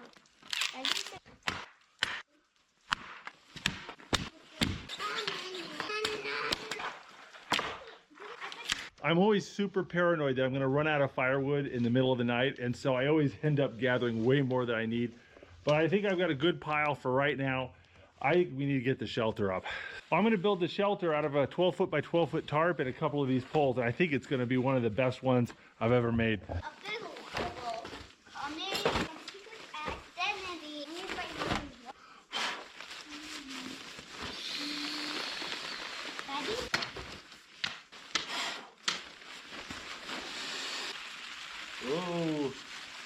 My Thermarest mattress just split. These things are ultra light, ultra compact, but they're very fragile. This is my Winterwell titanium backpacking stove. It's a wood stove. Only weighs a few pounds. This thing is so light and it's really easy to put together.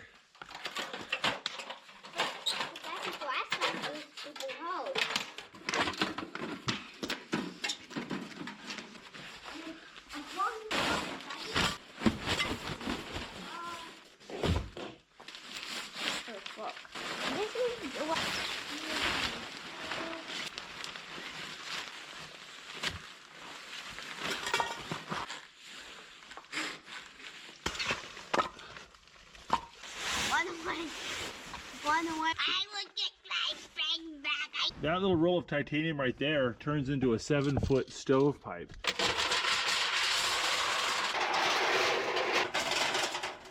The stovepipe will melt the tarp if it touches it, so I've got to use these forked sticks to keep the tarp away from the stovepipe.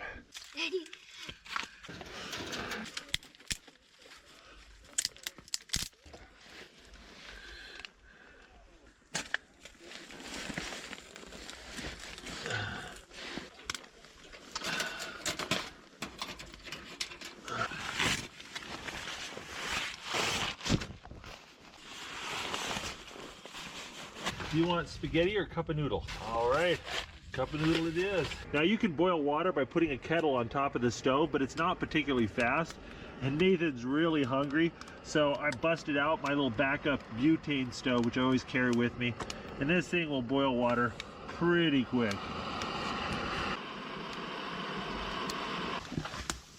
All right. Nathan, are ramen noodles your favorite camping food? Yeah.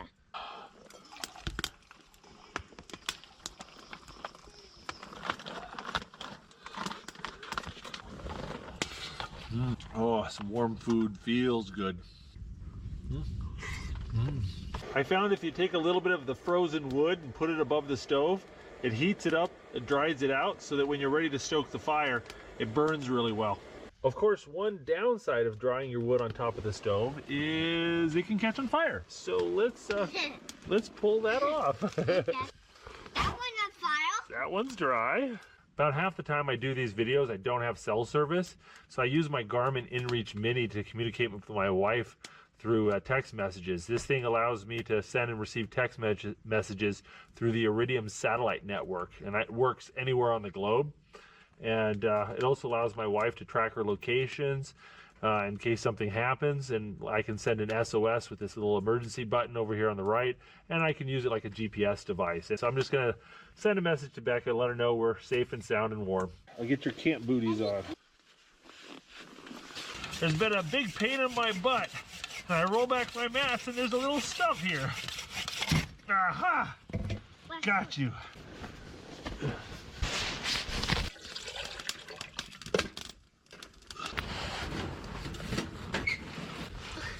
Tiny little bump. Let's get it done. Only got one pack of hot chocolate left. So. You put cat whiskers and cat ears? You still hungry, buddy? Yeah. Well, here, we'll eat one of these little survival bars. When I eat that. But where's Super? Well, we're getting ready to go to bed, and I have learned my lesson from previous winter camping trips. I brought a wide neck bottle.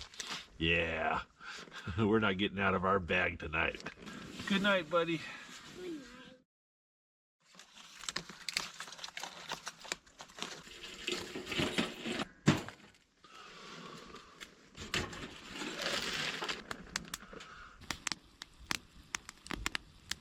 There's a lot of salt in ramen broth. You know how cold it's got to get to freeze that solid? Jeez. Gotta thaw out my water bottle. Well, here on the Outdoor Boys channel, we post new videos every Saturday morning, and it's 7 a.m. on a Saturday morning. So I've got to walk out of this canyon to get enough cell service to be able to post my video. There we go. There's your new video. Whew, I'm gonna go back by that fire. It's cold out here. My hands are frozen. Oh, it was cold last night. My bag was barely keeping it together. Hey, Nathan, were you warm? Yeah. Nathan's bag is so much better than mine. I gotta get one of those. Yeah, Nathan's got the Feather Friends Plover. It's a -25 bag. is so sweet. And the best part is Feathered Friends will customize the length for you. And so I had them shorten it so it's a perfect Nathan size bag. You ready for some oatmeal, bud?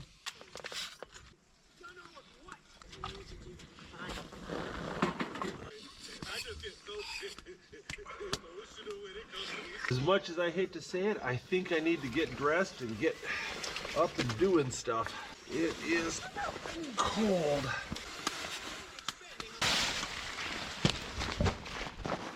There's a lot of these really cool rock formations to explore around here, and as soon as we get done breaking camp, I want to go hike to a frozen waterfall, and I think we might be able to find a cave as well. So that's going to be kind of cool. But first, I need to get cleaned up. In case you're wondering how I secured the tarp to this rock face, I just had these little wooden wedges that I jammed into the cracks right there. And over on this side, I tied it off to an icicle. Now we're going to get our tarp off without letting it touch the stove and get melted like I did last time.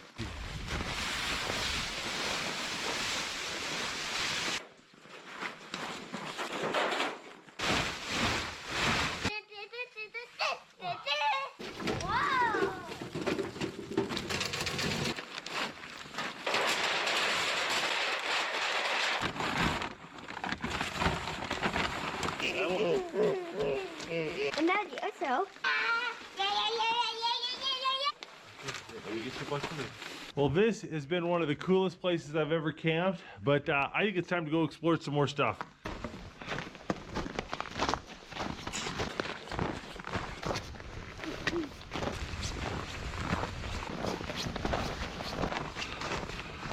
You want to go hike and see a cave and waterfall?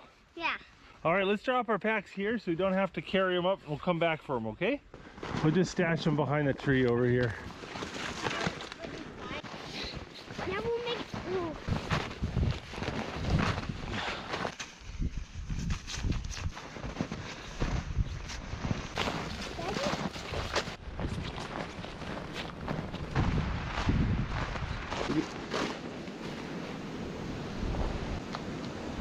I think we might be close. Oh, look at that. Look at that cave full of icicles. Oh, look at this. This is cool.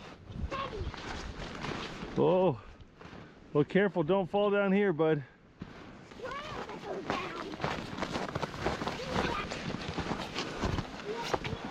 Careful, buddy. Don't slip down there. Whoa, look at that. That's cool.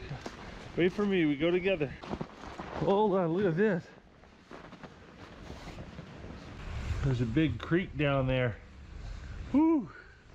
There was a small cave at the bottom of that ravine, but it looked like it had 3 feet of water in the bottom. I thought maybe the water would be frozen this time of year and we could get in it, but whew, I would hate to fall down that thing and be stuck in that water.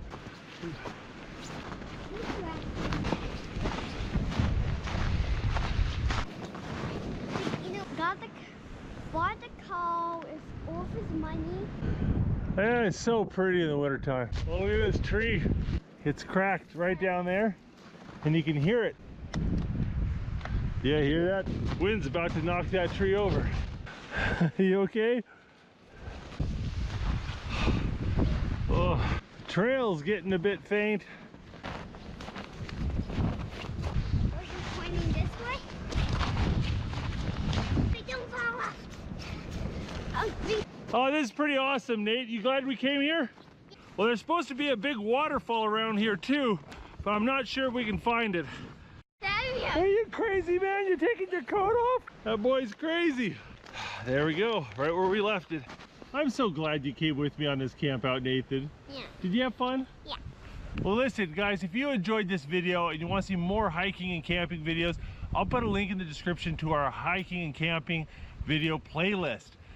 And if you guys want to see more videos like this, don't forget to click subscribe. We put out new videos every Saturday morning.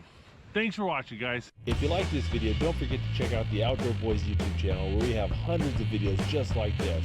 And don't forget to click subscribe so you can see other great videos every Saturday morning. And hit that bell button and you'll get notifications. Thanks for watching. Let's do this! Luke and Nate here at the Outdoor Boys YouTube channel, and we're here in the White Mountains of New Hampshire, and it is a balmy 18 degrees Fahrenheit, and we are gonna do some serious hiking and winter camping. You ready, Nate? Yeah. All right, let's do this.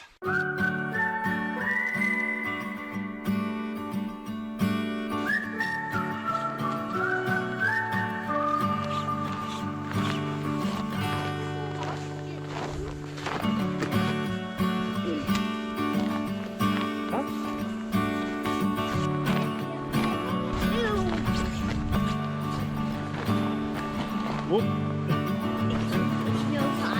Yeah, that would make a good camp spot too, wouldn't it?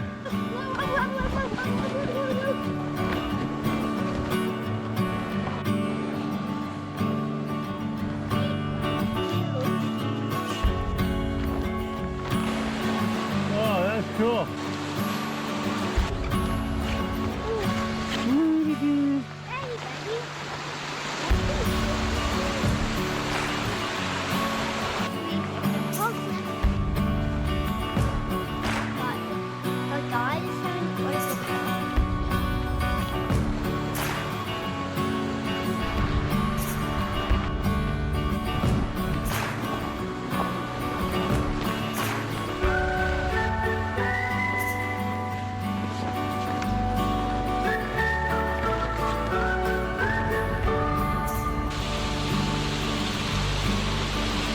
What do you think, Nathan? Is this cool?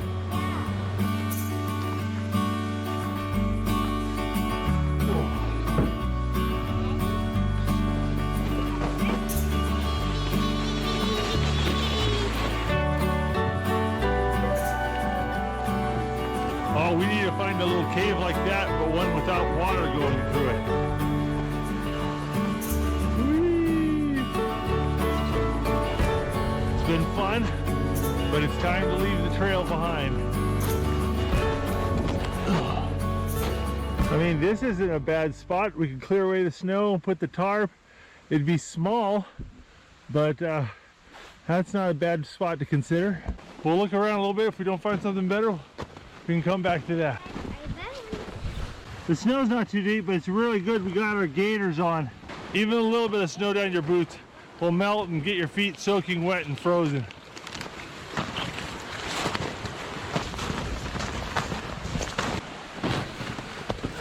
Oh, this is birch bark, and it's really good fire starter.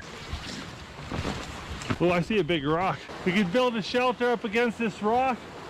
We'd have water nearby. Yeah, look at that. That's pretty cozy. Yeah, it wouldn't take much to build a nice spot. Oh, lots of dead wood around.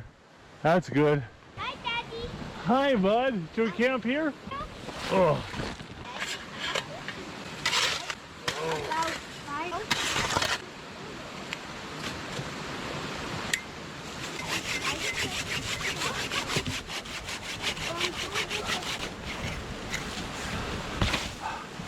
All right.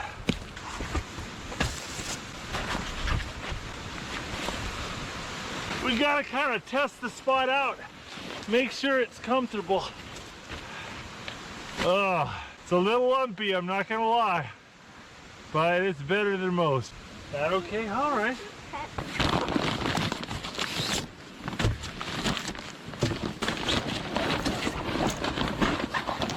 All right.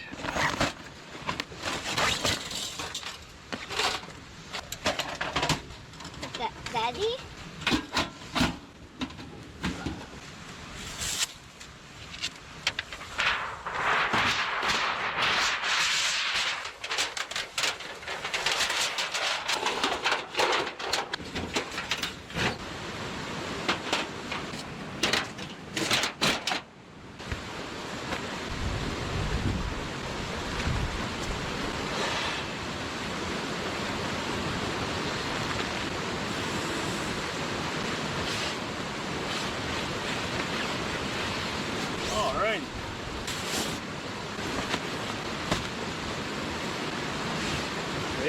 Crawl in. Well, now I've got to make a hot tent using only this tarp, so we'll see how that goes.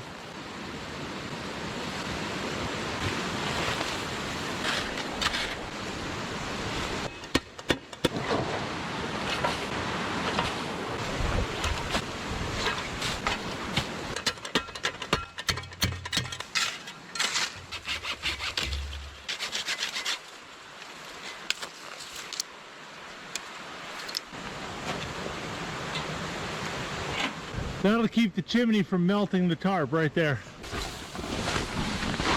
Well, it's pretty cozy in here. This is going to work out pretty well. I need to do a few things to secure this tarp, get a little bit more out of my way.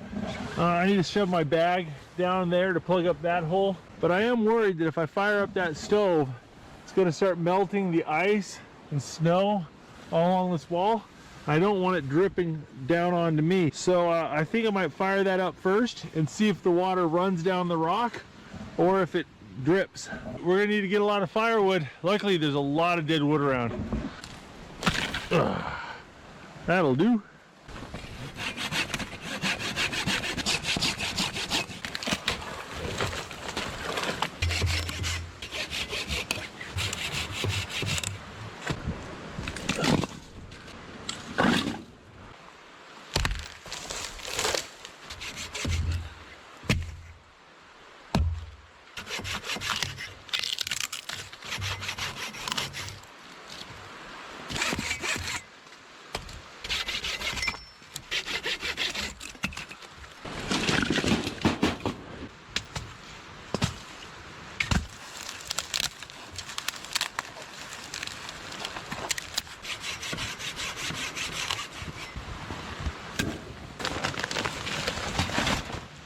Well, it's getting dark quickly and the sun's about to set, and I've spent the last 3 hours cutting firewood, and I think I have plenty. My brain's still in Alaska mode where the sun sets at 3:30 p.m. and comes up at 10:30 a.m. So you need a ton of firewood to make it through the night. Here in New England, it's not that bad, so I probably have way more firewood than I need. But Nathan's been sleeping and taking a little bit of a nap, which makes me happy here. I'm gonna get the tent all warm and get some food made, and I'm gonna wake him up.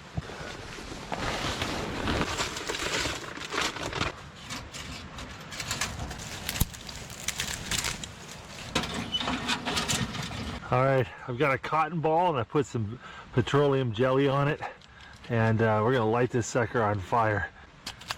And it will light very well.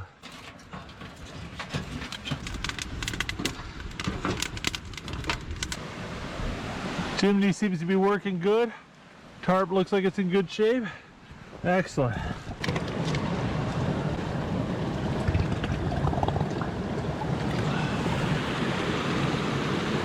This water is so clean, I doubt there's anything wrong with it, but we're gonna boil it anyways.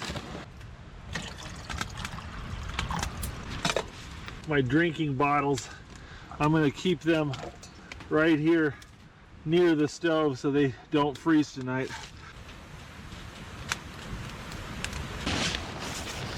Hey Nathan buddy. Nathan, do you want a cup of noodle? Yeah. Hey buddy, you have a good nap? Yeah.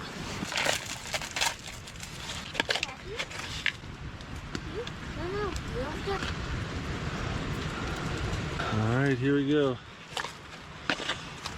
Let's grab it with the handle. It's hot. Just whatever you do, you cannot spill it in your bed. That tastes good, bud? Good. My wood hasn't been lighting as good as I'd hoped because it's all very cold and a little bit wet. So I'm putting it up here and letting it dry out. And once I need some wood, I can shove it in and it lights a lot better. Yeah.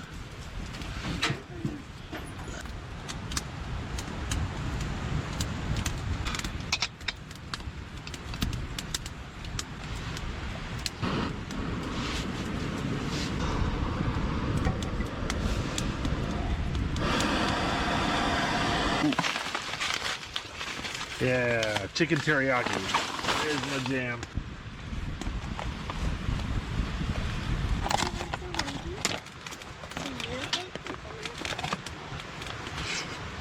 Yeah, that tastes good.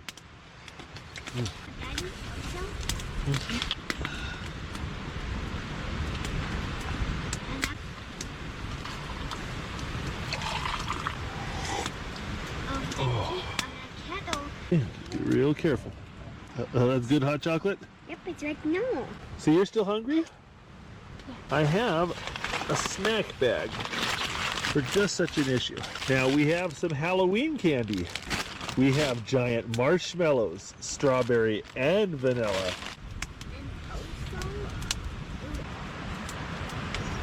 Well, so far I've been lucky and there's been no dripping on me. There's a few places where water's running down the rock, but it's not dripping on me. So I think it's safe to pull out my sleeping bag. My feet get really cold in my bag, so I've got these down booties, and they are really, really good at keeping my feet warm.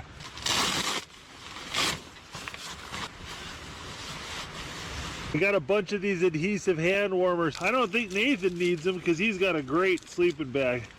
Mine's a little light for this weather, so I am going to load up on hand warmers. They say these things last 12 hours, but I've had them last much longer. I've had boys wear them for 24 hours and they're still really warm. Whew. Oh, that feels nice. Well, it's only about 7 o'clock and Nathan had a pretty long nap. So I promised him we'd watch some TV shows on my phone, and we're just gonna snuggle up all warm in our sleeping bags and hang out together for a little bit. I'm gonna keep this fire going and we'll see. It's supposed to get really cold tonight. It was a high in the 20s today, and the low is probably going to be in the single digits. Oh, got a little bit of snow last night.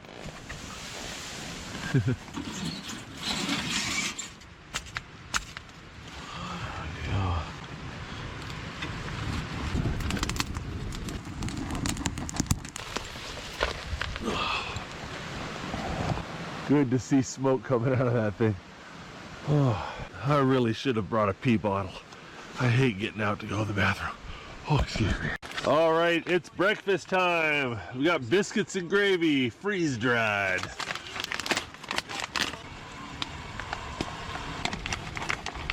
Hey Nathan, you sleep well? Yeah. Good. Ooh. All right, we've got some breakfast marshmallows. What do you think, Nathan? Is that a perfect marshmallow? Yep. There you go, breakfast marshmallows. Firing your primary weapon, you weren't firing that hammer because... Just can't pin him down. We got him flipped. Well, we've done a lot of winter camping with these two sleeping bags, and I gotta tell you, I really like Nathan's. Feathered Friends makes this. It's the -25 Plover. It's the women's bag, and I just had them shorten it so that it fits Nathan, and it has just been so awesome, man. He doesn't need hand warmers. He just... when it's 0 degrees out, he is so toasty. This is a true -25 bag, and it's got a waterproof shell. This North Face Inferno, I'm not quite as happy with. It's a really comfortable bag, and it moves with you really well. And I like that the zippers up the chest instead of the side makes it a lot easier to get in and out of. But this is not a -20 bag. At best, it's a 0 degree bag. And the way it's built, the down shifts around a lot when you stuff it in the stuff sack.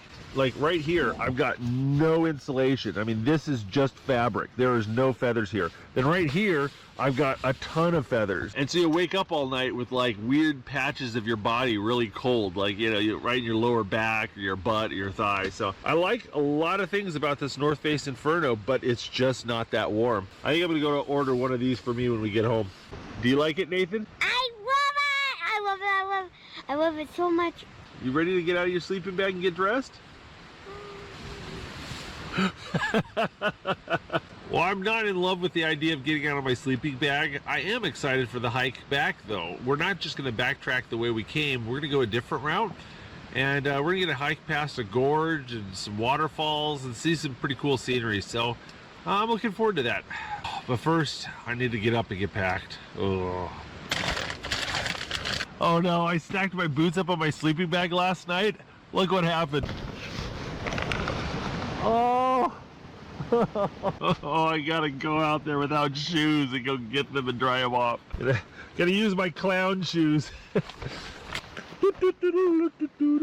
Oh, that looks cold. I like that you can go out in the snow with these booties. The bottom's waterproof and there's no tread, so it doesn't track snow back into the tent.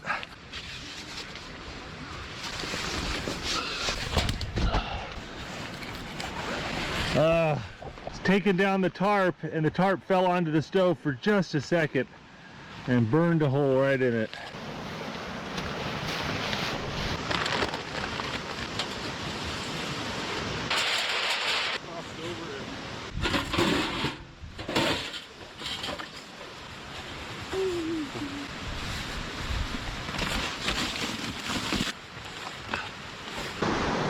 this was a fun campsite. This turned out a lot better than I expected. But we got a really fun return hike. We're gonna go past some waterfalls and see some other stuff. I'm excited. You ready, Nate? Yeah. Let's do it. I'll follow you.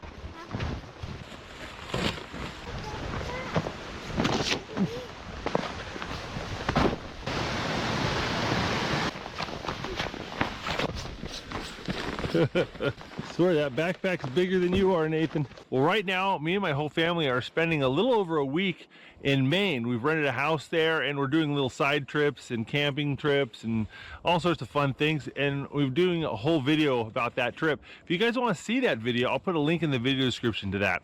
You ready to go downhill, Nate? Yeah. Go! Ah! We're gonna die! Whoa!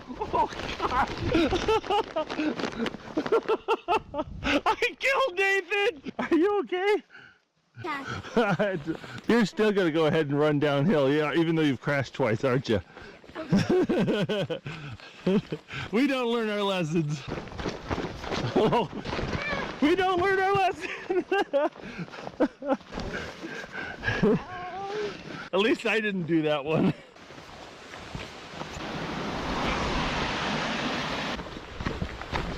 Oh, careful, you don't tear your pants.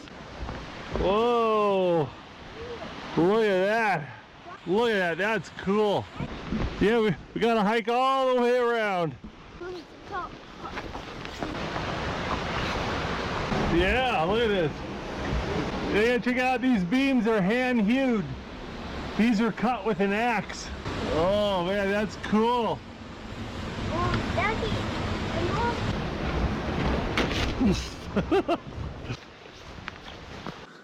Cool.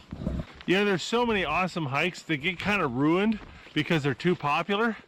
But you come in the wintertime like this, oh, you get it all to yourself. It's just so nice.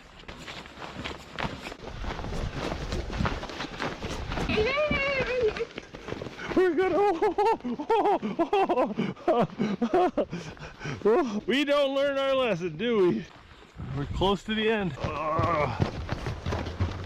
I hope you guys enjoyed watching this video as much as we enjoyed filming it. If you want to see more camping, survival, hiking, that sort of video, then check out our camping and adventure playlist. I'll put a link down below in the video description. And don't forget to click subscribe. We put out new videos every Saturday morning.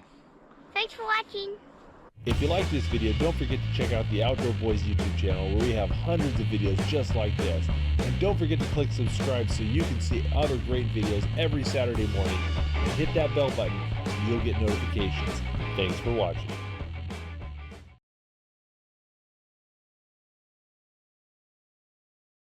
Luke and Nate here at the Outdoor Boys YouTube channel, and today we might have bitten off more than we can chew.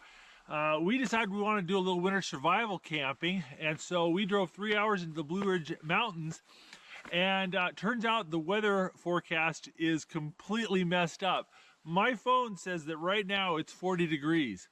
It's not 40 degrees, it's 24 degrees. So we are significantly colder than we expected. We'll see what happens. You ready, Nate? Yeah. Let's do it.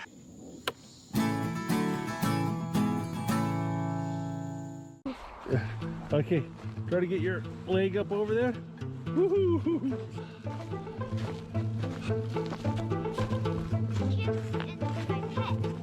Well, in a couple of weeks, me and Nathan are going up to Alaska to do some survival camping videos over Christmas.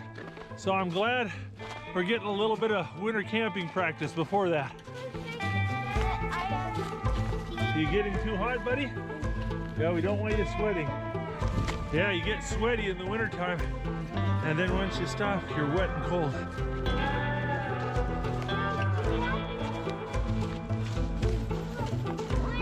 I bet you totally could. Look, there's like a cave here. Man, that wouldn't be a bad place to build a shelter, except for it's muddy and wet down there. You want to climb on top? See what we can see?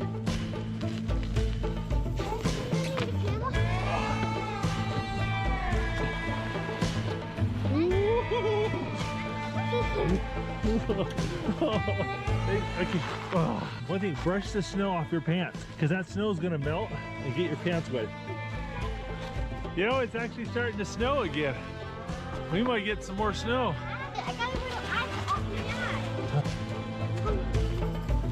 at this place.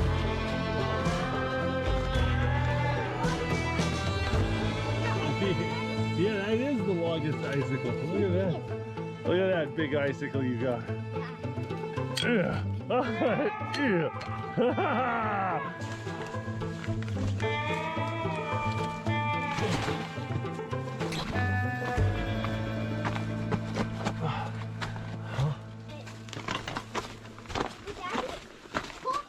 This is awesome. Oh, look at that path. Daddy? Yeah? Oh. Yeah. Let's do this one. Daddy, remember that thing I was talking about the cow patty? Yeah. It's in here. Oh my goodness, look at it. Look at it. You can fit in that? Oh, Dad can't fit. Dad's too fat. Daddy, that's not the way. Oh, this is the... I need to go.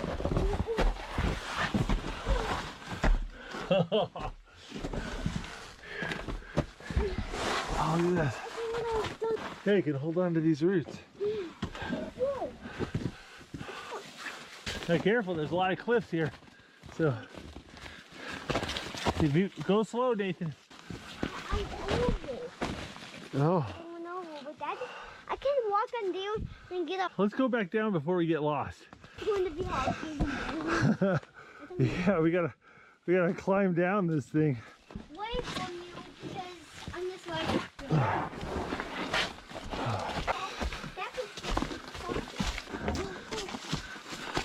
Is this cool or what?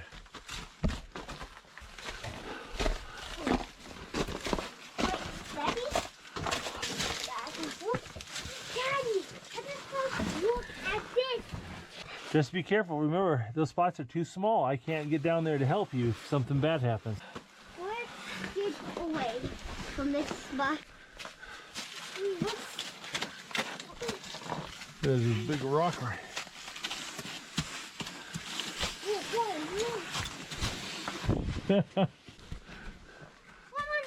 Run. There you are.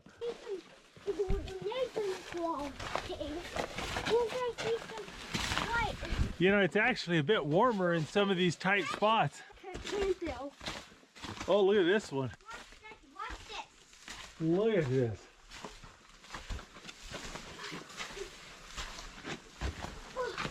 This is just cool. I think this is one of the neatest places we've ever hiked, isn't it? Yeah. You know, I think even Daddy can fit this one. Like a jail cell. Oh, there's a little Nathan spot. Look at that.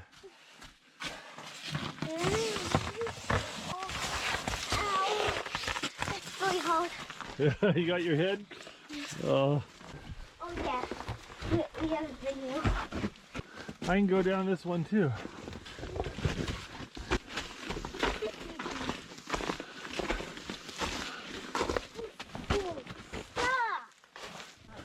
What do you think, Nathan? Should we try to do camping here?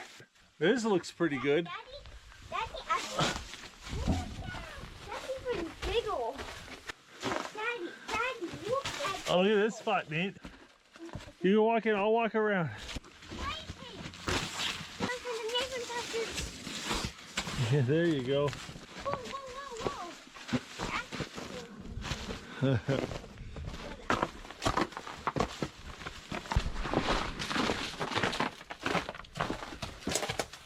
Oh.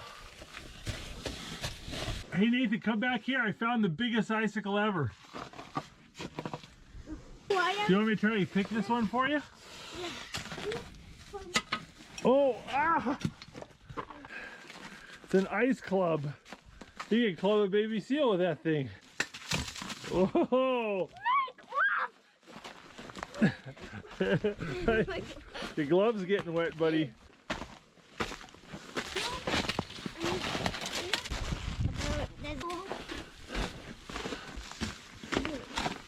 We've been here. Yes, we have. There's our backpacks. They're still safe and sound. look to see if there's even any left. This way, like walk. Can you go that way? Yeah, I'll come with you.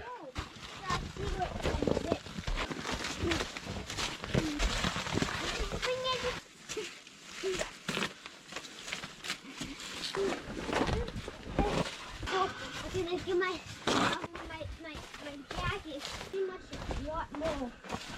Hey, get down in there and lay down and see if it's flat and comfortable. It's pretty soft but dry. First things first, I think we need to get a bunch of firewood. We want to have a fire to keep us warm all night. It takes a lot of wood, and we need big wood too. Come here, Nathan, I need to see you.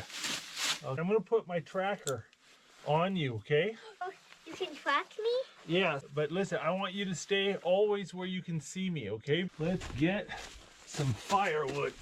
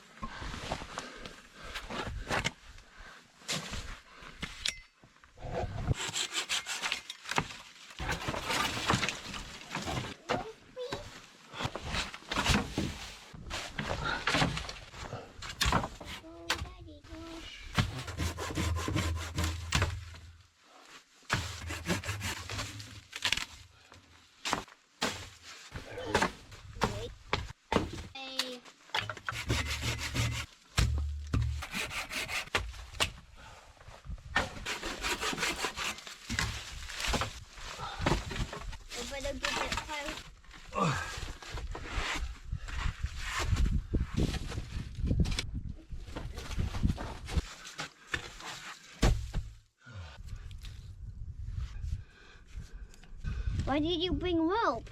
Yeah, I brought it for the tarp in case we needed it. Okay, Well, I think just pull that out. I just took the sheathing off this.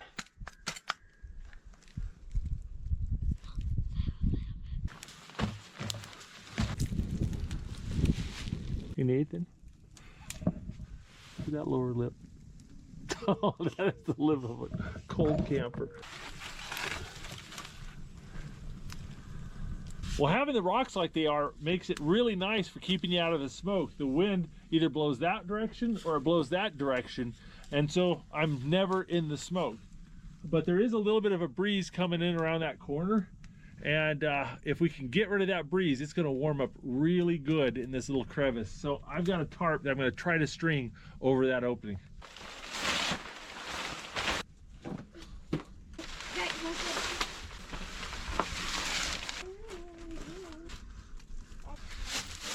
Well, this tarp has blocked the wind really good, and now that fire's heat is really getting trapped in this space between the rocks. It's warming up pretty nice. You feeling better, bud? Yeah. Oh, it's a lot warmer in here, isn't it? Water dripping off the top of the rocks from the ice melting up there. All right. Nathan had a little accident. He slipped on the ice and cut his hand a little bit. Put your hand out like that. Oh. Now let's go warm it up by the fire, okay? You feeling better, bud? Yeah. Yeah, that was scary, wasn't it? I tend to not carry first aid kits because anything you can fix with a first aid kit isn't that serious, frankly. But since camping with Nathan and the other boys, I've realized that they really like having a first aid kit. And if you don't have it and they get hurt, they really wonder what kind of wacko they've gone camping with. You're glad I had the first aid kit, right? Yeah. Dad, you know the minute ago I flew a couple on.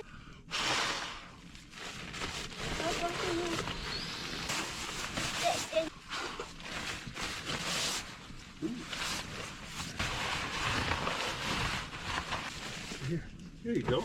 Okay, this is about as cozy of a survival shelter as I've ever had. But there is a little bit of a problem here. We're getting dripping. This is going up here and melting all of that ice. And it's coming down here and it's running here. And then it is dripping onto my sleeping bag. It's dripping right about there. It's dripping right about there. It's dripping right about there. I'm hoping that in a couple of hours it might dry up a little bit and we might get rid of this problem. But in the meantime, I better move my sleeping bag or it's gonna get wet. Here, come sit down. You wasn't like anything. And those, it's good for that mine that's through the water. Well, I really enjoy doing these winter campouts with Nathan. We had a ball last year, didn't we? Yeah.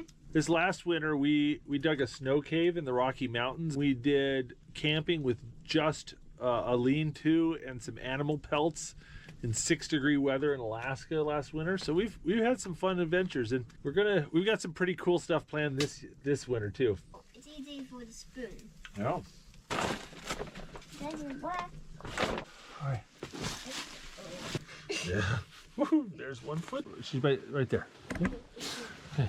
Okay. Sorry, you got attacked by the GoPro. And you got your Desiree pillow. I know they call it hot. Kit Kat. Kit Kat dessert. Well, guys, we got kind of lucky. The fire's melted what it's going to melt, and the dripping stopped. So I don't think we have to worry about getting wet in the night from cave drips. Sun is set, and it's only 5:30. Do you want to sit and watch a little movie? Awesome. I don't know how many times we've watched this on campouts.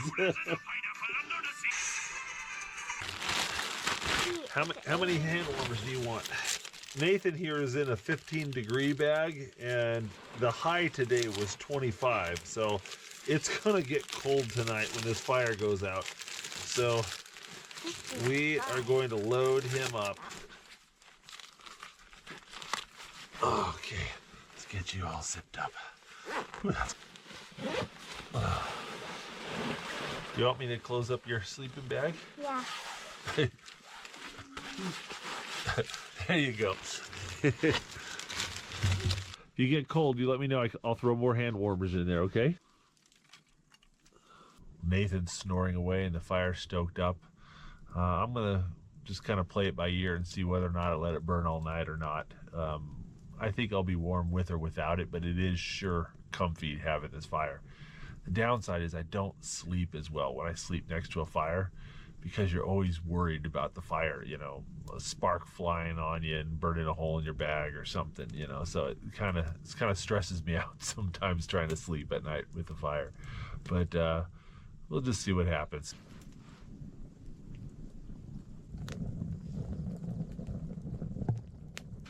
Well, it's about 4 in the morning, and I'm hearing some weird noises outside. Sounds like either a tree fell down or there's like a bear wandering around out there. But I just stoke up the fire and we'll see what happens. Well, good morning. It is 7 a.m. and the sun is just beginning to rise. And we got a little guy here who's had a good night's sleep. You sleep well, Nathan? Yeah. The fire pretty much was on all night long, and we still have quite a bit left. So how about we stoke up the fire and get it really warm in here? You want that? Yeah. There you go. Got some apple chicken breakfast sausages here. Gonna cook these over the fire. There. Here. There you go. There you go. There's the handle for your sausage.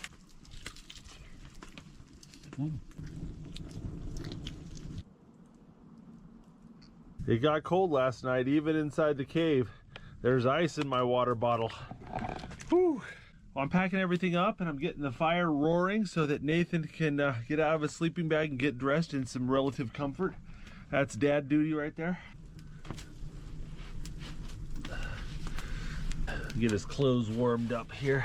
The white side. All right, we're all packed up. We just need to get that fire and kind of return things back to the way they were as best we can. Daddy, can't forever.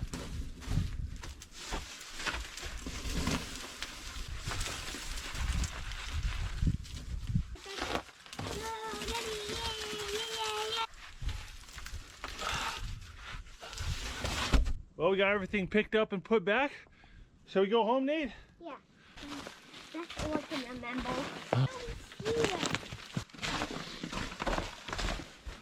I think these trees are so cool. Look at this. Okay, And I think just making a V. oh, this place is so easy to get lost in.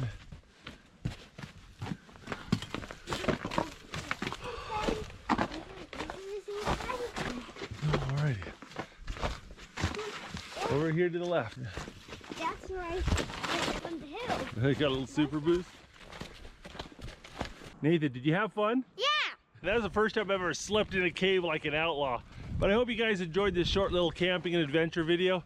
We do lots of these sort of campouts, and check out our camping and adventure playlist with all of our videos, and stay tuned and don't forget to click subscribe, because we have got some awesome winter survival camping videos coming up, and I'll see you guys next Saturday morning. If you like this video, don't forget to check out the Outdoor Boys YouTube channel, where we have hundreds of videos just like this. And don't forget to click subscribe so you can see other great videos every Saturday morning.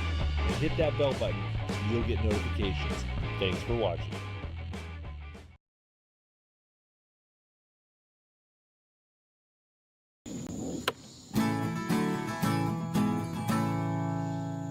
Luke and Nate here with the Outdoor Boys YouTube channel, and we're in Seward, Alaska, and any minute now a boat's going to take us off into the wilderness, where we are going to explore and camp at an abandoned military base.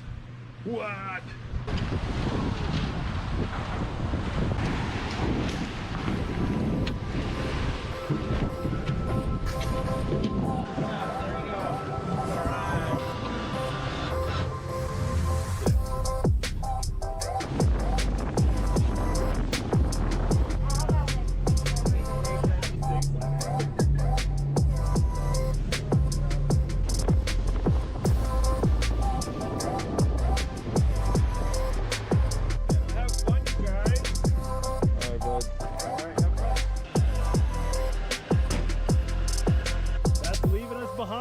We gotta walk home. Think we can do it? Yeah. Check it out, guys. We're all alone. Only way me and Nate are getting back is with our own 2 feet. But check it out. There's this old dock here. That's remnants of the supply dock for the military base that we're gonna go explore. And over here in the woods, you can see these concrete footings going off into the woods. They're part of an auxiliary building.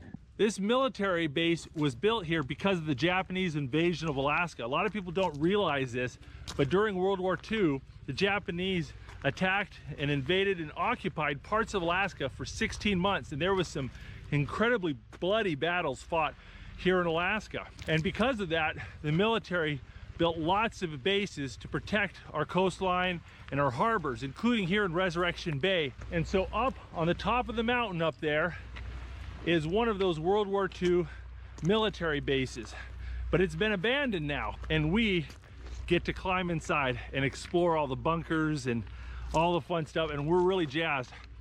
But first, we need to find a campsite. Look at this. What is that? It's a kelp ball. Here, pick it up. It's like a balloon. See? Well, this Blow one... it on the floor. Boink. Yep, that's what makes kelp float. All right. Got a little fireplace here. Nice level spot over here.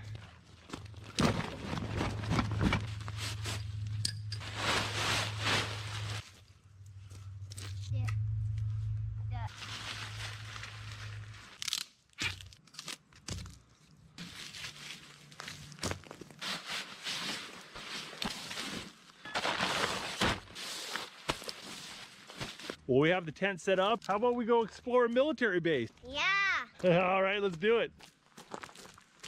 If you want to know more about the Japanese invasion of Alaska, an excellent book to read is The 1,000-Mile War. Absolutely fascinating, fascinating history. This trail is pretty nice. It used to be an old Jeep trail for getting supplies from the docks up to the top of the battery. Whew. What a view. Even on a cloudy day, it's beautiful. And right in...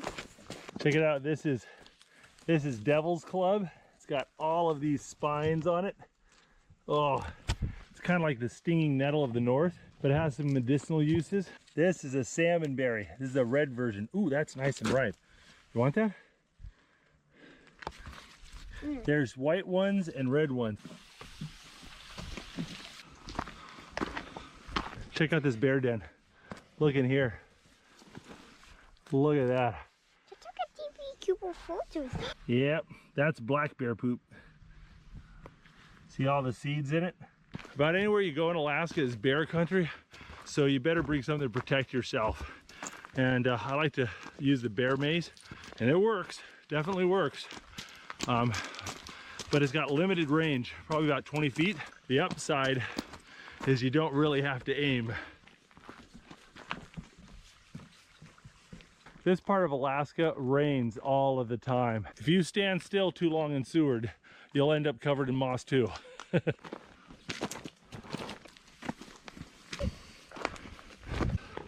Hey Nathan, do you see the military base? No. It's hidden, it's right here. Can you see it? Can you see it up here? No. I'll give you a hint, it's up there.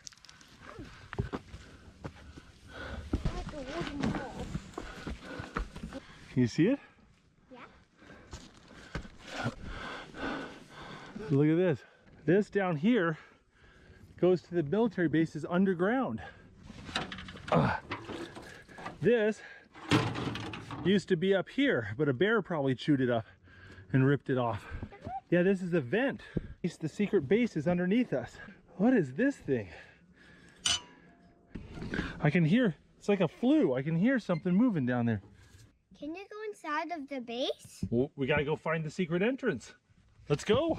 Keep looking in the woods. Keep looking in the woods for more entrances. Come here. Even you might be fine. All right, buddy. You ready? All right, let's go. There's probably just one bunker. There's more. Might be a bunker. Should we go look for some more? Yeah. In case there's any more. Look how hidden this is. There's no way you could shoot this from the water, and good luck spotting it from a plane. I mean, this would be really hard to bomb or shoot with artillery.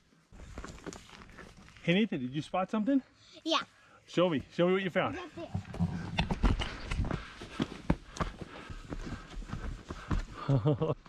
Oh, you got your flashlight? Yeah. I just see what's in here. It's like a tent. It's like a metal tent. Look at this. I think there's another one over here. I think there might be one over there. Daddy, Thomas showed you. Whoa, look at this door. That door is like solid steel. Look at that. Oh, still no. Yeah. You have the vents up there. Wonder what they put in here. It's been about 3/4 of a mile since we found our first building, and they're just all over the place.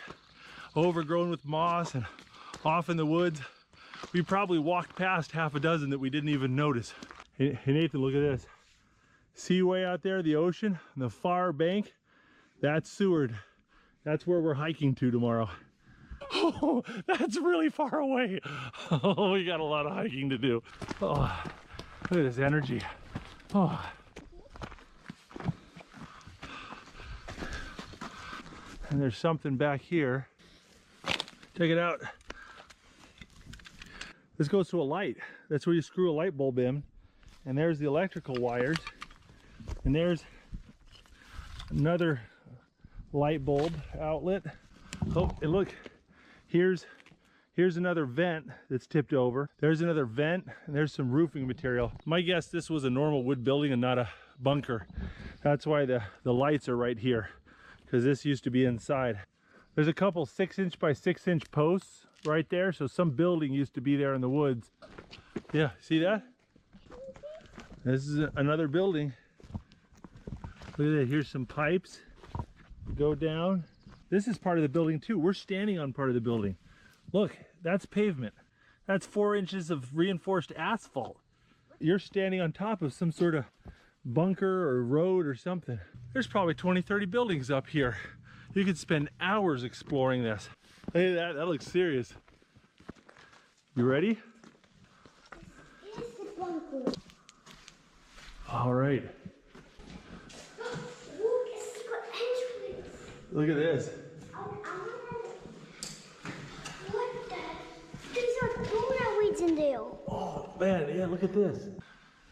Tell me. Oh, this is so cool. So that's Look how thick these doors are. Oh, it's so cold in here. Look at all the droplets from water leaking out of the ceiling. There's so much water coming through the ceiling. Oh, look at that. There's like a secret tunnel that goes outside. what is that stuff? Oh, that looks like old water that's dripped in from the ceiling. Oh, I don't know how to make Good it. pipe. I don't know how to make that. It hits the metal, the food was the metal, and mix it up. Look at this tunnel up here. Here, let's go around. This is dead end. I thought it was a ladder. Daddy, I think this is a closet. Open this. Oh, this is totally rusted. That's a closet. I'm gonna squeeze in. Daddy, this is a closet. Yeah. The What's in here? what? Oh, this is well. Watch out, there's a trap door. That's a bathroom. Oh, how deep does that go? Does this go all the way down?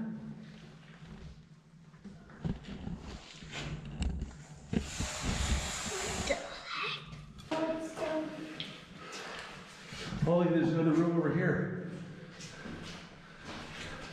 What? Look at that, that's like some sort of light switch. Oh, it's all rusted. That's the floor tiles. And the ceiling's probably asbestos or something. Oh, you can see the floors. The floors were like a checkerboard. Yeah, red, black, red, black. Yeah. Oh, I wonder if this was like a mess hall or something. Look at that. That's a lot of the men. There's a little air duct in there. There's like secret compartments under the floor. Look at that. I wonder if that's for like electrical work or for water to go out.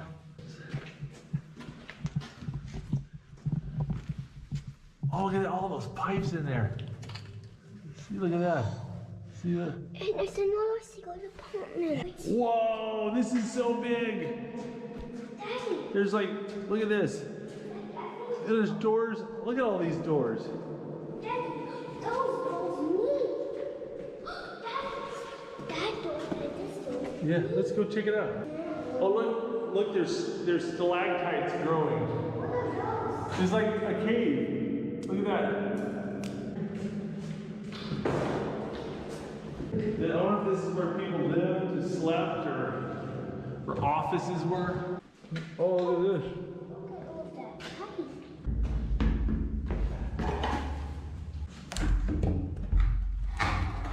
Whoa! It's a whole bunch of pipe pieces.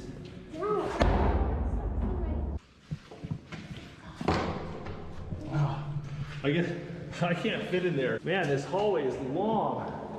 Look at all these rooms. There's another one.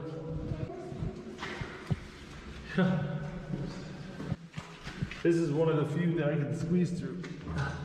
Oh, look over here. We made it out.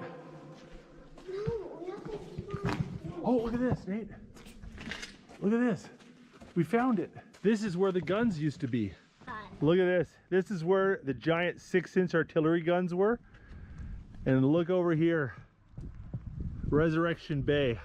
Yeah, anybody who wanted to sail in and attack Seward had to sail past this point. And they could shoot at anything in the bay. Wow, look at that view. No wonder they wanted this. On the other side of Resurrection Bay, I think right over there, there was another military installation as well. So they had guns on both sides. Just heaven help anyone who tried to sail up this bay. Let's see. Yeah, down here. Wait for me. All right, that was cool. Was that totally worth the hike? Yeah. Oh, look at this.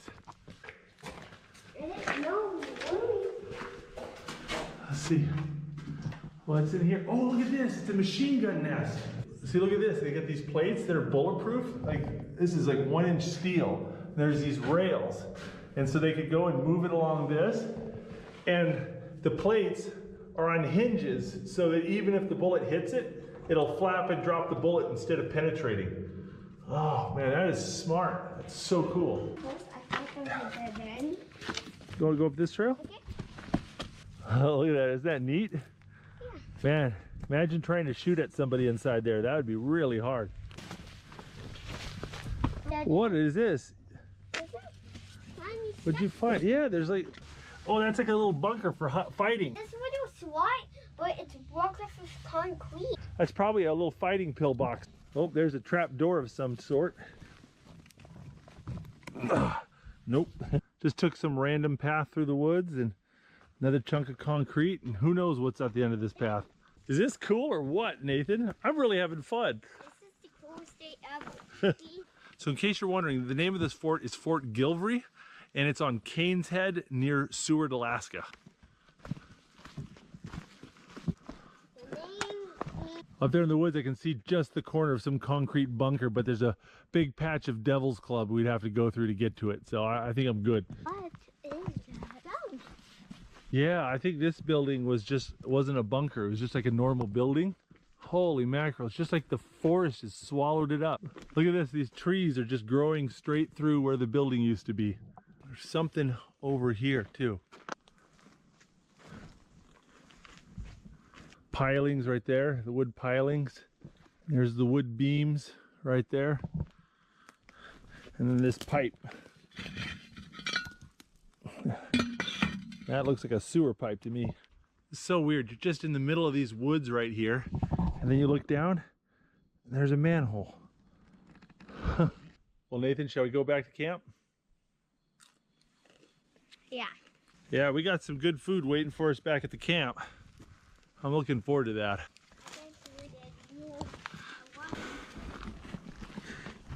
I love it when the hike back to camp is downhill. Downhill, yay! In a roundabout way, the Japanese invasion of Alaska is responsible for my family ending up in Alaska. When my grandparents were living in Bellingham, Washington during World War II, they befriended a couple that were refugees from Alaska. They had fled the invasion. And after the war was over, those friends convinced my grandparents to go back up to Alaska with them. And that's how my family ended up in Alaska. And this was before it was a state.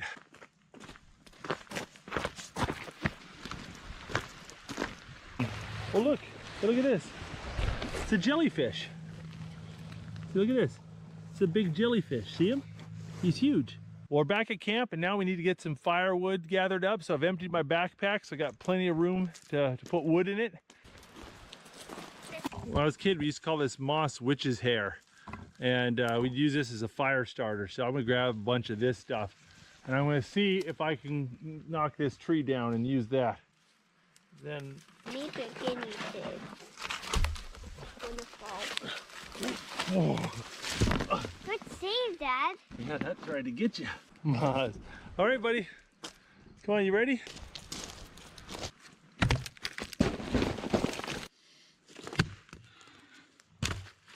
Dad has some mad skills. Thumbs up for Dad.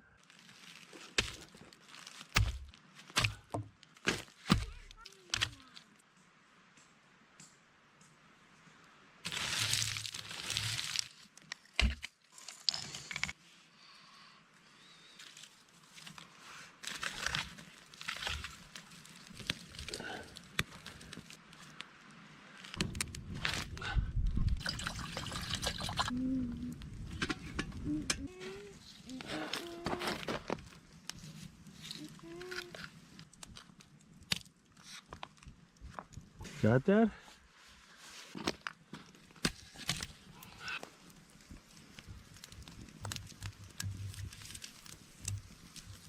Itchy, itchy, itchy. On the menu today is a prime, well-seasoned 1.5 pound steak with green beans and warm bread. However, Nathan wants cup of noodle.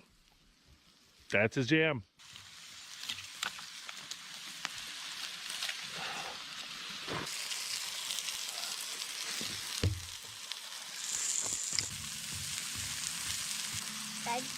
That's all right. That's all right.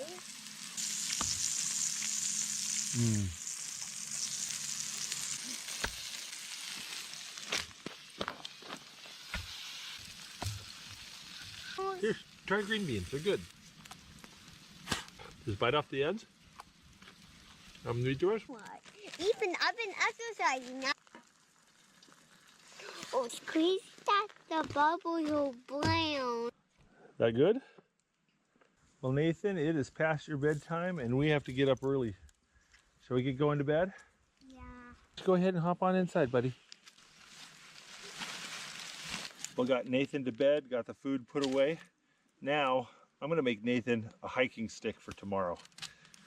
He's got a long hike. There we go. Perfect walking stick. Well, today was a lot of fun, but tomorrow's going to be a lot of work and adventure. I'm going to be hiking 5 miles through trail I've never been on before, and 3 of that will be across a low tide beach zone.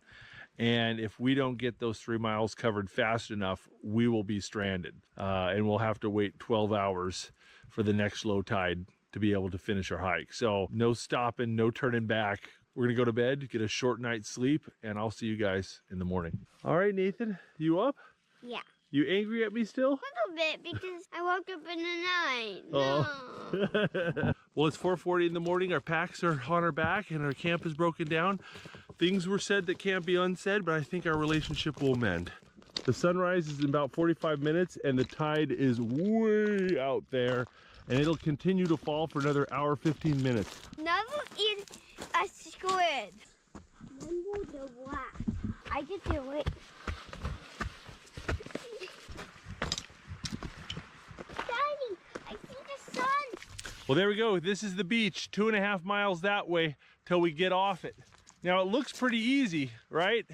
But there's 2 choke points on this trail where we have to sneak around the toe of some cliffs. And if the tide comes up, we can't make it and we're trapped on the beach. And in order to come here on foot, you've got to have a low tide that's 3 feet or less. Now this week, the only tide that fits the bill is the AM tide, which is really early. And so nobody's been hiking in. So by taking the water taxi and then hiking out at the 5:50 AM tide, we have just been the only ones here. We absolutely had this entire state park to ourselves. And it's been awesome. You look like you're doing a lot better, buddy. That's the world I want, and now I'm going to eat you. Oh, what'd you find? Jellyfish. Oh yeah, look at that. It's This like is the second one.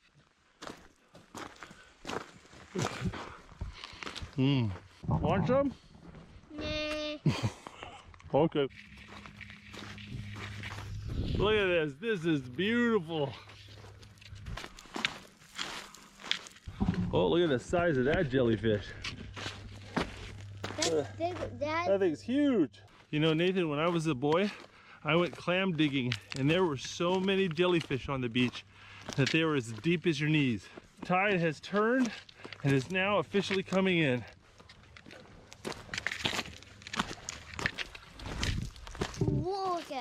Yeah, look at all those mussels. I can see a bunch of pink salmon jumping in the cove over there. Makes me really wish I had my fishing rod. Look at that. That's a starfish. Oh, look, here's another one. Yeah, he's alive. What a gorgeous place, man. This is just amazing. There's a sea otter right there. See him? Hi, Seattle. I must really be a Virginia boy now because I brought biscuits and gravy with us. And we're gonna stop and have a biscuits and gravy break. Wolfie was really like. There you go, cold biscuit and gravy sandwich right there. Oh darn it, that still tastes real good. Whew.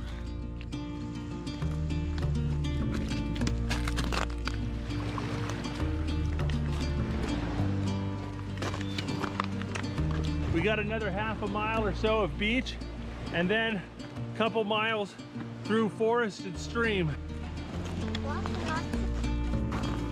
This is my walking stick. Walk, walk, walk.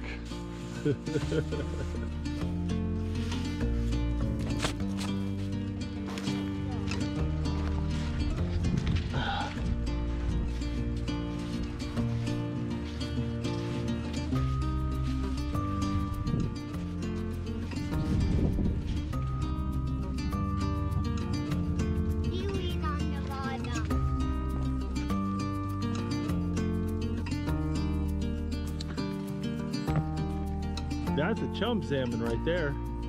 That's a chum. That's a chum. Yeah, there's a whole bunch of salmon in here.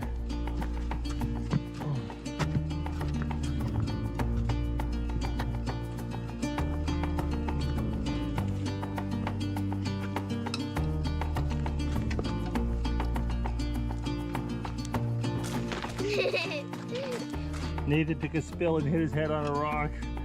Oh, all the crazy places we've been hiking, and he trips on a gravel road.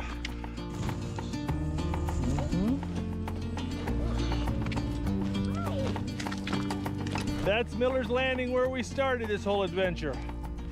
Woo! Nathan, was that an adventure? Yeah. I hope you guys enjoyed this video as much as we enjoyed filming this video. If you guys want to see more information about this hike and Miller's Landing and how to do this, I'll put information in the video description below. And if you want to see a video of our entire 6-week adventure here in Alaska, I'll put a link to that in the video description as well. Thanks for watching, guys, and don't forget to click subscribe. We put out new videos every Saturday morning. If you like this video, don't forget to check out the Outdoor Boys YouTube channel, where we have hundreds of videos just like this. And don't forget to click subscribe so you can see other great videos every Saturday morning. And hit that bell button and you'll get notifications. Thanks for watching.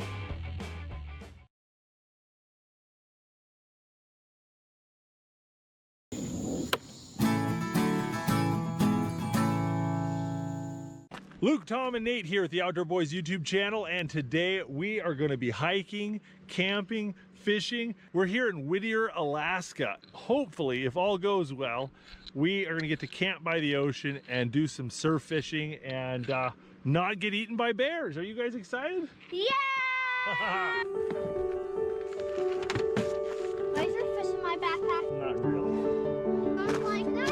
Where is it? All right.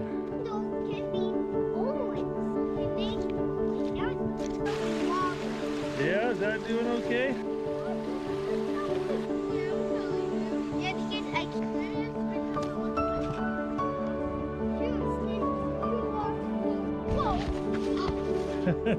You okay?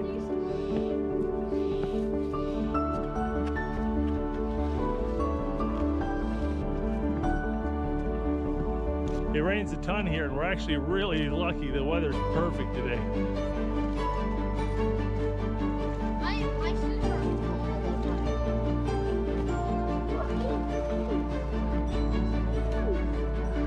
Jump under the lock.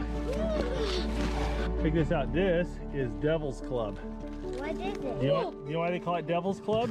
Look at all those spikes. Yes, and it's got a poison in it. So if it scratches you, it makes it burn really bad. We probably should have brought our fishing boots. It is so much mud, isn't there? Yeah. The mud does look like chocolate pudding. Here, Tom, give me your hand. Now scoot across. Nope, nope, nope, nope. Okay. Yeah, Nathan stepped in that mud and he like disappeared. Some more blueberry bushes. Is it white blueberries? These are blueberries. I want to have one too. Yeah, sure. Oh, they're white or blueberries. But look at this. These are all blueberry bushes right here. I think I just saw watermelon bush. Oh, you saw a watermelon berry?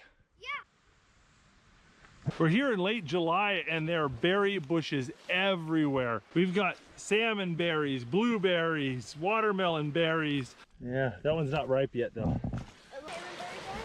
Yeah, check this out. This is a good one. Here.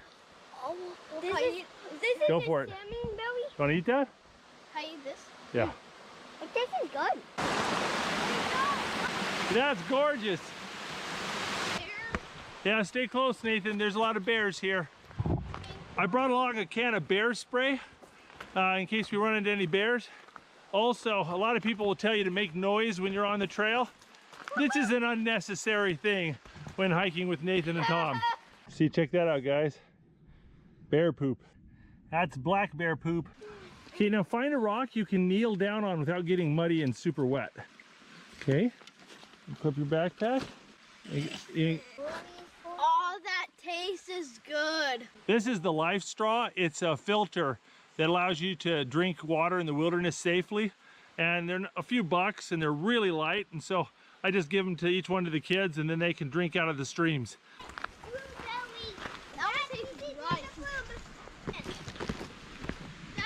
See, we're just walking along the coast, trying to get to a deserted cove. Oh. So we gotta cross this little creek. Look at this.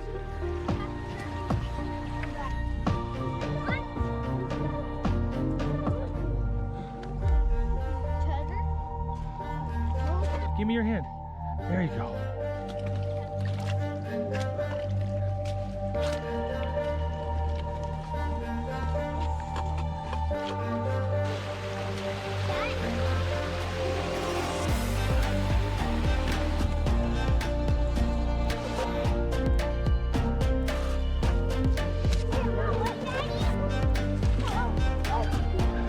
Nathan, here, give me your hand.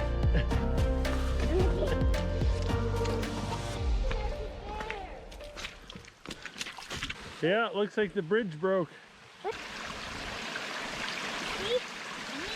funner, Dad. Yeah, it was way quick. And I think it was. You're acting like one because some guys old. It's Nate's in the mud. Better run through the jungle. Oh, look at that cliff.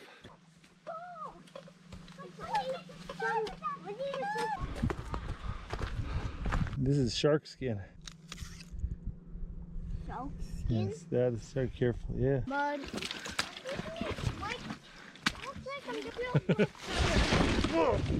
I got wet. Both the boys want a little backpack break. Ooh. How you guys doing? You muddy? Yeah. Everything about this hike is wet and muddy. Even this beautiful little field is soggy. Look at this. See? It's hard to even find a spot to sit or put your backpack down that isn't covered in water and mud. Oh, oh, that's deep. Careful, you don't want to fall down that. Step like a ladder onto these roots. Okay?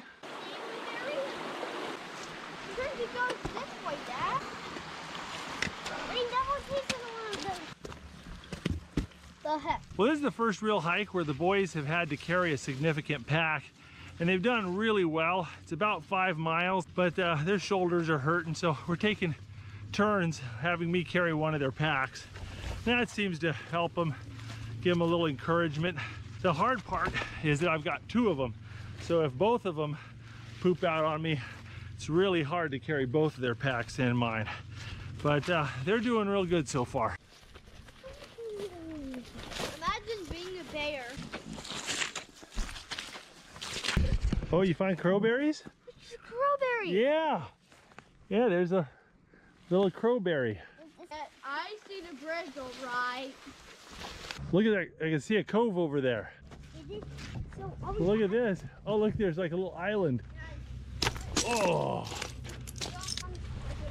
Oh. Oh. Now, this is a nice place to camp. Are you relaxing? This is a comfy spot. Let's explore a little bit. Check it out, guys. Hey, guys, check it out. This is bladderwort. What's a bladderwort? Type of edible seaweed. What do you think of that? Yeah, see, that's a sea urchin right there, guys.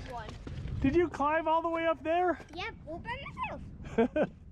You want some help getting down? You don't need any help? Of course you don't. Oh. Well, this looks like a nice spot to camp. We're up high enough that I think we'll be dry even at high tide. You can see the seaweed marks where they've had more recent high tides.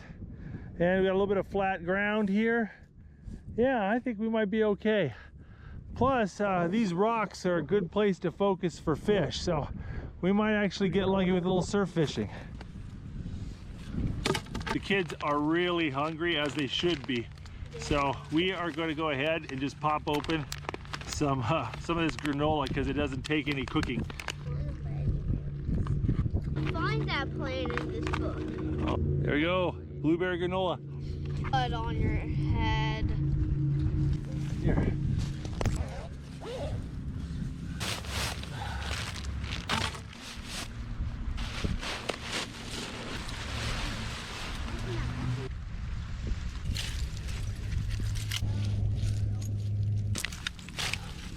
big tangle of stuff here.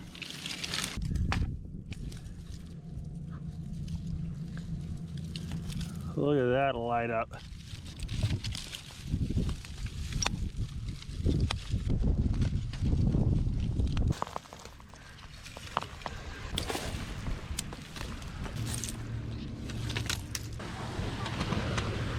Well, the boys have been playing while I got the tent pitched and the fire started, and Tommy over there is just popping limpets as fast as he can. Are you eating limpets? Yeah, I'm eating limpet. I only ate one. You only ate one limpet? All right, boys, you want lasagna or beef stew? Beef stew! All right, beef stew it is.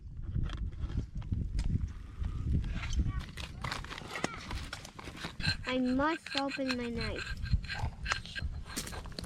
Okay, there you go, buddy. Wait, I want to eat everything we have.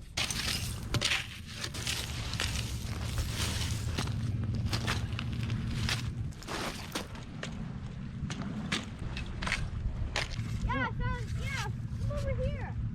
Oh.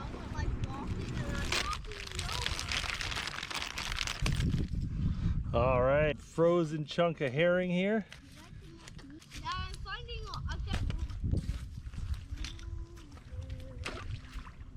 Now I've been telling the boys that the best skipping rocks in the world are here in Whittier. Whoa! Whoa! We're gonna hop off into the woods here a little bit.